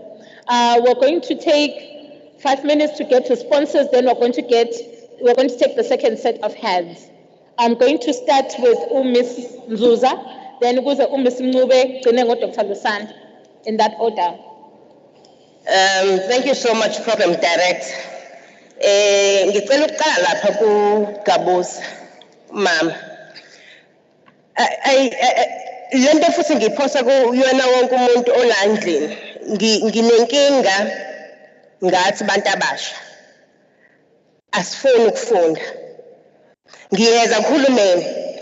Thina sifuna ukufunda sithole umsebenzi. If I'm an engineer, ngicela lapha nje ku-engineering, mangisivili ngikukhonkolo ngiseyinsimbini.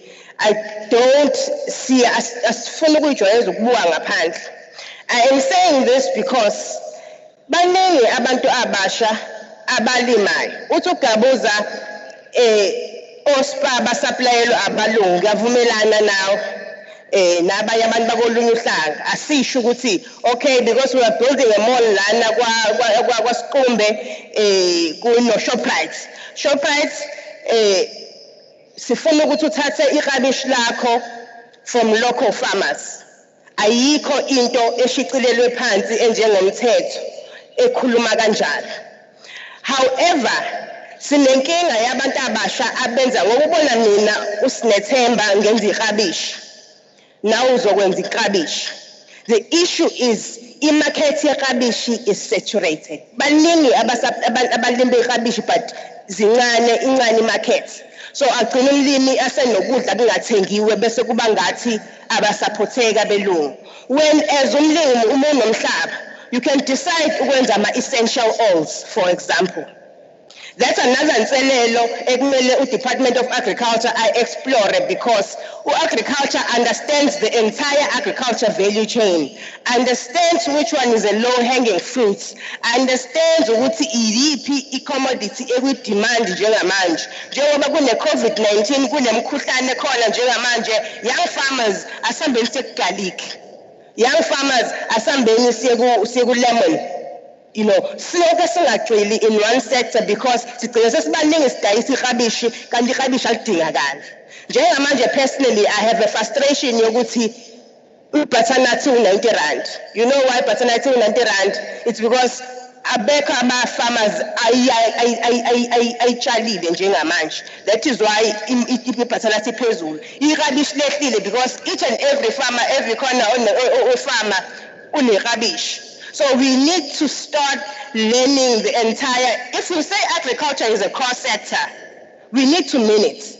Maybe in legislature, kumele ahambe ayilandelele lento Department of Agriculture because the Department of Agriculture had inefficiencies before COVID-19. Sinenkinga about Department of Agriculture. Yet we are saying it's a core sector. Yet we are saying sifuna ukulungisa into ye-food security, you know. Baningi abalimi abazamayo but uDepartment awuba-assist. Not so long ago uDepartment bukhipha ama-voucher kaPhesi but bekuthiwa ukalela izinto ofanele uyithathe. Uthi angithatha umanyolo kodwa mina ngidinga umanyolo nomqubo egcekeni into engiyidingayo ngidinga ithanki ukuze ngizostoresha amanzi because amanzi awekho emandeni. So leka amanzi mangikwazi ukwastoresha afike ahlale ngikwazi ukuchelela umanyolo angudingi because ngikwazi ukusebenzisa umqubo organically. Ngibuye ngize kusisi wami ngixolise sesigama ngilithathanga kahle. Farming or starting a business is a personal decision. Maybe in time I never envisaged myself as a business person. In actual fact, I used to say I'm not business minded. Up until I was pushed impilo yangishaya yangibeka kwi-level yokuthi okay njengamanje I need to think out of the ordinary. So I then started ngisho ngathi ngibe nenhlahla because COVID-19 and iqhamuke ne-support yayo ekudleni was a validation for me ukuthi I'm in the right track, I'm in the right space, therefore I can still grow in it. So when abanye abantu ufuna ukutshala, so many people started planting during COVID-19 baqala ingadi.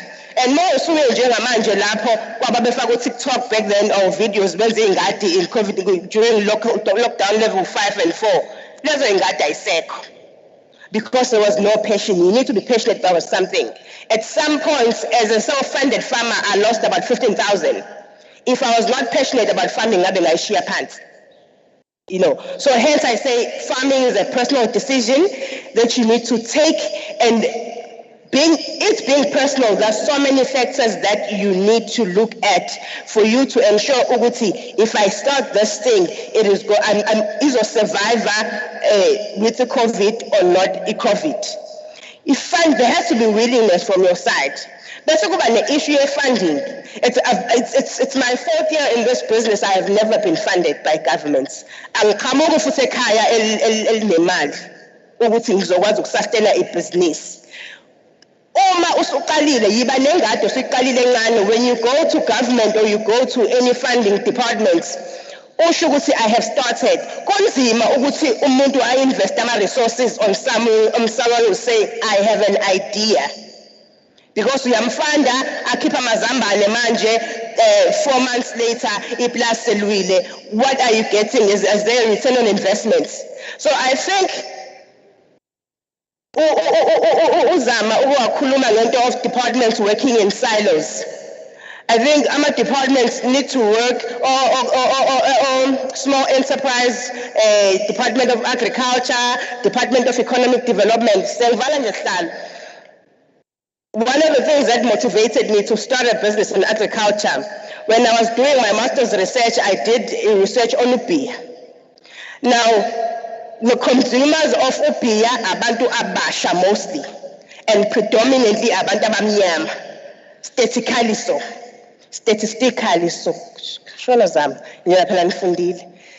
Now, ask yourself, upi is made out of 5 ingredients. It's hops, barley, grains, water, and yeast. How many farms in South Africa that produce barley and hops are owned by black people? None of them. Who consumes upi? Young black people. Why is then the government and Department of Agriculture not going to young people and say, as the biggest consumer of upi, we're going to give you a farm, and we're going to speak to ADA, NDA, small enterprise, and we're going to fund that business. We're going to fund that farm that is going to produce barley, Friday. Thank you so much.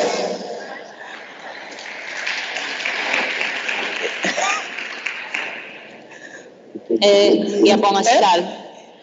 I'll be very, very brief.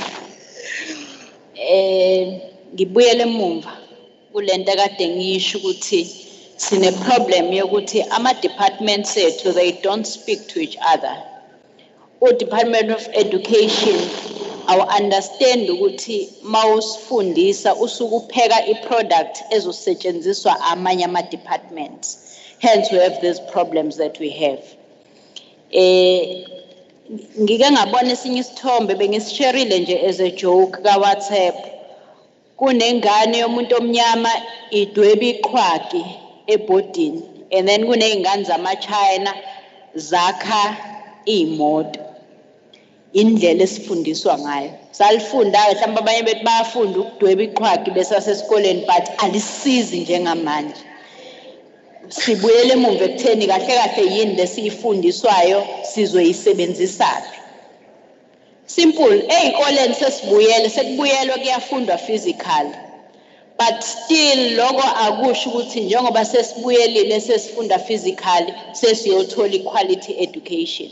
There's still a question ekutheni yini lesiyifundayo kahle kahle. there's still a very big question on that. Institutions of higher learning now awabe ready receive students aqhamuka from different backgrounds.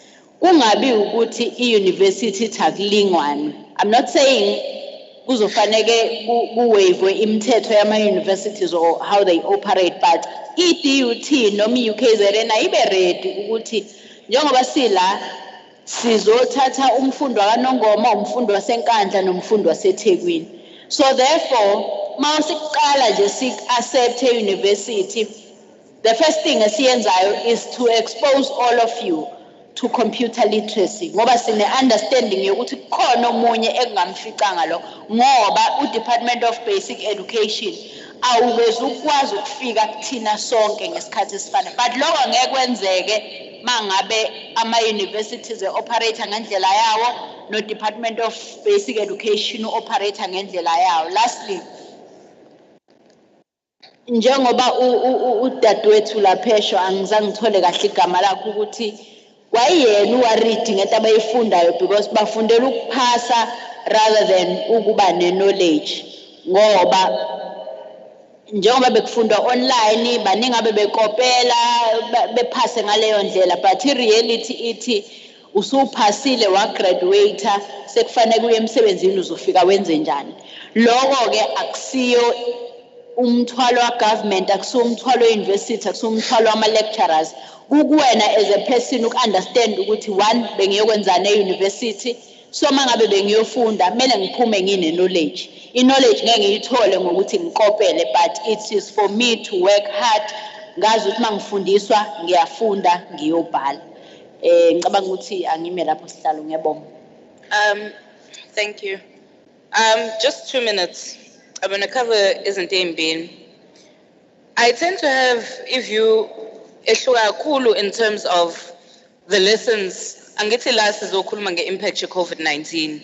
And I'm of the hope ukuthi angesigcine ngokureflecta ngama experiences zethu ukuthi mina ngeza ukuthi but sizokwazi ukuthi sithi from leyo experience 9 esiyenzayo. That is my understanding of ama-symposium afana njengalawa, to avoid it being a talk show. La kwafika khona uLusanda wahlala wakhuluma waqedwa hamba buyela khona. Now, I remember i-address yokuqala ya-president ekhuluma nge-COVID, when they were just about to open up the country. He speaks and he says that now we must develop a new social compact. Ekuthaneni, there's a way ekade senza izinto ngazo, and Usisi touched on it, homelessness, for example. There's a way that we've been operating that has left a certain sector of society marginalized. And post-COVID, are we wanting to go back to that? What are we doing to change it? Now, when I was speaking on the interconnectedness, nokuhlangana nokusebenzisana kwama-government departments, that means to start to speak to the fact ukuthi mawusuke eThekwini uzoze uyofika eRichards Bay ungayitholanga university. Ucover how many district municipalities ungayitholanga university. It's TVET colleges only, and nakhona they're the same institution. Kodwa uzofika eRichards Bay ungayitholanga i-university. Now we then want to say ukuthi sifuna ukusuka emakhaya siye eThekwini siyofunda. When we understand ukuthi lamakhaya esiwashiyayo iwona ne-need yale education esithi siyoyilanda. Why instead singathi let us equip amakhaya to be spaces no different to iTheku, no different to Richards Bay? What do you respond to when you respond to that? You respond to izinto and challenges afana njenge-urban migration that lead to homelessness. People are homeless emaThekwini because bafuna imisebenzi. There is a belief yokuthi intuthuko ingakhona. Why? Because ama opportunities awekho disinvest. You look at the way that government does geospatial planning. Ngiyawabona amalokishi, ngiyawabona amakhaya. What is a new city that has been built by the post-apartheid government? A city now. Indawo ekuyitown, kodwa ekuyitown langempela eMandeni, hayi itown ngemall cha, kodwa itown ngeeconomy ephilayo ekhuluma nezimpilo zabantu baseMandeni. Yabo. These are the things ama symposium afana nalawa are meant to speak to. Ekuthaneni mase ulegislature usususile amabhena wahamba. I-youth office esalayo laphayana ikconnecta kanjani wena nama-facilities nama-opportunities okuyikhulisa. Nathi sine-responsibility njengabantu abasha to know ukuthi imiphi iminyango that are open. I know for a fact komasipala ukuthi khona ama-one-stop shop. They speak to business planning, business support, funding methodologies, izinto ey'fana kanjalo. Mina-ke myself, I'm not involved in business, but that much I do know. I know ukuthi omasipala banama-youth directorates that speak directly to ama-issues nama-challenges ukuthi wena njengomuntu omusha mawunalokhu, how does it address? We see those youth directorates masekudingala 5,000 wokuregister. How do we hold them accountable for the rest of the year? So that's singadingi ukuthi sihlangane kanjena sixoxe kodwa kungabi nento eyenzakalayo out of ukuxoxa kwethu. We need to take the responsibility nathi lo government owethu. Ama-policies nama-programs awethu. How do we access them? Because akhona. The opportunities are there. The funding opportunities are there. And ma ungayitholi leyo funding opportunity, or if ufile ngathi ichemile, the doors are open to complain about that. Government can be held accountable. And the only way esiyokwazi ukuthi sikwenze lokho is if we educate ourselves. Yabo. Not just formal education, a university degree, but also just ukulalela ukhozi. Ukulalela abasiki bebunda, for example. It's a program that I listen to very often. And kuningi engikufundile engakaze ngakufunda esikoleni on government and how government functions based on ama-shows or Alex Mtiana no Jacinta Ngobese. Those are not things, those are not things that need you to leave your home, but they expose you to enye indlela yokucabanga. Now, we really need to get creative njengabantu abasha and not expect solutions from all antinte, because their understanding and ama-challenges abawafaceayo ahlukile kunawethu. Kuhlukile ukukhula kwesikhathi like no Facebook no Twitter khona. It's very difficult and it's very challenging. And for us, we must be able to come about with the solutions that speak to that. The second point that I'll make before I keep quiet is the one on unemployment, particularly graduate unemployment. Personally, I believe ukuthi government has a great deal of information. Statistics, brilliant. Government collects some statistics kahle kabi. But what they then do with those statistics is what matters. Iyona into ebalulekile. For example, government une-stats, i-UKZN nje iyodwa as my alumni, iyakwazi ukukutshela ukuthi kube nabantu abaqualify kwi-qualification engaka. There were this many were women. They can even go so far as to tell you ukuthi imizi namakhaya abaphuma kuyona, what are their home situations. That stat is readily available with higher education. And then on the other hand, you have SARS. SARS gathers statistics of who your employer is, when you were employed, and what your entry level salary is. Which means we should be able to marry this available statistics with these available statistics to say, ukuthi, this is where the disconnect is between education, formally, and the employment sector. And as a result, this is how we need to shift. And nathi as young people, this is what we need to hold government accountable for. But we won't do that if we don't read. A reader is a leader. And nathi we have the responsibility to capacitate ourselves so that masasukuma and we demand what is rightfully ours, we are able to do so ngendlela where no one can dispute ukuthi once we get the things that we want, we will do great things with them. Ngiyabonga. Thank you very much, Dr. Zwane. I think the main thing that I like is how do we build the social compact? What becomes our contribution as young women in building this particular social compact? I'm going to take the last three hands. There was a lady in a white dress. 1, 2, 3 in Ozokuna red dress. 1, 2 with the green dress. Last with the red top.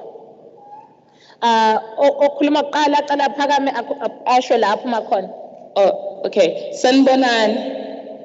Naze nabahle namhlanje. Igaba Ululama Wagamabhude. I come from Umgugundlovu district. I just wanted to say, first and foremost, thank you to Antente and the legislative work that you guys are doing, more especially when it comes to sex work. You're doing a phenomenal job as KZN legislature, and you must be applauded for that. I know at the beginning of this year, I think it was around June, you had a symposium just on sex work, which was great. But I just wanted to lobby you, Uguti, next time you have a seating like this or a symposium like this, which just concentrated on young women, can we have NPOs, NGOs, civil lobby groups that speak to sex work and just sex work, come in here and lobby us as civil society on why it is important to recognize sex work as work, to recognize the discrimination of sex work. The importance of that is that, you know, now more especially after COVID, Sibonile during COVID, the importance of the decriminalization of sex work. Many of these sex workers, I know, Mina, I drive past Mayor's Walk every time I go home to and from work. Now, most of those sex workers that are there are not from Umgungundlovu. Some of them are from the Eastern Cape, some of them are from the Northern Cape, and those people have been abolished from their societies.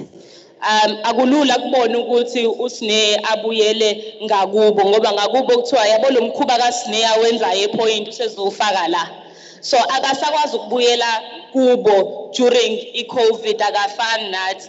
But if at the time we had actually discriminalized sex work, we would have been able to ensure better safety for those people so that they don't have to go back to those environments, or they don't have to go sleep and stay at a pimp's house that's going to at least offer them shelter during COVID. They would have actually been able to continue with their trade.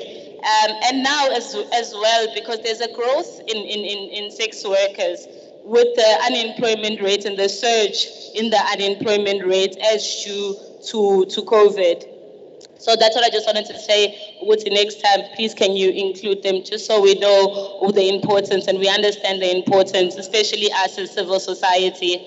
I also just wanted to speak about, to you, Zama, please, curriculum reform, can the knowledge that is produced, and I'm just lobbying all of you who are in academia, can the knowledge that is produced in our institutions of higher learning actually speak to the needs of the country? Because a lot of us are doing Lama BA qualifications, but there's a shortage on technical skills, there's a shortage on artisans, vocational skills, but we've got these qualifications now that don't assist our economy at all. And then in fact, we're now sitting at home unemployed with those qualifications. So I just wanted to say to you, as you go back to DUT, I know Sanjan, you're doing your PhD at UKZN or UniZulu. As you go back to these institutions, please lobby for curriculum reform. Siabong. Thank you. Next. 1 minute. Ngiyabonga. Simphiwe Shongolo. Unakho kuba obnoxious kwabanye sebemaziyo even though into ayikhuluma ingekho profanity. Not every disability is visible. Usimphiwe Shongo epileptic uneziqu embili euniversity. Lana ingathi sibiza KZN legislature ngiyaxolisa kakhulu mangiphuma eceleni kodwa endaweni enje ngisuke ngithunyelwe lokho. Sicela ukubuza abantu abakhubazekile weshamthetho niyawulandela lo mthetho nawufaka ukuthi bayaqashwa or not. Sibaningi sesize savula iorganization yethu incane silekelela abantu abakhubazekile.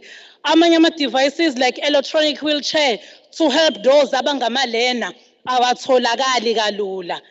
Ake nisisize asiqashwa umthetho nawushaya nugeza nini nunezela nini ngezibhaxo sisizeni. Is it Mandeni local municipality or the district ilembe ithini percentage yabo nike nibabuze ake nisize or otherwise isitsheleni ukuthi hlalani kulo 1.9 enunika uhulumeni wempesheni niphile ngawo. Ukunitshela iqiniso ngalesa sikhathi seCovid imndeni yavuka ngathi thina salandela ngekwenetu koba kophepho la isivula khona amakhadi sizamela. to tell you what happened to us as disabled enazo imali. Sondla imndeni ngo-1.9 wena ubuthi yini lento enisiyenza ukhokho 6 months esitolo impahla yokugqoka ungayitholile yaphela kanjalo impahla. Sicabangeleni, otherwise tell us ukuthi ningaphinde niye esikoleni nina seninaki.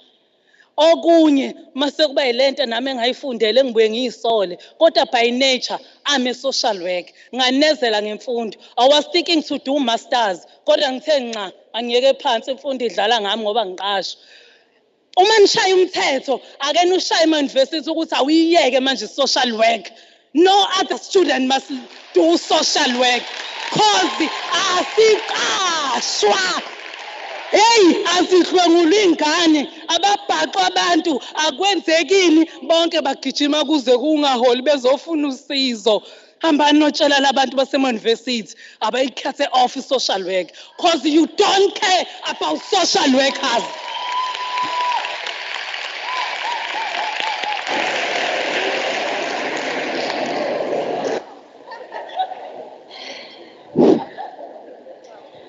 Ngiyabingelela mphathi sohlelo, igama lami nguSilindile kaGutshwa. Ngiqhamuka eThekwini region under Ward 17. Ngiyilunga le-EFF. Ngizoqala ngizwakalise ungaphatheki kahle kwami ngosuku lanamhlanje. Speaker kuyamangaza ukuthi kuze kwathatha i-COVID-19 ukuze nibone ukuthi siyadinga ukuthi abantu besifazane sihlanganene sikhulume ney'nkinga esibhekene nazo. Ngoba ziningi kakhulu iy'nkinga esibhekene nazo sabantu besifazane. Yes, today mesifika la again nithi sizokhuluma ngey'nkinga esibe nazo nge-COVID-19 kuphela.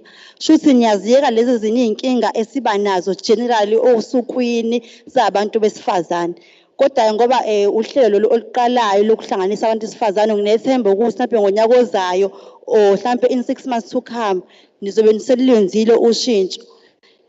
Enkinga esoqala sikhulume ngayo thina as EFF ile unemployment rate. Amazinga emsebenzi awekho kakhulukazi nihleze nifika nisitshela ukuthi nizosinikeza amathuba omsebenzi emphakathini. Menikhuluma futhi kakhulukazi nikhuluma ngalaba asebegraduateile. Nithini ngalaba abahleli emakhaya abangakazi baye ema-universities bona. Ithini iplan yabo bona noma bona anibabali abawona ama-voters yini. Nibala laba aba-attenda ama-universities abagraduateile abanama-diploma abano-matric. Siyacela ukuthi nenze something ngalaba abahleli emakhaya abangenawo matric abangagraduatanga ngoba le plan yenu ya-EPW no-DSW ayisisizi ngalutho. Awukwazi ukuthi ukuthatha umuntu wesifazane oyi-breadwinner oyi-single parent uthi uzomholela imali engango-2,000. Mhlawumbe abamtshela i-EPW o-DSW ama-ward committee members ngoba namhlanje bathi sinikezile imisebenzi yokuba ama-ward committee members. Lapha uhola 1.5 kuya ku-2,000 rand. Awukho umndeni okwazi ukuphila ngaleyo mali leyo. Sicela amathuba omsebenzi angempela nothi lawe nisinikeza wona njengamanje. Bese siphinde futhi sikhulume ngendaba ye-capital kuma-businesses. Ngithandile ngobusisi wami uke wayithi ukithi fahla indaba yokuthi bayasinikeza i-capital yokuthi siqala amabhizinisi.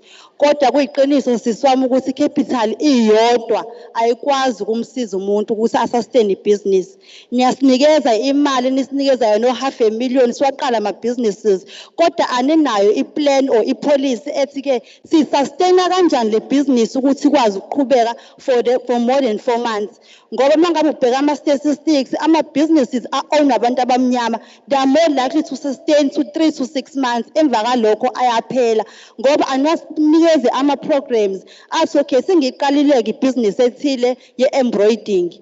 Ngiqhubeka kanjani ukuthola ama-customers ngwabhala kanjani ama-business proposals cause iningi lethu izinto esingakwazi lezi ukuyibhala. So siyacela nithi uma ngabe sikhuluma nani and implement ama-policies enisinikeza wona ngaso sonke isikhathi cause ubuya ngazi ukuthi lama-programs asihlalisa phansi awalenzi ushintsho. Siyafika sihlale phansi siphuze amatiye emva kalokho nikhohlwe ukuthi sike sathini kunini.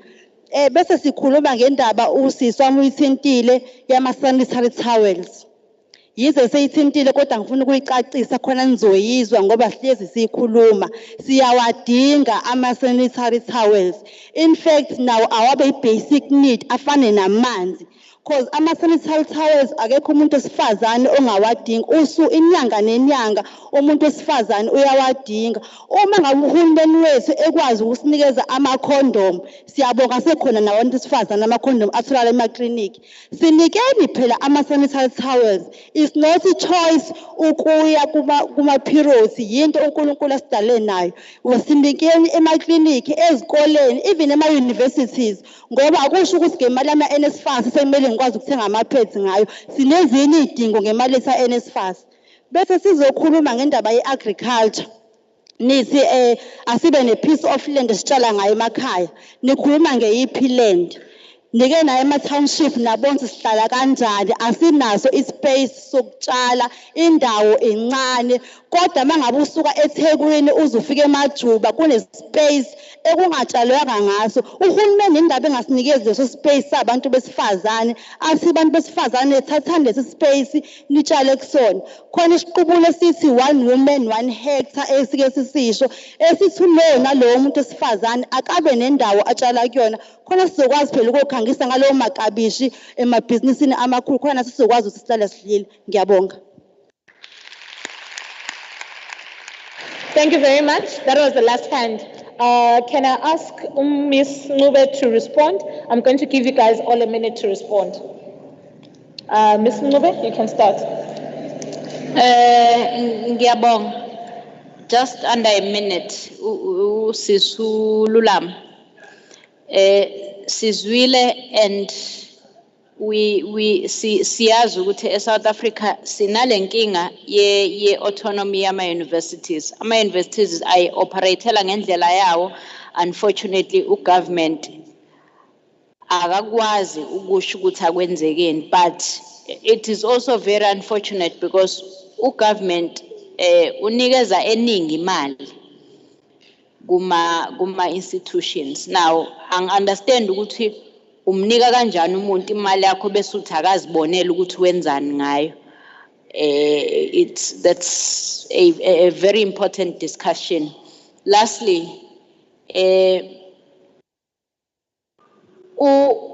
sinai understanding yokuthi before besingekho exposed kuma opportunities akhona njengamanje, a simple one like going to an institution of higher learning. Kodwa angeke sikubalekele ukuthi isikole sibalekile. Hayi ukuthi sibalekele ukuthi siqashe ukuthi uyosebenza. Yes, lokho kuzokwenzeka, but isibonelo nasi uSisi Manzuza uhambile waye esikoleni, but uthe mayebona ukuthi akasizakali wase ezama ngakwenye indawo. Uyakulekelela ukuya esikoleni ukubuka izinto ngeso eli different. Abantu abangalitholanga lelo thuba sinaka ukunderstand ukuthi yes yayikhona leyo nto, but thina ke njengamanje asikwenzeni kube umthwalo wethu ukuthi senze sure ukuthi esikoleni kuyafika. Mina ke ngihlala ngisho ukuthi phela mhlawumbe abanye abantu ngeke bazi, but ngiyakwenza kube responsibility yami ukuthi mase kuzophela unyaka noma kuqala unyaka ngilinike ulwazi nje mahala kwabantu for them to be able to access ama universities. Manje akusafani nakuqala la kuzothiwa imfundo ayikho accessible because of this and that. Mawufunda nje noma ngabe ufunda kusiphi isikole uyakwazi ukuthola iCAO form uapply. Kunamanye ama-course avalwa ngoSeptember, more especially ka health, amanye kuvalwa ngoNovember. Zihluphe ubuzi because i-problem enye ngathi we carry these phones but asiwasebenzisi. Yabona i-smartphone oyiphethe akungabe ya WhatsApp no Facebook kuphela. Luningi usizo oluthola efonini, but usiza luyizelo ulithola mulidinga. Thatha ifone ungene ku website yase-DUT bazokutshela ukuthi ukuze ukwazi ukuzofunda next year na into ofanele kuyenza. UKZN into efanayo. And kukhona ama groups ko Facebook that always give us information lesiyidingayo. So asithi abantu abangayanga esikoleni siyaba disregarda noma abadingeki ingoba balithola ngalelo thuba, but thina ke asikwenze kubaleke ukuthi siye esikoleni. Ngisafundisa njengoba angisafundisi manje duty, but ngisafundisa ngangengifundisa umuntu ona 45 years odecide sena 45 ukuthi ngifuna ukubuyela esikoleni. Ngiyakhumbula nje manje ngoba begraduate ngoJuly, ngiattend igraduation yase-DUT kunomama wayekade eshadile wathi mayethi ubuyela esikoleni umyeni wakhe wathi no kushuthi kuzophela umshado mayibuyela esikoleni. Wadivorce wabuyela esikoleni bese graduate qualification yakhe yesibili. So there's no point la uzothi khona akusayeki phambili empilweni. Makungasayeki yes zikhona ezinye izinto esingayizama, but isikole asikwazi ukuthi sizame ngawonke okusemandleni ukuthi siye esikoleni ukuze silekeleleke nokubuka ngelinyiso nje ezinye izinto nezimo zempilo. Ngiyabonga. My last remarks ukuthi it starts with you. Honestly, uzama usekhuluma kakhulu wageqa amagoli ukuthi amafoni siyawaphatha but asiwasebenzisi. Personally, I am a self-taught farmer. Even in high school, angiyenzanga mina agriculture in high school, but sengiyiphilisa ngayo manje. Why? Because I decided to use this. Lento kuba ama-sharist sivunywe ukuthi sishare ama-post on Facebook, siphume singene Facebook siphume singatholanga lutho. Akusiyisi phambili because come next year or next week we're going to have another talk shop. Complain ngohulumeni. Now the question is, what are you doing when? Sisi uphuma e-UKZN umusubuyela emphakathini wakho, what information are you disseminating to your peers abangayile e-UKZN ezobasiza? Because so often sikhuluma nge-curriculum njengamanje ukuthi curriculum ayimakho umuntu ozoba yi-employer, yakha an employee, but it is the information oyicoshe eceleni kunama-groups on Facebook azokusiza ukuthi urealize ukuthi kahle kahle lo 3 years engihlalile ngithola i-degree beyisiza i-character yami more than the information that I need to survive in this world. You know, uhulumeni akakufica usunengadi ngaphandle, usunengulube eyodwa oyithenge ngo-150 ukunokuthenga ama-data noma ngenza inzipho. Compromise something ukuze uzokwazi ukuthi uma usubiza uhulumeni uthi wozale ngizobona I'm unemployed ngihola 350 but ngithatha 150 ngayothenga izinyane lengulube sengilikhulisile for 6 months sengikhulele njengamanje lizokhiqiza ezinye ingane, but I need ukuthi uhulumeni angakhele indlu. We can't really hold uhulumeni accountable for ukuthi abuyise umhlaba when lo mhlabane omncane esinawo amakhosi singakwazi ukwahold accountable umethi leya ndawo 15 hectares ubekele ukuthi sakha amathuna kuwona. Uwakha kanjani amathuna kunabantu belambile njengamanje? So I think it all in all asukumeni uhulumeni siyomlanda uthola usanda ithile sikwazi ukuthatha uhulumeni ithile simvotele. Let us also hold this government accountable. Since Department of Agriculture, you are not assisting young people, you are not assisting so and so. Sibe nama stories esiwasherayo singathi nje uhulumeni akenzi lutho ekubeni nathi we are not taking a step forward. Thank you. Can you please take Zimasa? Zimasa, are you still available? So Zimasa? Yes, I think there were some questions I got the Kuluma on mental health. I'm giving you a minute. I'm sorry,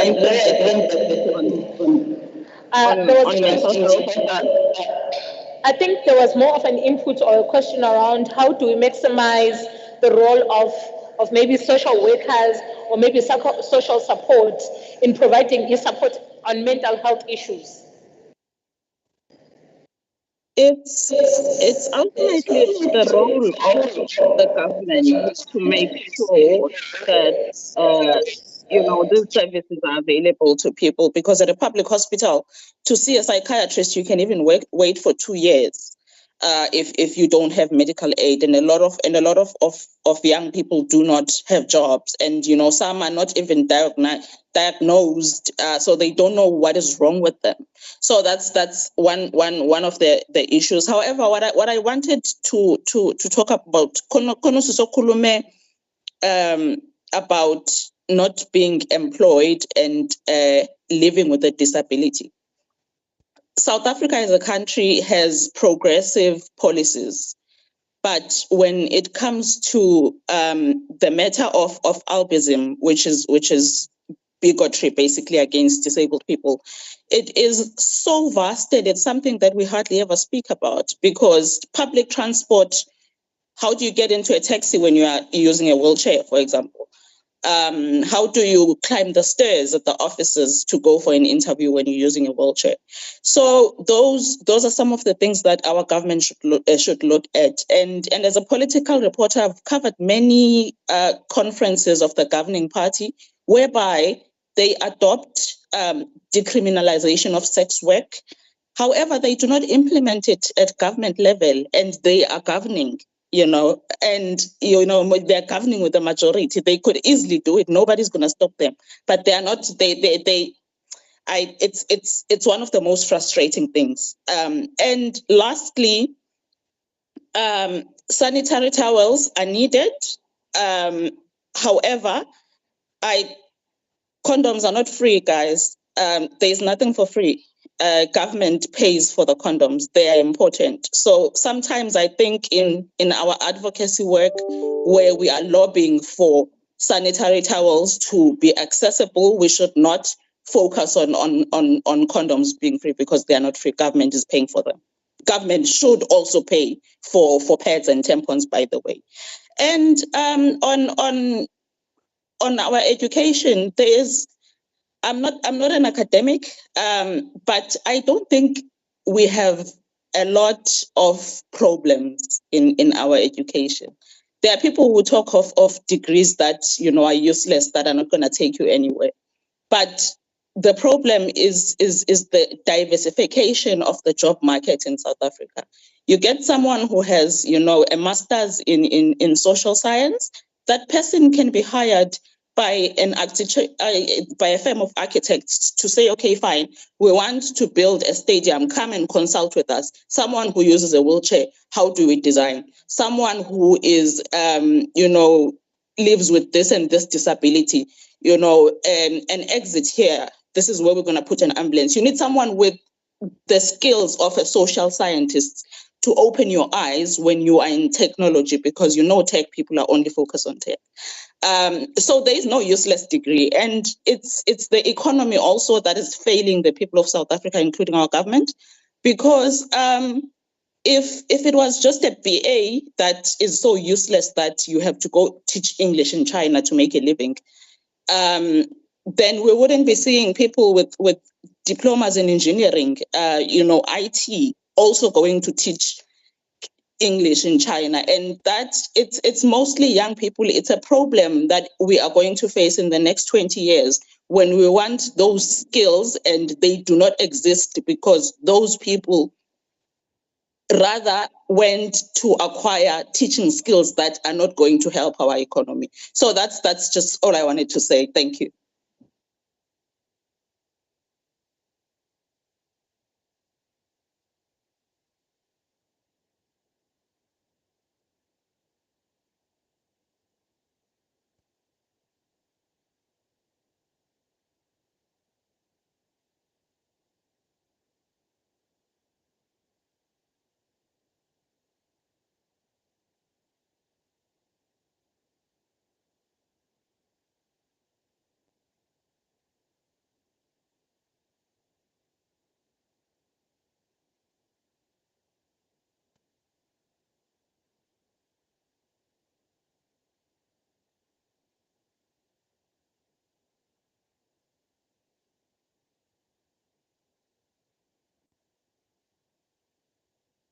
Sure paid for kanye ngaleso sikhathi, and they're reusable.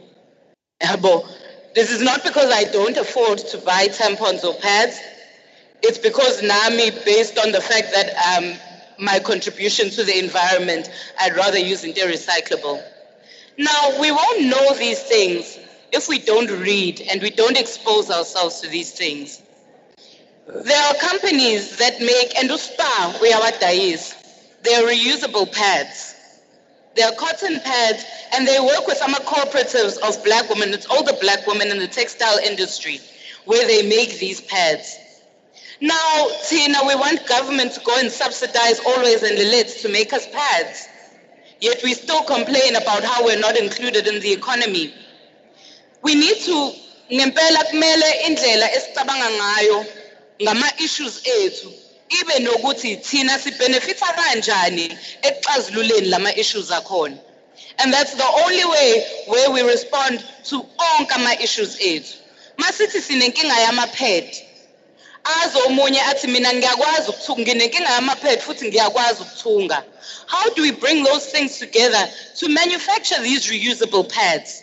How do we say to government, here we are, we're a cooperative of maybe 10 people, mina I make dyes and resins, ngiyakwazi ukudesigna lama pads, mina I make this and this and this, and this is what we want funding for. It's exactly lento ebishiwo sine, ukuthi many of the times whereby money is just spent, it's often lost. But whereby people come with a vision and people come with tangible and different ideas, different solutions, that is when the investment is made. And that's when you find usune niche market, ethinta wena kuphela, and it responds to a need ekhona in society. I challenge each and every one of you, manhamba namhlanje, to read up on something called the donut economy. The donut economy ikhuluma ngokuthi, how do we respond to the economy neyinkinga esinazo, but how do we do it still based on humanity, still based on keeping the planet as it was, still based on ensuring ukuthi there's gender equality. Basically, it looks at a just system to make the economy function. And particularly as abantu abamnyama, particularly as women and abantu marginalized, we have the most to gain and the most to win from economic system ekhuluma ngeyinkinga zethu e-addresswa yithina. So my parting words or my parting request kuthina njengabantu abasha is to learn outside of the box, sifunde izinto esingazazi, looking for the same solutions for inkinga akusona sonke esizoqashwa. Be it ufundile or awufundile. Nangu sine une-masters, she's unemployed. No different to umuntu ongakwazanga ukuthola umatric or unemployed. That then tells you ukuthi the value of education changes and transforms in different ways. Nendlela esifunda ngayo kumele ihluke to respond to our circumstances. But the only way we will know that is if we use our data for things that are productive. Masebenzisa isikhathi sethu for things that are productive.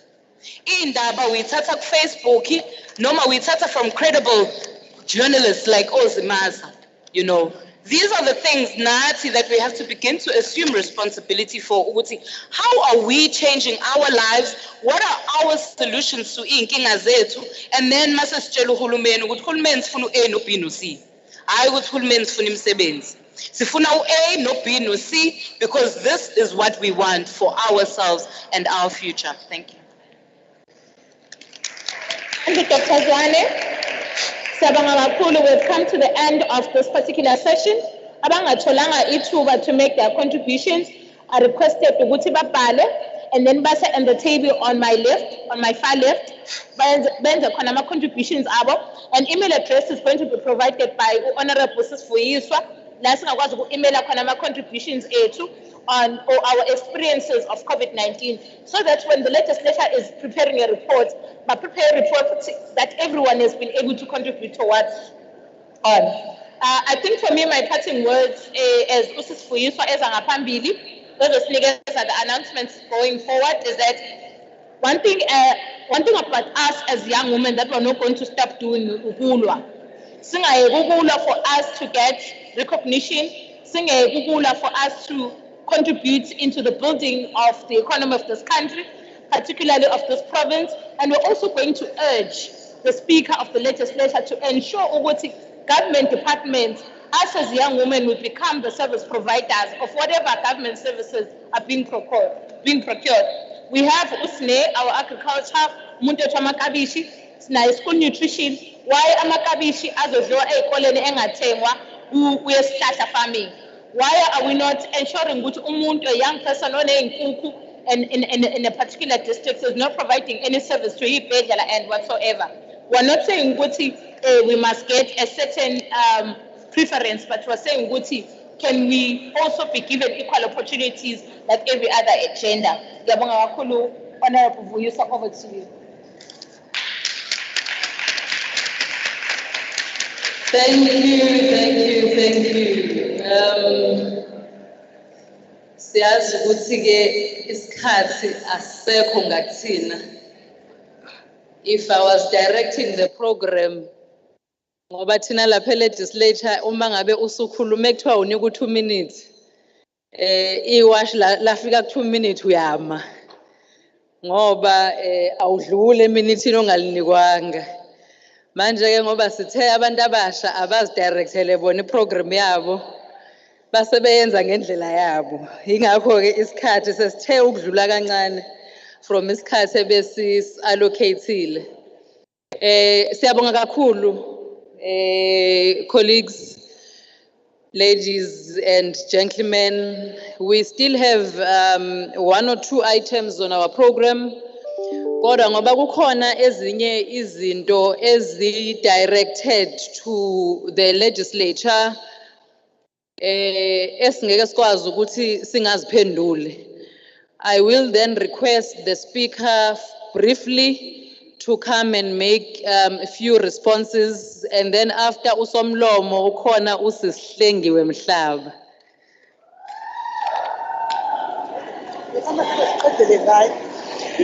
Thank you, Deputy Chief Whip. The legal areas that are pointed to the legislature, the first one that I think I must clarify, it's not factual that the legislature of KwaZulu-Natal doesn't hold these issues of young women and of women in general.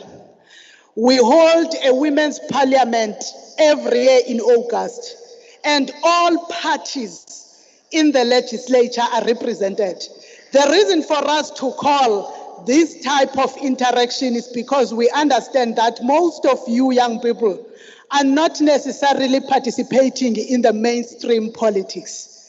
And you cannot then attend the platform where women issues are dealt with in detail. So we wanted you to focus broadly on issues that affect women that are of your age, beyond political lines. Number 2, it's not the first time that we are calling. We did say it earlier on, but we will repeat nonetheless. We called the first one in 2019. Lusanda, you surely remember that. We called it in 2019. We couldn't have it in 2020 and 2021 because of COVID restrictions. But when you see the panel in terms of focus areas being the way it is, it's because it's responding to the theme, but also responding to what young people wanted to speak about. They wanted us to speak on issues of health, wanted to speak to academics, wanted to speak to farming. They were saying business, but they were very specific on farming, so that there are experiences that are shared. In 2019, there were various speakers, including those representing NPOs. Those that were present will remember. From this one, we are taking notes, and the next one will have a panel composed according to what was raised here today. That's what we do. I think I must apologize to the young women of Ilembe if they feel that they were undermined. We did not undermine you. Probably we will look into the issue of, when we hold it next time, do we concentrate on ourselves being a provincial legislature? A provincial legislature is not having, it's not like government departments that have district offices to an extent that when we go to, for instance, Ogwini, we will be dealing with issues of Ugu only when it's a symposium. But when we go as a specific oversight, whether in education or in agriculture or in health, we then deal with specifics and say, Lenny team, iyobhekana ne-input yale district.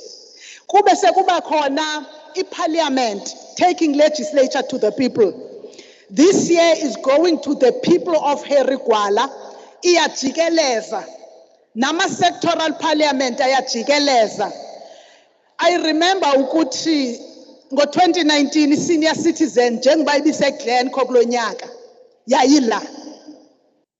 Sizise ngqo elembeni sasiyibambele laphaya eGroundville. Then in that aspect, we are trying to infuse the district nature of our province.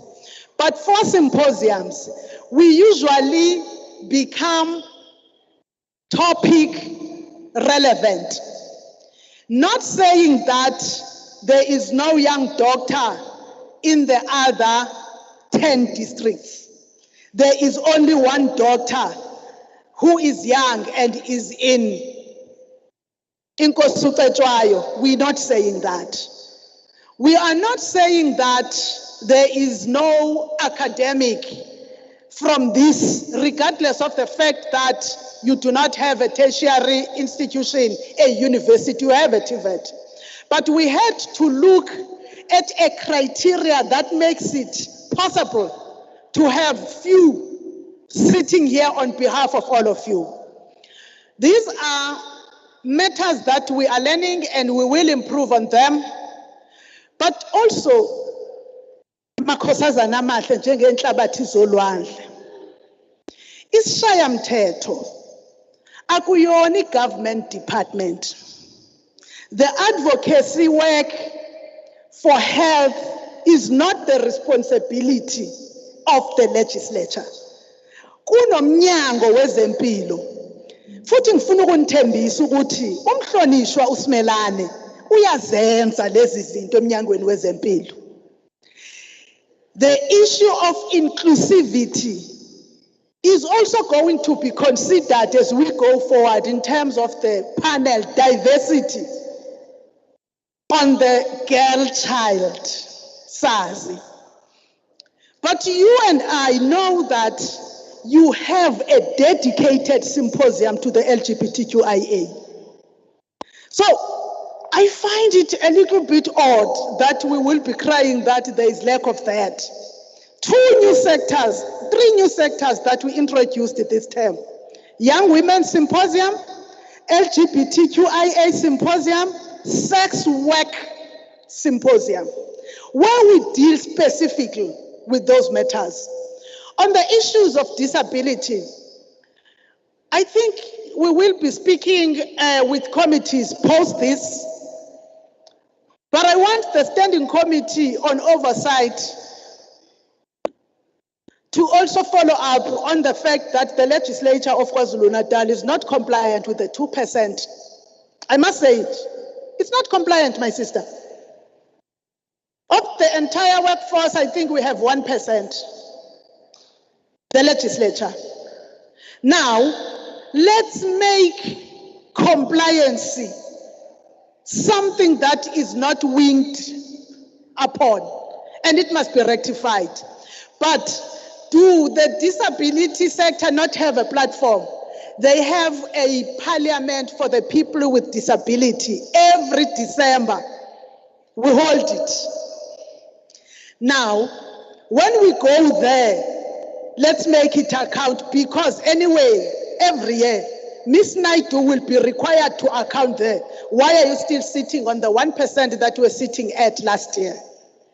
Because others have retired that formed that sector. Why don't you demarcate specific positions? We will take everything from here and compile it to send it to committees. But I must repeat, we will not be bringing service delivery related to symposiums. But we will be taking the lessons from Symposium to inform what we expect from government departments. But let's take home the parting words of Dr. Zwane. Kodwa siyibize ngesizulu kwakunento ngesikhathi ngangisemncane thina ke asikhulanga sekune social media siguga kukhona i-social media eyayithi uzoyithola kanjani uhlele khoneni. Let's get out there. Let's be like Nomcebo Dlamini of Mandeni, who runs an NPO that goes across districts, educating young women that are mothers, especially those of children with disabilities. She does it free of charge. She's a young woman. Because NPOs were part of the previous one, we couldn't have an NPO sector this year again, because the other sectors were going to complain. But going forward, we will look at that. Kodwa sizocela ke sengivala. Uma ngaba uze lana njenganami nje. Ngize ngesishaya mthetho. Ngizoba isishaya mthetho ngize ngiphume. Akusho ukuthi akikho iqembu noma inhlangano yepolitiki engikuyona. Kodwa for the business of today, I will conduct myself as a citizen representing a district. Ngisho ngoba Deputy Chief Whip usengike ngaphendula imibuzo emibili kumhlonishwa ukunene. Omunye uzibize ngokuthi usuke eBrantshini ngizwanga nakahle ngize ngasizwa nguSpeaker wase Lembeni behlangene no-chairperson we-Women's Caucus ukuthi hayi yi-university yona leyo kunenhlangano yabefundi lapho. For young people to speak according to their parties, we do that in June. Unity of young people and young women across political borders or lines is needed for us to move forward. We will speak to the government departments that were mentioned, and we will be responding for the first time in next year's symposium. We will be responding like how we do in the LGBTQIA and the sex work, responding to the matters that are raised here. Ngicela ke nabantu abasha ba respond ukuthi what have you done in your area of scope? As a councillor, what have you done in your local council? As a citizen, what have you done? But as a leader of a youth formation, what have you done in your area or scope that you have? Otherwise, we promise you that off to the next district next year, but we will still keep the provincial perspective that we are hosting it in the district, but it looks across the province so that everybody is covered. Those are the responses, Deputy Chief Whip. Thank you very much, Somlomo, for the responses. We want to speed up our program. Honorable Speaker, we request that you hand over the token of appreciation to our panelists. We are just giving you briefly 2 minutes. Bese requester Mhlonishwa Usiku Madlopa, who is joining virtually, to give us a vote of thanks. And immediately after, we will take Usislengiwe, and we will then communicate the proceedings after that.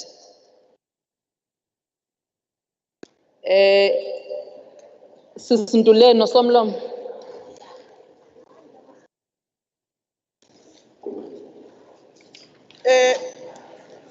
Ngicela ukucacisa asibakhokhelanga njengibabelana. Ayisenziwa ke leyo nto okuzokhulumela mahala. Young people that are speakers don't allow to be exploited even by the legislature. Don't speak for free. Ngiyaniyala nje ningakhulumela mahala.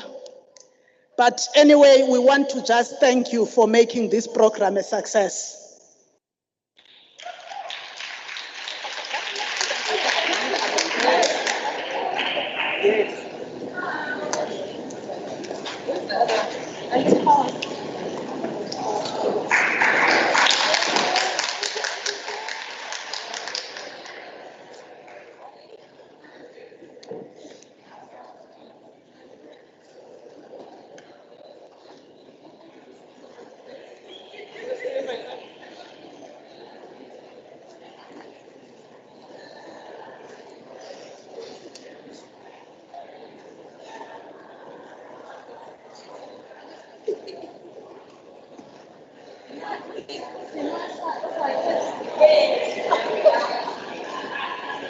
What happens to Simas?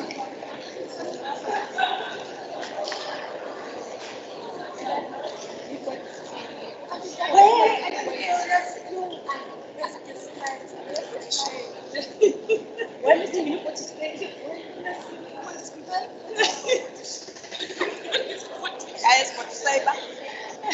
What do we compare?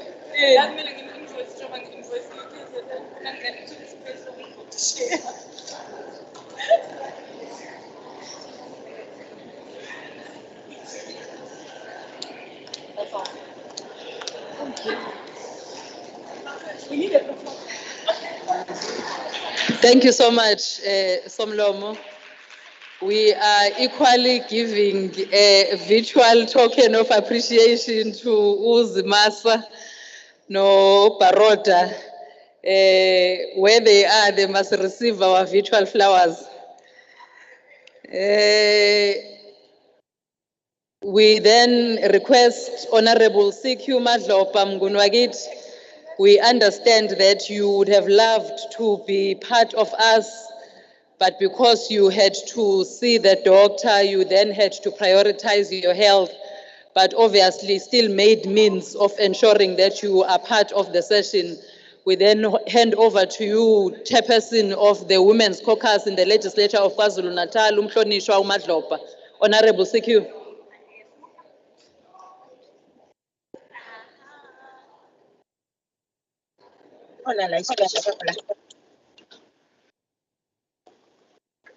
Program Director. I'm so sorry, Program Director. I'm just getting out from the hospital. I have to sit down. Thank you very much, Program Director. Honorable Speaker of the Legislature, Dadewethu Mahubela. Sifuna nje usizizwa sihloniphekile ngomsebenzi omkhulu osuwenzekile. The Mayor of the municipality, uDadewethu Mthembu kanye noDadewethu uSpeaker wakwi-district uMama Ushandu, abahlonishwa abakhona kule symposium kanye namakhansela wonke, amakhosi, izinduna, abefundisi. Ngiyafuna nje imphathi hlelo ukugcizelela abefundisi ngoba bayasho ukuthi bayibezivulele ngomkhuleko. Mase acknowledge bese beyakhohlakala bese kuba noyedwa nje uthi hayi khona abefundisi bese kuthiwa hawo bafundisi bethu. Siyabonga kakhulu panelists and all young women present physically and in social platforms. Ladies and gentlemen, siyafisa nje ukubonga. We want to pride ourselves ngalo msebenzi ongaka usuwenzekile, in particular as mothers, politician, community worker, and also as a chairperson of the multi-party women's caucus at the legislature, to observe such a vibrancy in the meeting of young women of our province.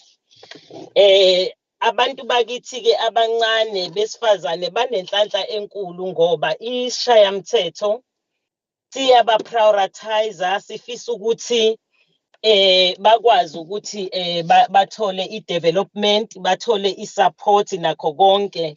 I'm saying this because ngenkathi uSomlomo ekhuluma ebeka inkulumo enohlonze, ushilo ukuthi sihlangene kanje abantu abasha bacela ukuthi there must be unity among women, especially the young women, because they are the future of this country. if we are not united, we are not going to achieve what we have to achieve as women. Siyafisa ukusho ukuthi njengoba esho kanjalo, njengoba sisho ukuthi legislature is prioritizing abantu abasha. Usomlomo wayenza inkulumo yakhe walalela. Siyafisa ukubonga nje somlomo ukuthi ubalalele abantu abasha. This is not the only program eyenziwe isishayamthetho. Ngo-March kade sine dialogue ebikhona, sinawo futhi ama-panelists, and then we called abantu from different fields, also mabhizinisi, academia, njengoba kwenzekile namhlanje la khona esasithi, because njengoba usomlomo ethi we must be united. Kubalulekile ukuthi kunina young women, abantwana bakini abasema high school, we were promoting i-STEM ukuthi abantu abancane mangabe sebeqala ukuchoose ama subjects, they must focus on i-science, bafocus kwi-technology, bafocus nakwi-maths, nakwi-engineering, so that i-development yabantu bakithi abancane bakwazi ukuthi bazibambele yona. So we are continuing also as isishayamthetho njengoba usomlomo wethu okuyona iface yale legislature yethu esho. Ngifisa nje ukubonga wonke ama-political parties that are represented kwisishayamthetho saKwaZulu-Natal, ikakhulukazi abantu besifazane, ngoba in our first meeting as a multi-party women's caucus, amakhosikazi aKwaZulu-Natal led by umama uSpeaker took a resolution yokuthi ukuhlukumezeka kwabantwana bethu, the young women, kubalulekile ukuthi sibe nama-programs azosondela eduze in Richards Bay.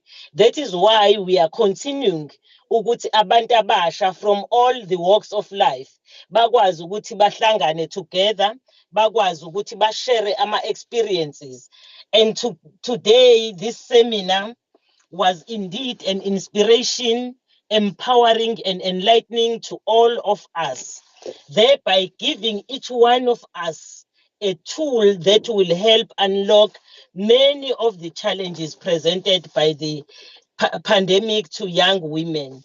We must remember the reasons for holding this seminar, that it was simple because we have all learned from the World Health Organization. I want to quote what they say, the World Health Organization. They said, I quote, that the pandemic disruptive force will be felt by women for many years to come, unquote.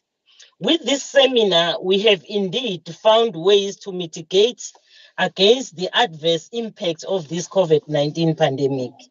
It is for that reason, ladies and gentlemen, that I stand here very proud of all the young women who have participated in this seminar, for they have provided insights and gave us the armory to soldier on and fight to unlock the socio-economic and academic opportunities that are presented before us.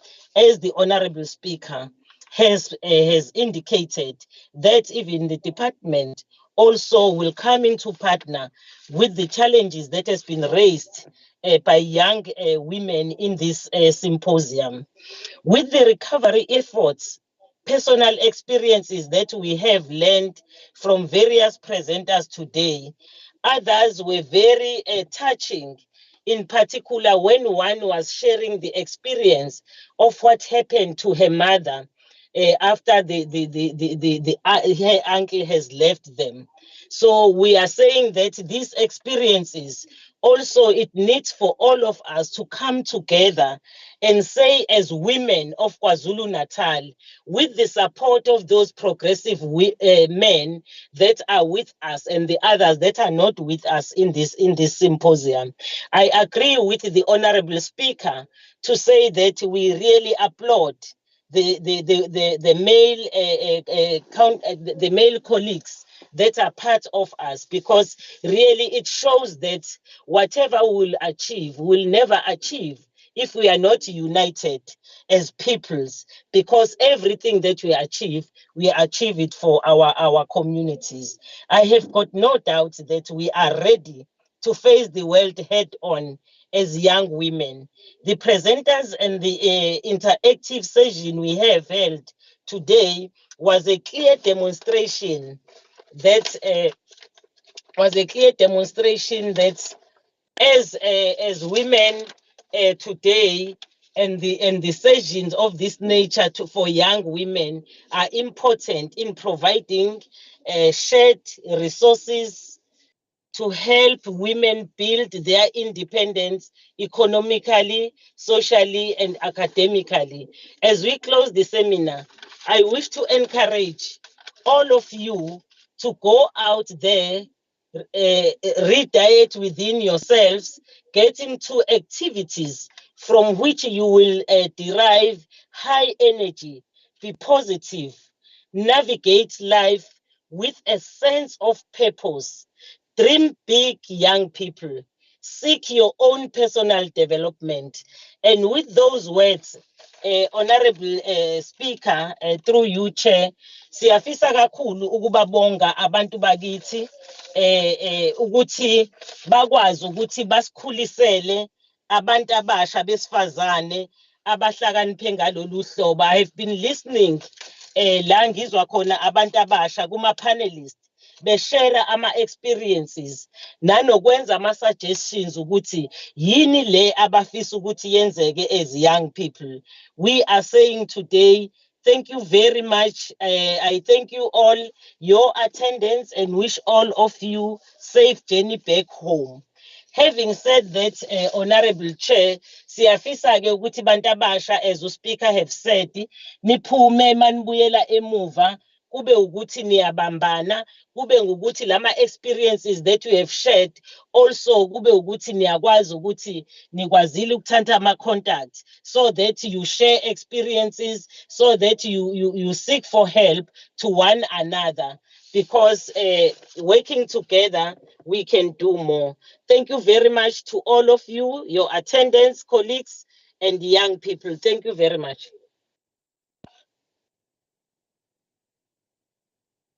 Siyabonga kakhulu umhlonishwa uMadlopha. We are going to request that the team from the legislature izoza ematafuleni and guide us so that we do not go in queue. But whilst that happens, usisihlengiwe uzobe enza adume ngakho. Ngakho-ke sizocela ukuthi nilinde until kufika ozozonisukumisa etafuleni and usher you to the catering tables. The team ezofika ematafuleni bazokwazi ukuthi basilekelele. Okwami usebongile umhlonishwa uMadlopha. Sesiyabonga nathi ukuthi-ke nisihloniphile. Over to you, Sisihlengiwe. Thank you very much.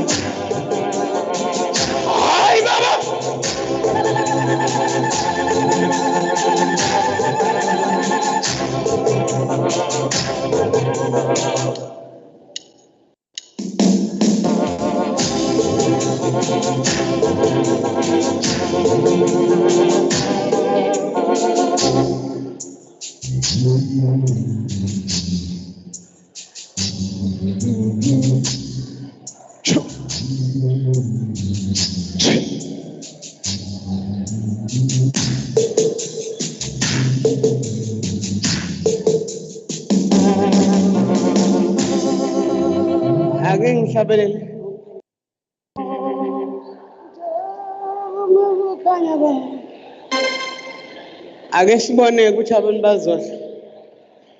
Mase konje.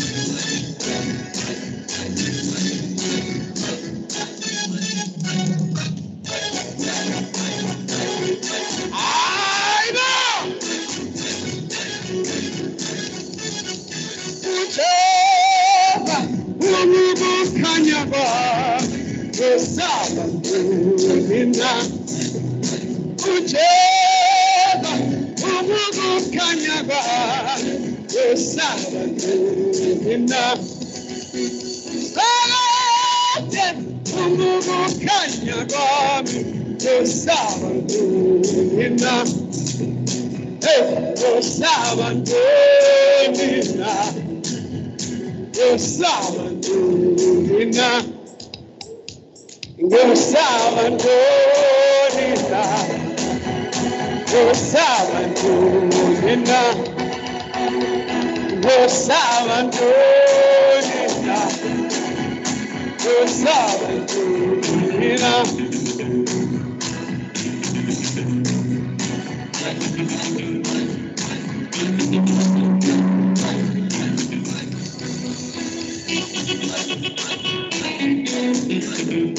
Okay.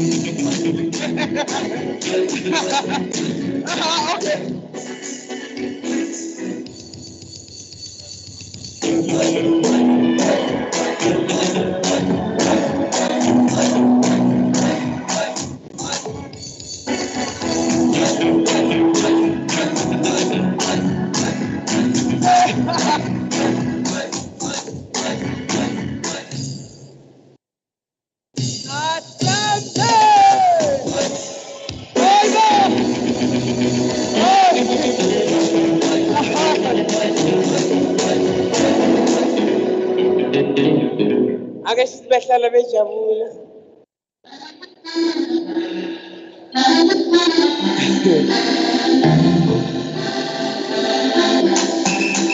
Uyahlanya lo bhuti la. Uthi nje kancane.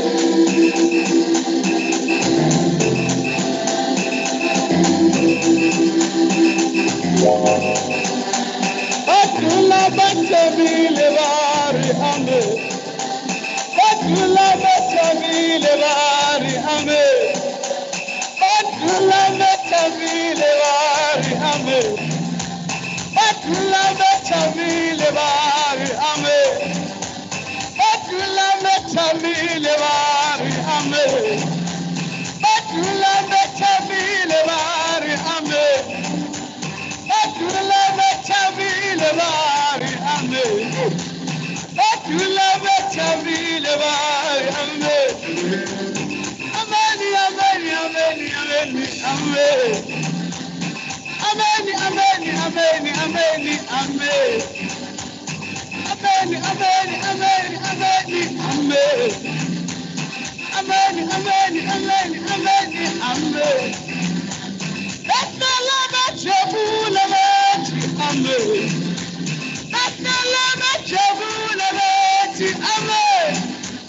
Badula bajabule bari ame. Badula bajabule bari ame. Ameni, ameni, ameni, ameni, ameni. Ameni, ameni, ameni, ameni, ameni. Wesasengile. Sengile wakho.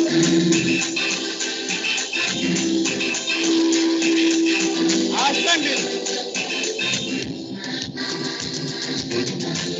What's up, baba? What's up?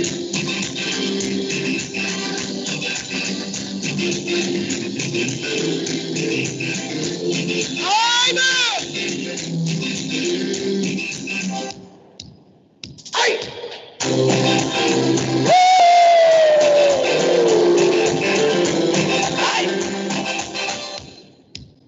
I know. I can be.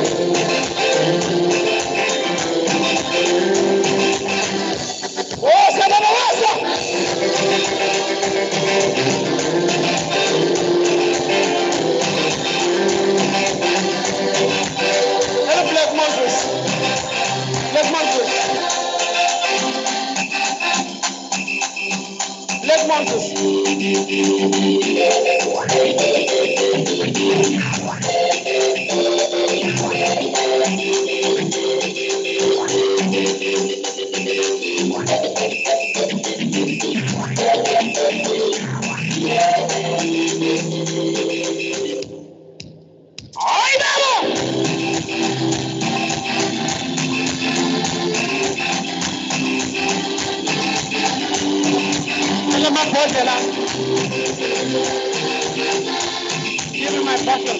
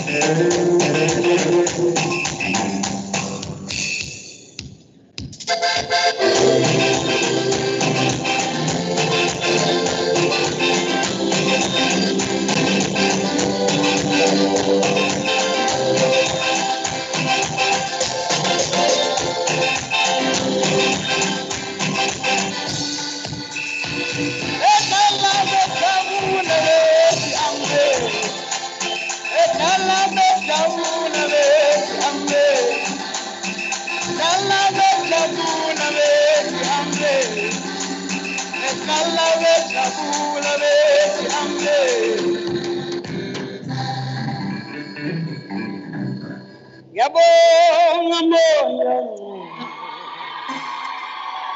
ngikuzwileke uhamba nami emangaliswa nguwe kule ndlela ungiphethe kahle sithandwa sami ngiyabonga moya ongcwele ngikuzwileke uhamba nami emangaliswa nguwe kule ndlela wazongiphatha kahle sithandwa sami ungiphethe kahle moya ongcwele ungiphethe kahle sithandwa sami ungiphethe kahle moya ongcwele ungiphethe kahle sithandwa sami ungiphethe kahle moya ongcwele ungiphethe kahle sithandwa sami I just ungiphethe kahle moya ongcwele I know hey ungiphethe kahle sithandwa sami ungiphethe kahle ungiphethe kahle moya ongcwele ungiphethe kahle sithandwa sami ungiphethe kahle moya ongcwele hey ungiphethe kahle sithandwa sami hey wangiphatha kahle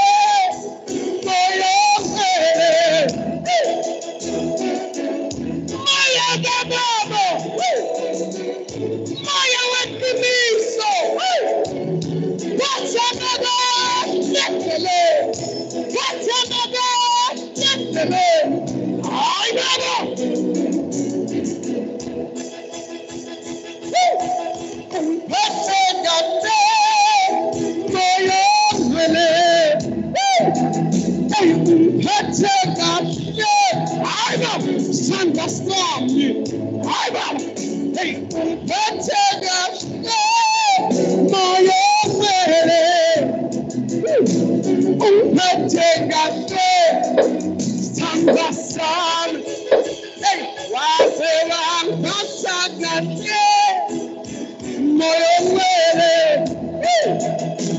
wazwangiphatha wisithandwa sami wena.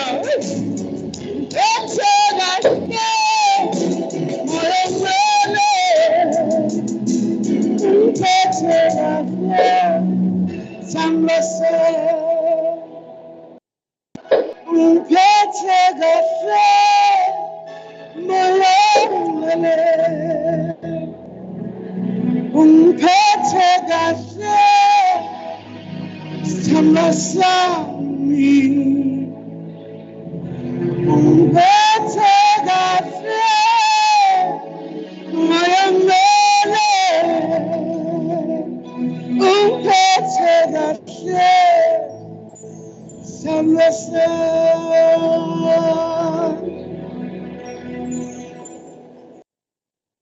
Sengiyakholwa futhi ngiyazi impilo yami ayisoze ifane.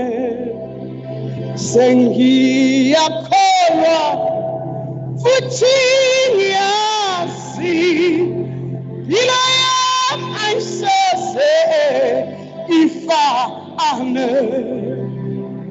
Ngizwile isandla sakhe singithinta, ngizwe izwi lakhe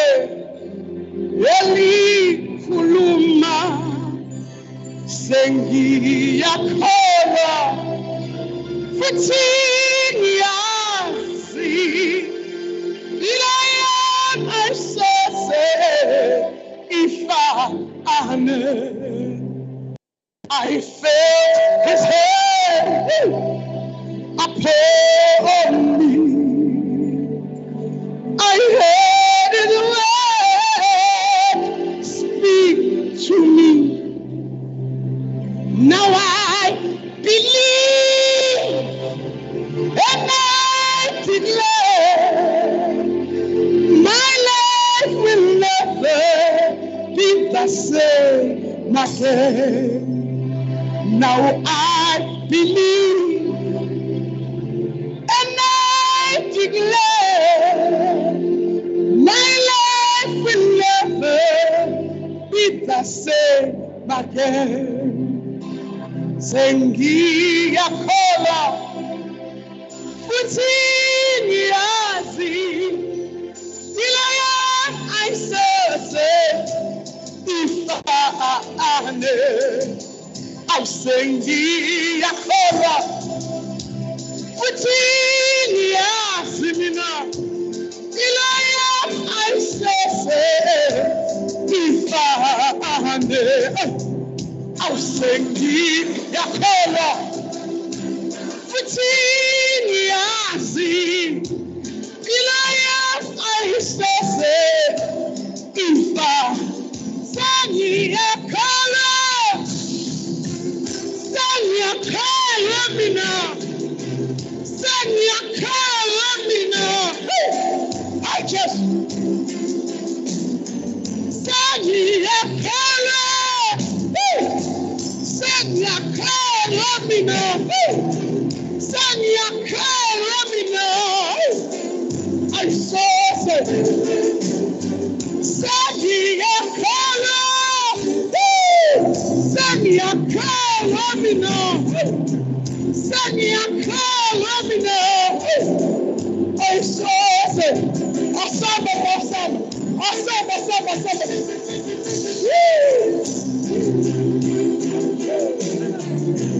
Ay baba.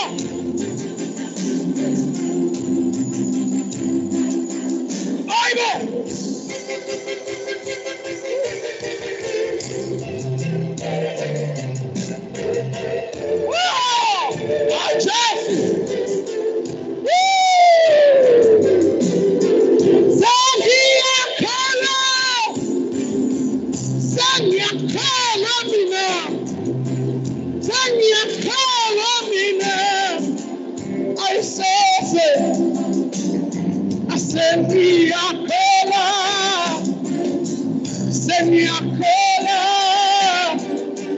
Sengiyakholwa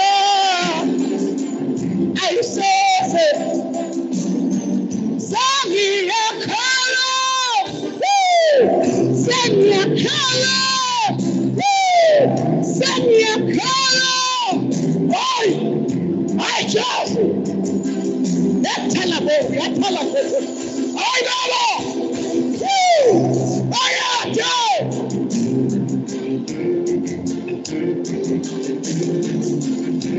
Bayathethulela abafakazi, bayathethulela lensindiso yethu, bayathi sinolade, bayathi wena hlezi esihlalweni, amakherubhi namaserafi, amanye njalo ayamemeza, athi ngongcwele, athi ngongcwele, hayi, hayi,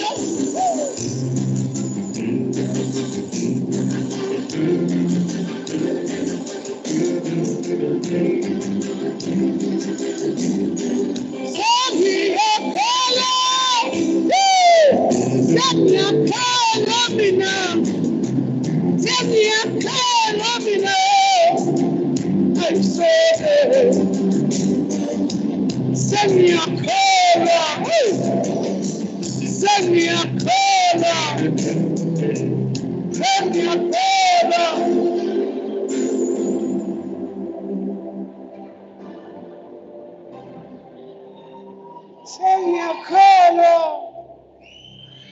Sengiyakholwa mina ngiyakholwa ila yami ayisoze ifane sengiyakholwa futhi ngiyazi ila yami ayisoze ifane.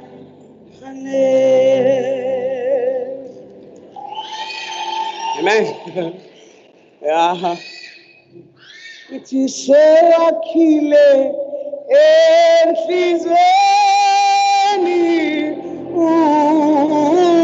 umhlobo uyomkhulu-ke yena uyo omkhule zihle nje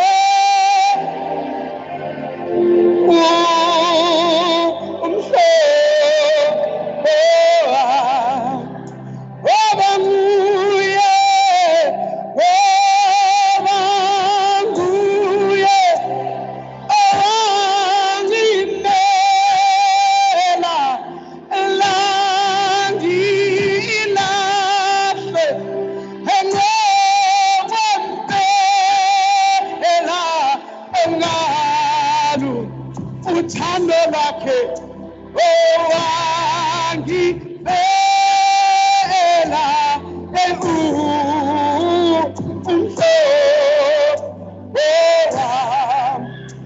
uyathwala yena athwala umthwalo wami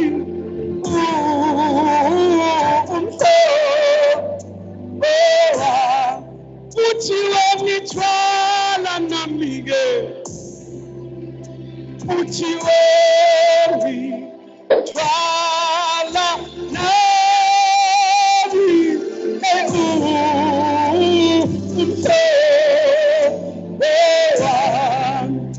wayehlatshwa yena wayehlatshwa anjengemfana asangethe awathi mfana awuyeki inhlanhla engaka awuyewasana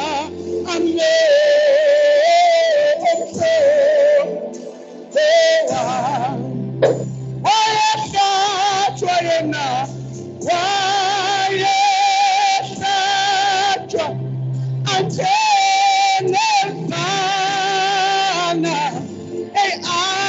asangethe owaphinda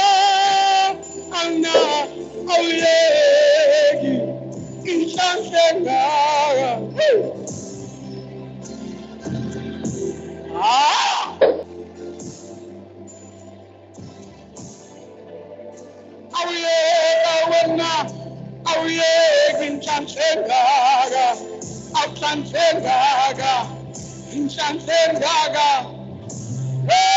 wasana ando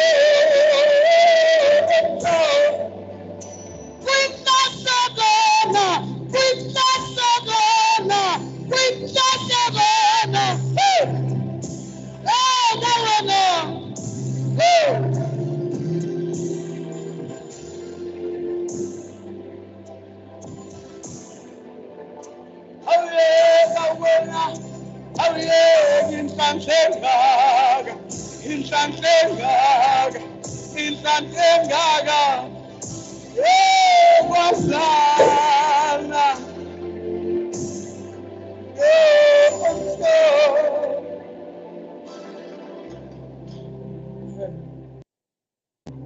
wabethela ngenaya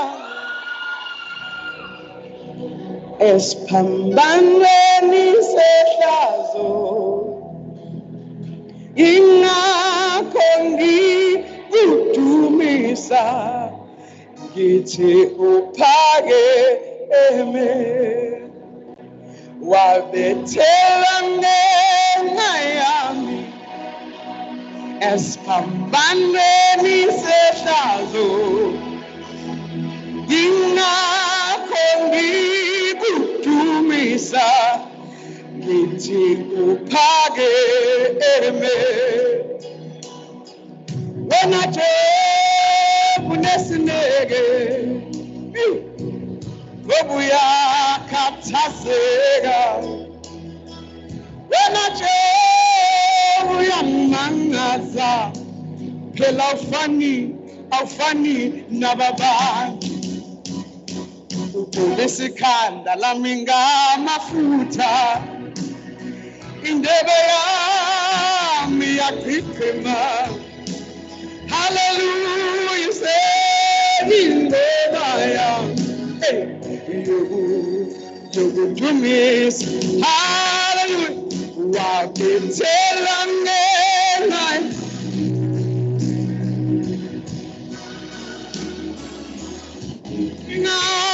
mina yekudumisa wabethela ngenayami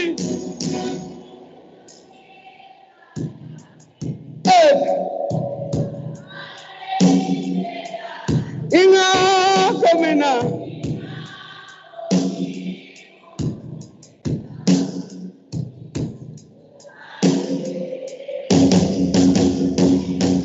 wena Jehovah ungiyeki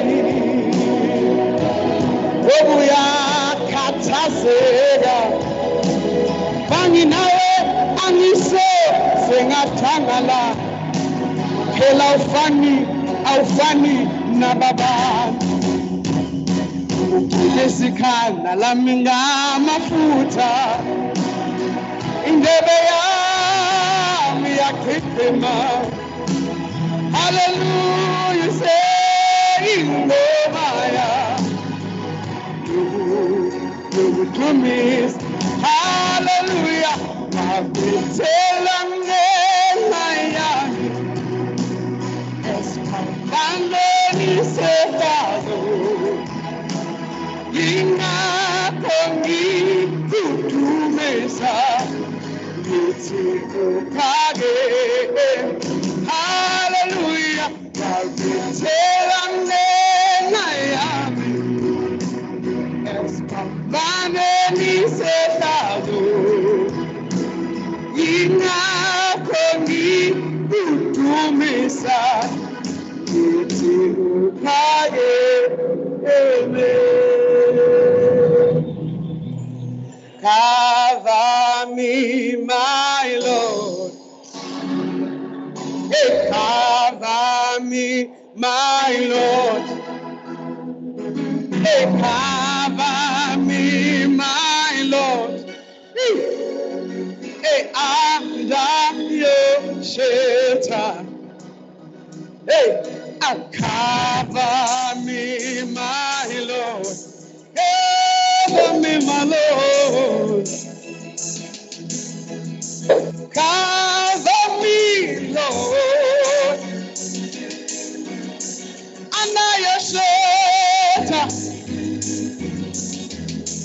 I say, cover me. Cover me, my Lord. Cover me, Jesus. Under your shelter. I say, cover me. Cover me, my Lord. Cover me, Lord. Under your shelter. Hey. Touch it up, touch it up, touch it.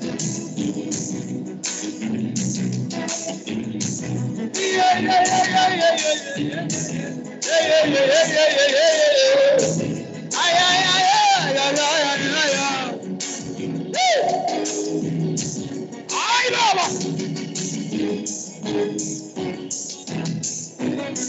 Ay, no. Touch it up. Yeah, yeah, yeah, yeah, yeah,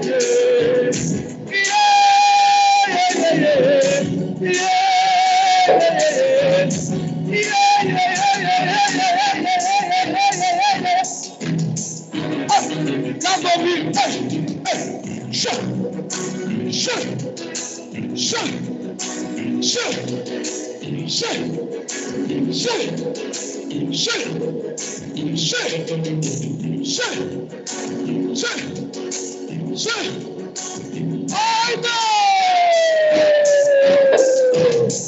Touch it up, touch it up, touch it.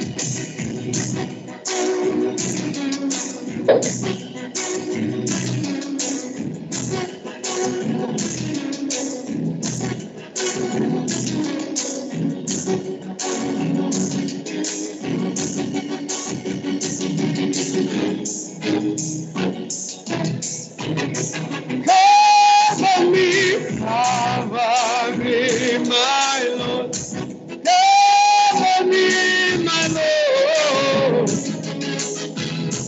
Cover me, Jesus.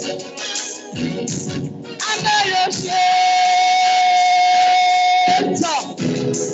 I am strong, Baba.